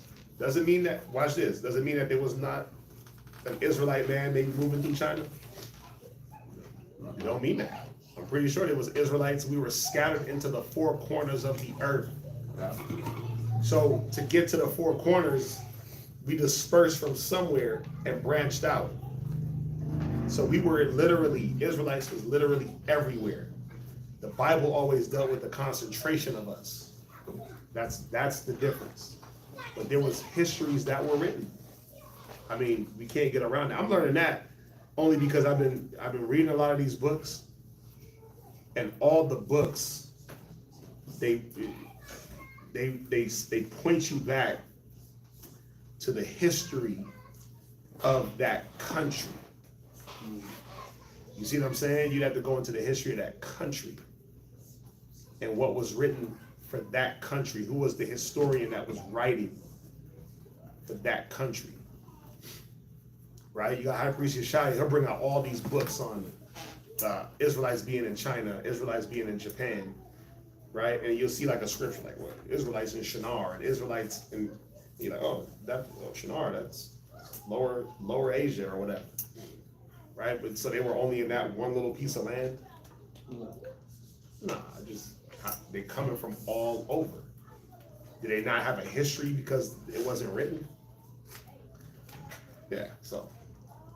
I mean, y'all get that. So I'm gonna look at this. That's a good point. Yeah, the one thing I'm seeing too, knowing how to research is very important. Counter research, meaning look for the opposing research that goes against your point. Because it might even just go with your point. It might even go with your point. That's the thing. You gotta learn you gotta research not just for don't research looking for what it says for your point. research the opposition. And that might even go for your point. Right? There was something I was looking at. You got this white scientist. This is what a lot of like those Anglos of today, those purists, those purebred white, they like white the Aryans. They believed in I forget the scientist's name, but they believed in the scientist. They used his teachings to support Aryanism. But even in his own teaching, even in his own scientific research, the one thing he couldn't do was get around what people were in the land according to scientific research. But he had to come back and say, I don't care about that. It's white power, basically. Even though there was some niggas in the land, according to this research, it don't matter. White power. That's what he had to come back to. But if you don't know scientific terms and what he was using, you wouldn't know that he was basically debunking his own research. Or he was actually going against his own scientific research because of his emotions and his belief. So he let his belief supersede the science. Yeah. And then you got these Aryans that believe it. I forgot the dude's name, man. This was a couple of weeks ago. But he's in opposition to who the Scots and who the original Scottish people are and the original people from Ireland. He said that those are white people. Those are purebred white folk. I heard that. But his research don't say that. His research said that it was black people, but his heart says it was white people. He writes his research, and if you don't know what it's saying, you'd be thinking that he's saying white people, but his research says black people. He's in opposition. Yeah, so you kind of got to read the opposite. So he supports the point through his research, but his emotions, he don't want to go with it. It's hilarious. Yeah, it's freaking hilarious, bro. Like, you are the father. Yeah. No! But here's the paper that says you are. Here's the DNA. 100% match. No, I don't. Emotionally, I'm not down with that. So that's how he was moving. So his I am, but I'm not. Yeah. His argument was basically like, nuh-uh. Yeah, yeah. Yes and no. Yes and no. Yes and no. Yeah. I forgot the scientist's name, but the Aryans really rely on him to you know, that they come from like Norway and Scotland and they're the pure blood. Because he supports that, but he's a racist ass scientist. But his research is his research. His racism is his racism. And that's how you know it's racist, because they'll cover up the research. I was watching the white woman, she did all this reconstruction, right? She was getting skulls out there in Scotland and Ireland. So they would get these skulls and they would try to re-image, this is recent, they would re-image the faces. And they said out of 25 skulls, 24 of them skulls was black people. They were black featured. Down to the hair texture they can get it. And they said one wasn't. But they were like, yeah, but the only reason why they were darker is because the sun. That's what that was her conclusion, that they were more exposed to the sun. That's what made their features and their skin different. Some told. Bruh, it's a damn lie. It's called the devil. That's the thing. Sunlight don't change features. And it don't make sunlight don't make skin dark. That's funny. It's not sunlight. Right? But that's the thing, she tried to say that it was because in those times they were more exposed to the sun. That's why they were darker. As opposed to they were darker or they were tan. Or as opposed to the people now. And it's like, so her research tells you it's niggas. But her conclusion of why is racist as hell. Yeah. Her heart says no. Yeah, but that's what you'll see a lot of the time. So try to give you some real whack reason of why it can't be. But the research says what it says. So sometimes you got to look for the opposition because they'll give you the ammo in their research or in their findings. They'll say, oh yeah, the tribe of Judah, they were here because based on this and based on this, but They weren't really the real tribe of Judah. Somebody brought the artifacts over. You see what I'm saying? Right. Yeah. Because they're the opposition. They the op. Yeah, 23andMe and Ancestry.com and all that. Yeah. Yep. You white, my guy. Damn. You got European in you. On that note. No, 23andMe said that. Mine said I was like 25% European. Like, heart dropped for a minute. I had to pick it back up. Yeah, but guess what? But pick it back up. see, y'all, the problem is this: y'all look at European as white. Yeah, God. Europe is a land. It's a landmass. So European, 60% Africa. Asia Minor is part of Europe. Who was up there? Does it say Niggas. Caucasus? Does it say Caucasus? As long as it, but guess what? But watch this. See, I gotta know history. Black folks was all through Russia. Yep. All through the Black and Caspian Sea. Still are. Now, and still are. Now, am I saying that we was up in the Caucasus Mountains, in that cold ass mountain? I am saying that. Yeah, we were. Yeah, we were. We was moving everywhere. We was everywhere. Niggas was everywhere. I'm not that damn lived in the mountains. Them niggas was everywhere. Right? We was everywhere. We was in every little thing. So, like, you think that Esau was the only ones that was by the Caucasus? Go look at where the Caucasus are. Black Sea, Caspian Sea, Caucasus Mountains. Just go look at where they are. You got Israel right here. All that stuff is right here. It's literally right here. It's just a walk up the damn street, to be honest. It's a trade route up. Right? And if people can live somewhere and trade of slaves and servants and things like that went on between nations, niggas could be everywhere. White people could be everywhere. Esau could have been everywhere. Yeah. So we gotta start getting caught up in like, oh, it's European. Like, nah. Just like Isaiah 11:11 says what? We're gonna be coming from all them places. Yeah. Shinar, Elam. Yo, Elam is right there. Elam. Right. Right? China, all them places. So it's crazy. I was looking at this old I had did something like the 23andMe, but it was something else. It was before the 23andMe. This was a long time ago, early 2000s. And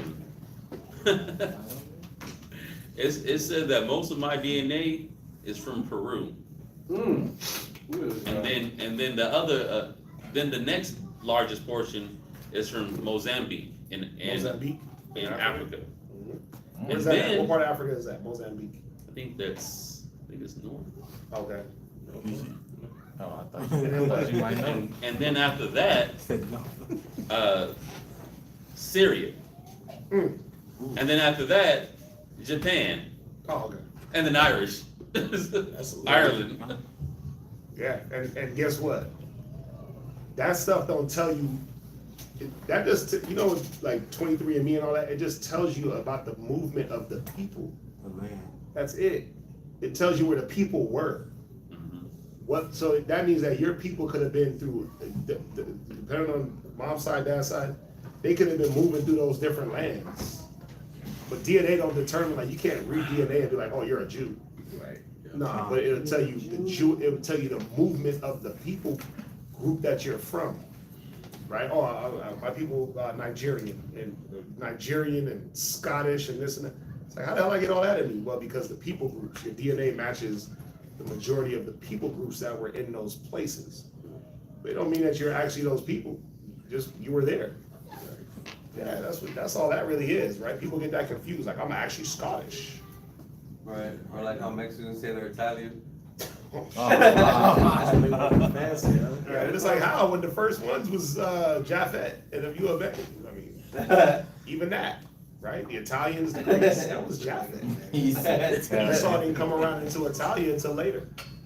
I'm a Mozambique. Greece. If you know, you know. South. Yeah. Mozambique is South Africa. It's right there. Oh, right next to Madagascar. Right on the coast. So think about it. Yeah. It's a coastal city. Coastal. Yeah. Anybody can touch that. Yeah. You know what I'm saying? Little slave trade. Yeah, it's just the word. You know, we get caught up in wording a lot. Like you're European, you're like, he said his heart dropped when you heard European. Oh man. I picked it up though. Yeah. I went through and I learned. Like it's Yeah. about the land. As long as it didn't say Caucasoid. Like it's No, verbatim. no. Edomite. Yeah, I probably would have hung it up. That would have been wild, right? Like, Oh, yo, because listen, I'm learning so many things. I'm learning that the reverse. Like a lot of us think that we come from slaves, as far as our people. Like I was looking at some. There's a site you can look up your last name. It tells you where your last name came from. Right? His name is an Anglo-Saxon name. His last name. Lakarab's last name is a Saxon name. I think my last name is Irish, Scottish, British. Yeah, it meant like a killer. It meant like a killer. The realest killer ever. It meant like a killer. It meant like a warrior. No, my name is actually Celtish. Yeah, Celtic. It's not Donald's son. It's a whole nother Celtic word that translates into like, it translated down into what you have as the English, but it's something wild. But it meant like, you know what I'm saying, warrior ass nigga. The realest. It meant like the realest. It meant like 2 guns up. No, I was gonna say that a lot of people really forgetting that before we was really coming off from like Africa over here to America, it started up in Europe, and we were in Europe ruling. And they we was taking ruled it from there being like. Yes. They took us from Europe. It was bringing us here, not just from Africa here. Right. So a lot of us is really kings and priests. Yeah. From those lineages. Yo, a lot of our last names we had and they took. We had, my last name ain't a slave name. Amen. Let me look it up real quick. Killer, The right? realest. Killer. I found it. Okay, got it. You found the site? No, I found what you sent. Let me see, because you don't read it wrong. Etymology. Killing ass. Nah. So it's an etymology on the western coast of Scotland. In the Hebrides Island, Donaldson family was born among the ancient Dalradian clans. Right? Dalradan. Dalradan. Might be a Danite. Might be a Danite for real. Right? Their name comes from a powerful ruler named Donald. From a powerful ruler. The name Donald is derived from Celtic name Domhnall. Domhnall. Like from Fast and Furious? Domhnall. Yeah. No, it's Domhnul or MacDomhnall. The Celtic name Dub Novalis, all of which mean, I'm trying to tell you, I wasn't capping, world ruler, world mighty. Okay. Right? The name ranks secondly only to John in his popularity as a personal name in Scotland. World ruler. World ruler. Right? You know what I'm saying? I'll send it to you. I send it to him. Right? Where's Patrick? Well, look up Patrick. That's my middle name. Oh, no, but your last name is Patterson. Yeah, my last name is Patterson. Patty. His Gaelic, right? Gaelic, Highland, Western Isles, Northern Scotland, which emerged. Gaelic leadership of Earl of Ross, the historical name of the clan. Patterson's was on the north side. Moving from Gaelic to English spelling resulted in typical wide range. Surnames by example, Patterson, Pattunson, a gentleman, right? Let's hear. Robert Patterson was captain of the ship of the Dooney in 1544, right? So it was dope. Lake, what does lake mean? Why would a man be given the last name Lake? Think about it. Lake, L-A-K-E. And that's what you live by. That's how they named back then. Oh, that's such and such of the lake. Or lake. Right? Most may have been a lake. So what does the name lake mean? The name lake is of Anglo-Saxon origin and came from when family lived beside or close to a lake. The surname lake originally derived from Old English word laku, which meant lake. Lake is a topographic surname, such and such by the lake. John of the Lake. Yeah, or lake. Right? Or lake. Right? Which was given to a person who resided near a physical feature such as a hill, stream, church, or a type of tree. Right? So if you're Hill, last name is Hill, Grant Hill. Because why? Live by him. You live by a hill, or you were on a hill. That's how they named back then. They were more describing. It was more basic. Yeah, it was hella basic. Like that's Yeah, he lives right there. He lives right there. Hill. That's hill. That's lake. Why? Oh, he lived by the lake. He lived on the hill. That's Ivar the Boneless. Yes. Ivar the Boneless. Ivar the Boneless, right? Why was he called the Boneless? He had no leg bones. He got no legs. He got no legs, Charlie Murphy. Yeah. He supposedly didn't have legs. He had legs, but they didn't develop. Right. Bjorn the Ball and stuff. Bjorn the Ball or this the Black. Hagerson the Black. Hagerson the Black. Ironside. Like, yeah, bro. They all meant something, but it really was a descriptive name of that person. Right? And so a lot of the names that we carry, that's a slave name. No. That was actually a name of nobility that white people stole from you. How is there an Arnold Schwarzenegger? How the hell is his name Black nigger? Black something. Schwarzenegger is something black. How did he get that name? He's a white man. Think about it. They went in there, they fought, they took over the name. They was probably captives and took the name and then rolled with it. And then now that name is a common name in wherever he's from. What, Scandinavia or where's Arnold Schwarzenegger from? Norway or somewhere up in there. Yeah, he's from one of them countries. Austria, right? Austria. Yo, you go into that history. That was black folks. Austro-Hungarian Empire. That was Austria and Hungary. The Huns. The Huns, Attila the Hun. Yeah, those was niggas first, and then white people came in and took over. You know. Yeah, my name can't be researched. Yeah, it's a little different. No wonder for that one. Yeah. Anyway, let's get up out of here, man. Your name is the origin. Did you send it? House of Name, right? House of Names. It even give you like your crest. Yeah, I got my. What the crescent was. I looked up my mom's maiden name. Her maiden name is a city in Scotland. What's it called? House of Name. He sent it out. Bayaf Sapar. Bayaf Sapar. That's House of Books. Yeah, my mom's maiden name comes from Europe, but Scotland. It was a prominent city in Scotland. House of Names. Yeah, houseofnames.com. You can look up your last name, your surnames, right? Yeah, it's pretty dope.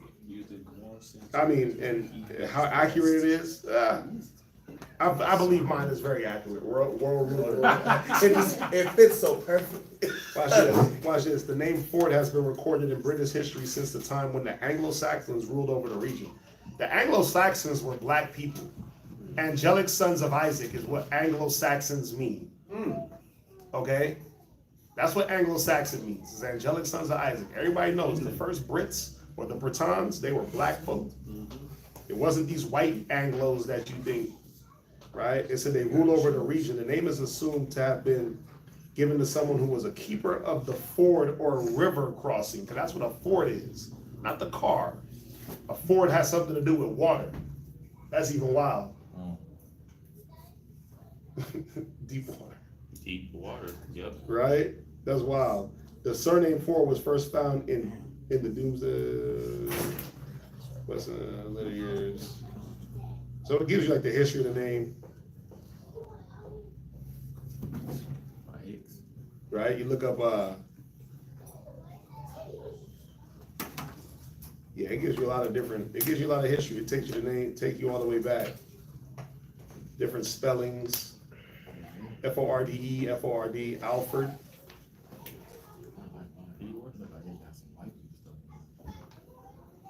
Anyway, your crest, family crest got Nike symbols in it. I wish it did. yeah, look, it says some of the four families left Britain and went down into Ireland. Mine said Angus. House of Names. It's in the group chat. Angelic son. Okay, yeah, angelic sons of Isaac, Anglo-Saxons. Remember, you had the Anglos and then you had the Saxons. They fought, this, that, and that, and they came together. That's what Hicks is. They talk about Hicks. It's an Anglo-Saxon. The etymology of Hicks. The origin of Hicks. Anyway, is that it?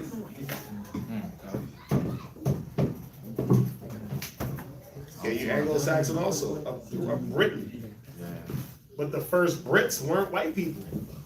The Britons. I got a book at the house, the Ancient Britons. It tells you that they were swarthy black. Yes, black folks, noble, like they were warriors, they were kings, they were rulers. So a lot of the names that we carry are not Edomite given. It wasn't a slave name they gave you. That's what they teach you. Well, it is because of the way you got it back. Those names didn't originate with Esau. They originated with the ancient people of that land. The first Brits, the first Scots, the Celts, right? The Russ, the Dans, ooh, right? All them Amsterdams and Swedans. Mm-hmm. My dams. Dan, not Dan.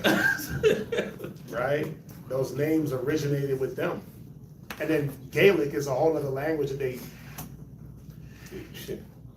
look like Hebrew, but they had their own speech, so they could understand each other. They didn't speak like the Anglo language. They made up a language, characters and everything.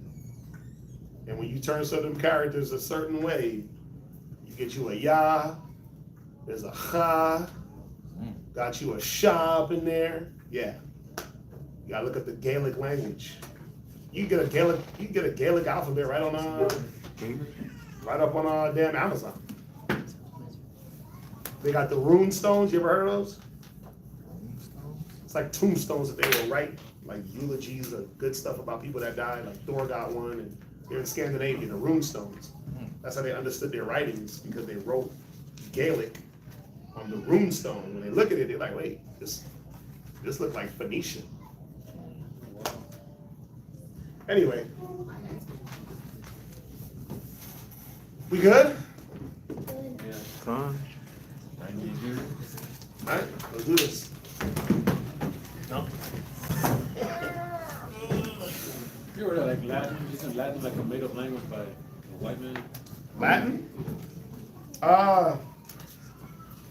Latinus or something like that club. I didn't read too much. Doubt it. I wouldn't doubt it. I mean, Latin, I don't believe that Latin. Yeah, they got like some language, they could say like this language, Semitic language came from like Phoenician script or Lot script or whatever. Latin, Spanish, like Spanish, English, Italian, they all come from Latin. They're all like derivatives of Latin. That's why you have so many of the same words. Spanish, French, also. Latin. Okay. It all comes from Latin. So, but Latin is like a made-up language. Remember they class rate? Oh. That feeling.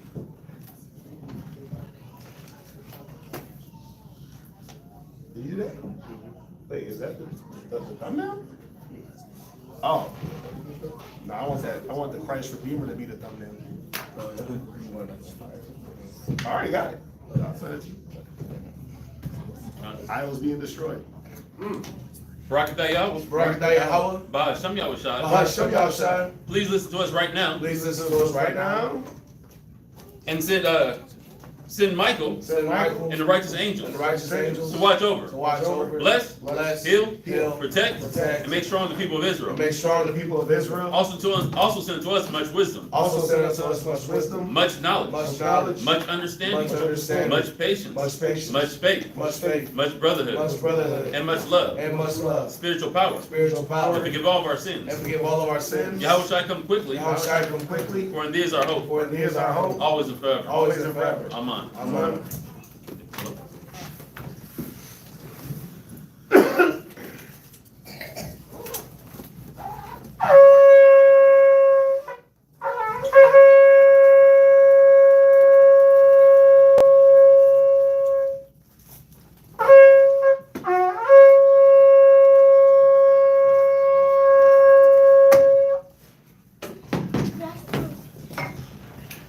I'm out of you upon you while you're right along. Rise and face Jerusalem.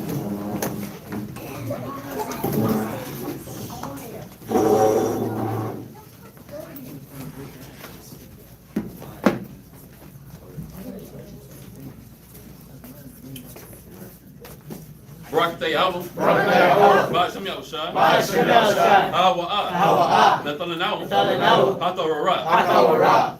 Blessed are you, Yahweh, in the name of Yahweh Shai, that gives to us the law. Barakatah Yahweh, Ba'ashem Yahushua, Hawa'ah, Nathalanahu, a war, Lara'ah. Blessed are you, Yahweh, in the name of Yahweh Shai, that gives to us the light to see. Barakatah Yahweh, Ba'ashem Yahushua, Hawa'ah, Nathalanahu, Ha'ayal, Korah, La Korah, Blessed are you, Yahweh, in the name of Yahweh Shai, that gives to us the ram's horn to call the people. Barakatah Yahweh, Ba'ashem Yahushua, Hawa'ah, Nathalanahu, Shaman, Zayah, Lamashah, Yasha'Allah. Bless you, Yahweh, in the name of Yahweh Shai, that gives to us the olive oil to anoint Israel. Psalm 92. It is a good thing. To give thanks unto the Lord. And to sing praises to thy name. O Most High. To show forth thy loving kindness in the morning. And thy faithfulness every night. Upon an instrument of 10 string. And upon the psaltery. Upon the harp with the solemn sound. For thou, O Lord, hast made me glad through thy works. I will triumph in the works of thy hands. O Yahweh, how great are thy works. And thy thoughts are very deep. A brutish man knoweth not. Neither a fool understand this. When the wicked spring as the grass. And when all the works of iniquity do flourish. Is that they shall be destroyed forever. But thou, Lord, art most high forevermore. But lo thy enemies. O Yahweh, but lo thy enemies shall perish.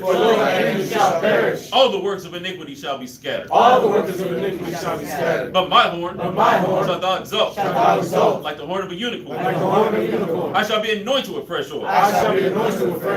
My eye also shall see. My desire my enemy. And my ears shall hear. My desire the wicked that rise up against me. The righteous shall flourish like the palm tree. He shall grow like a cedar in Lebanon. Those that be planted in the house of the Lord shall flourish in the courts of our God.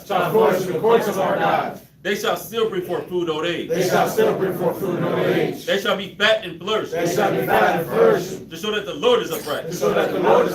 He is my rock. And there is no unrighteousness in him. Psalms 133, Hebrew.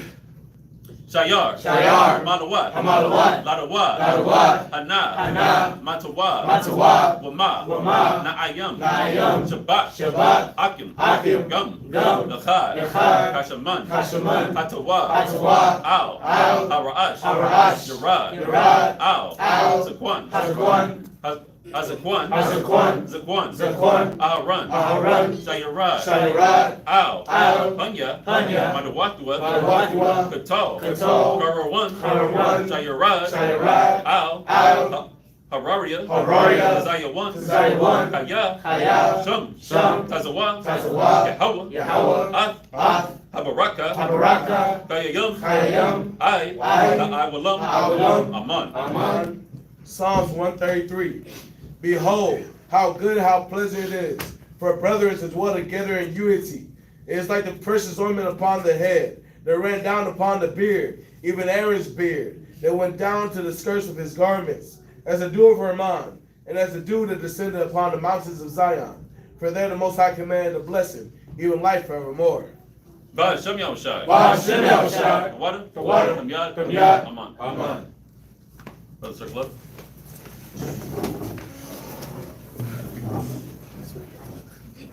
Yeah, forgive me a little bit. Definitely not feeling great. It's all good. Yep, all that. All this damn coughing. Call it, man. Aki, Amadi, Barak. Yahweh Shem Yahushai Brakadam. Quiver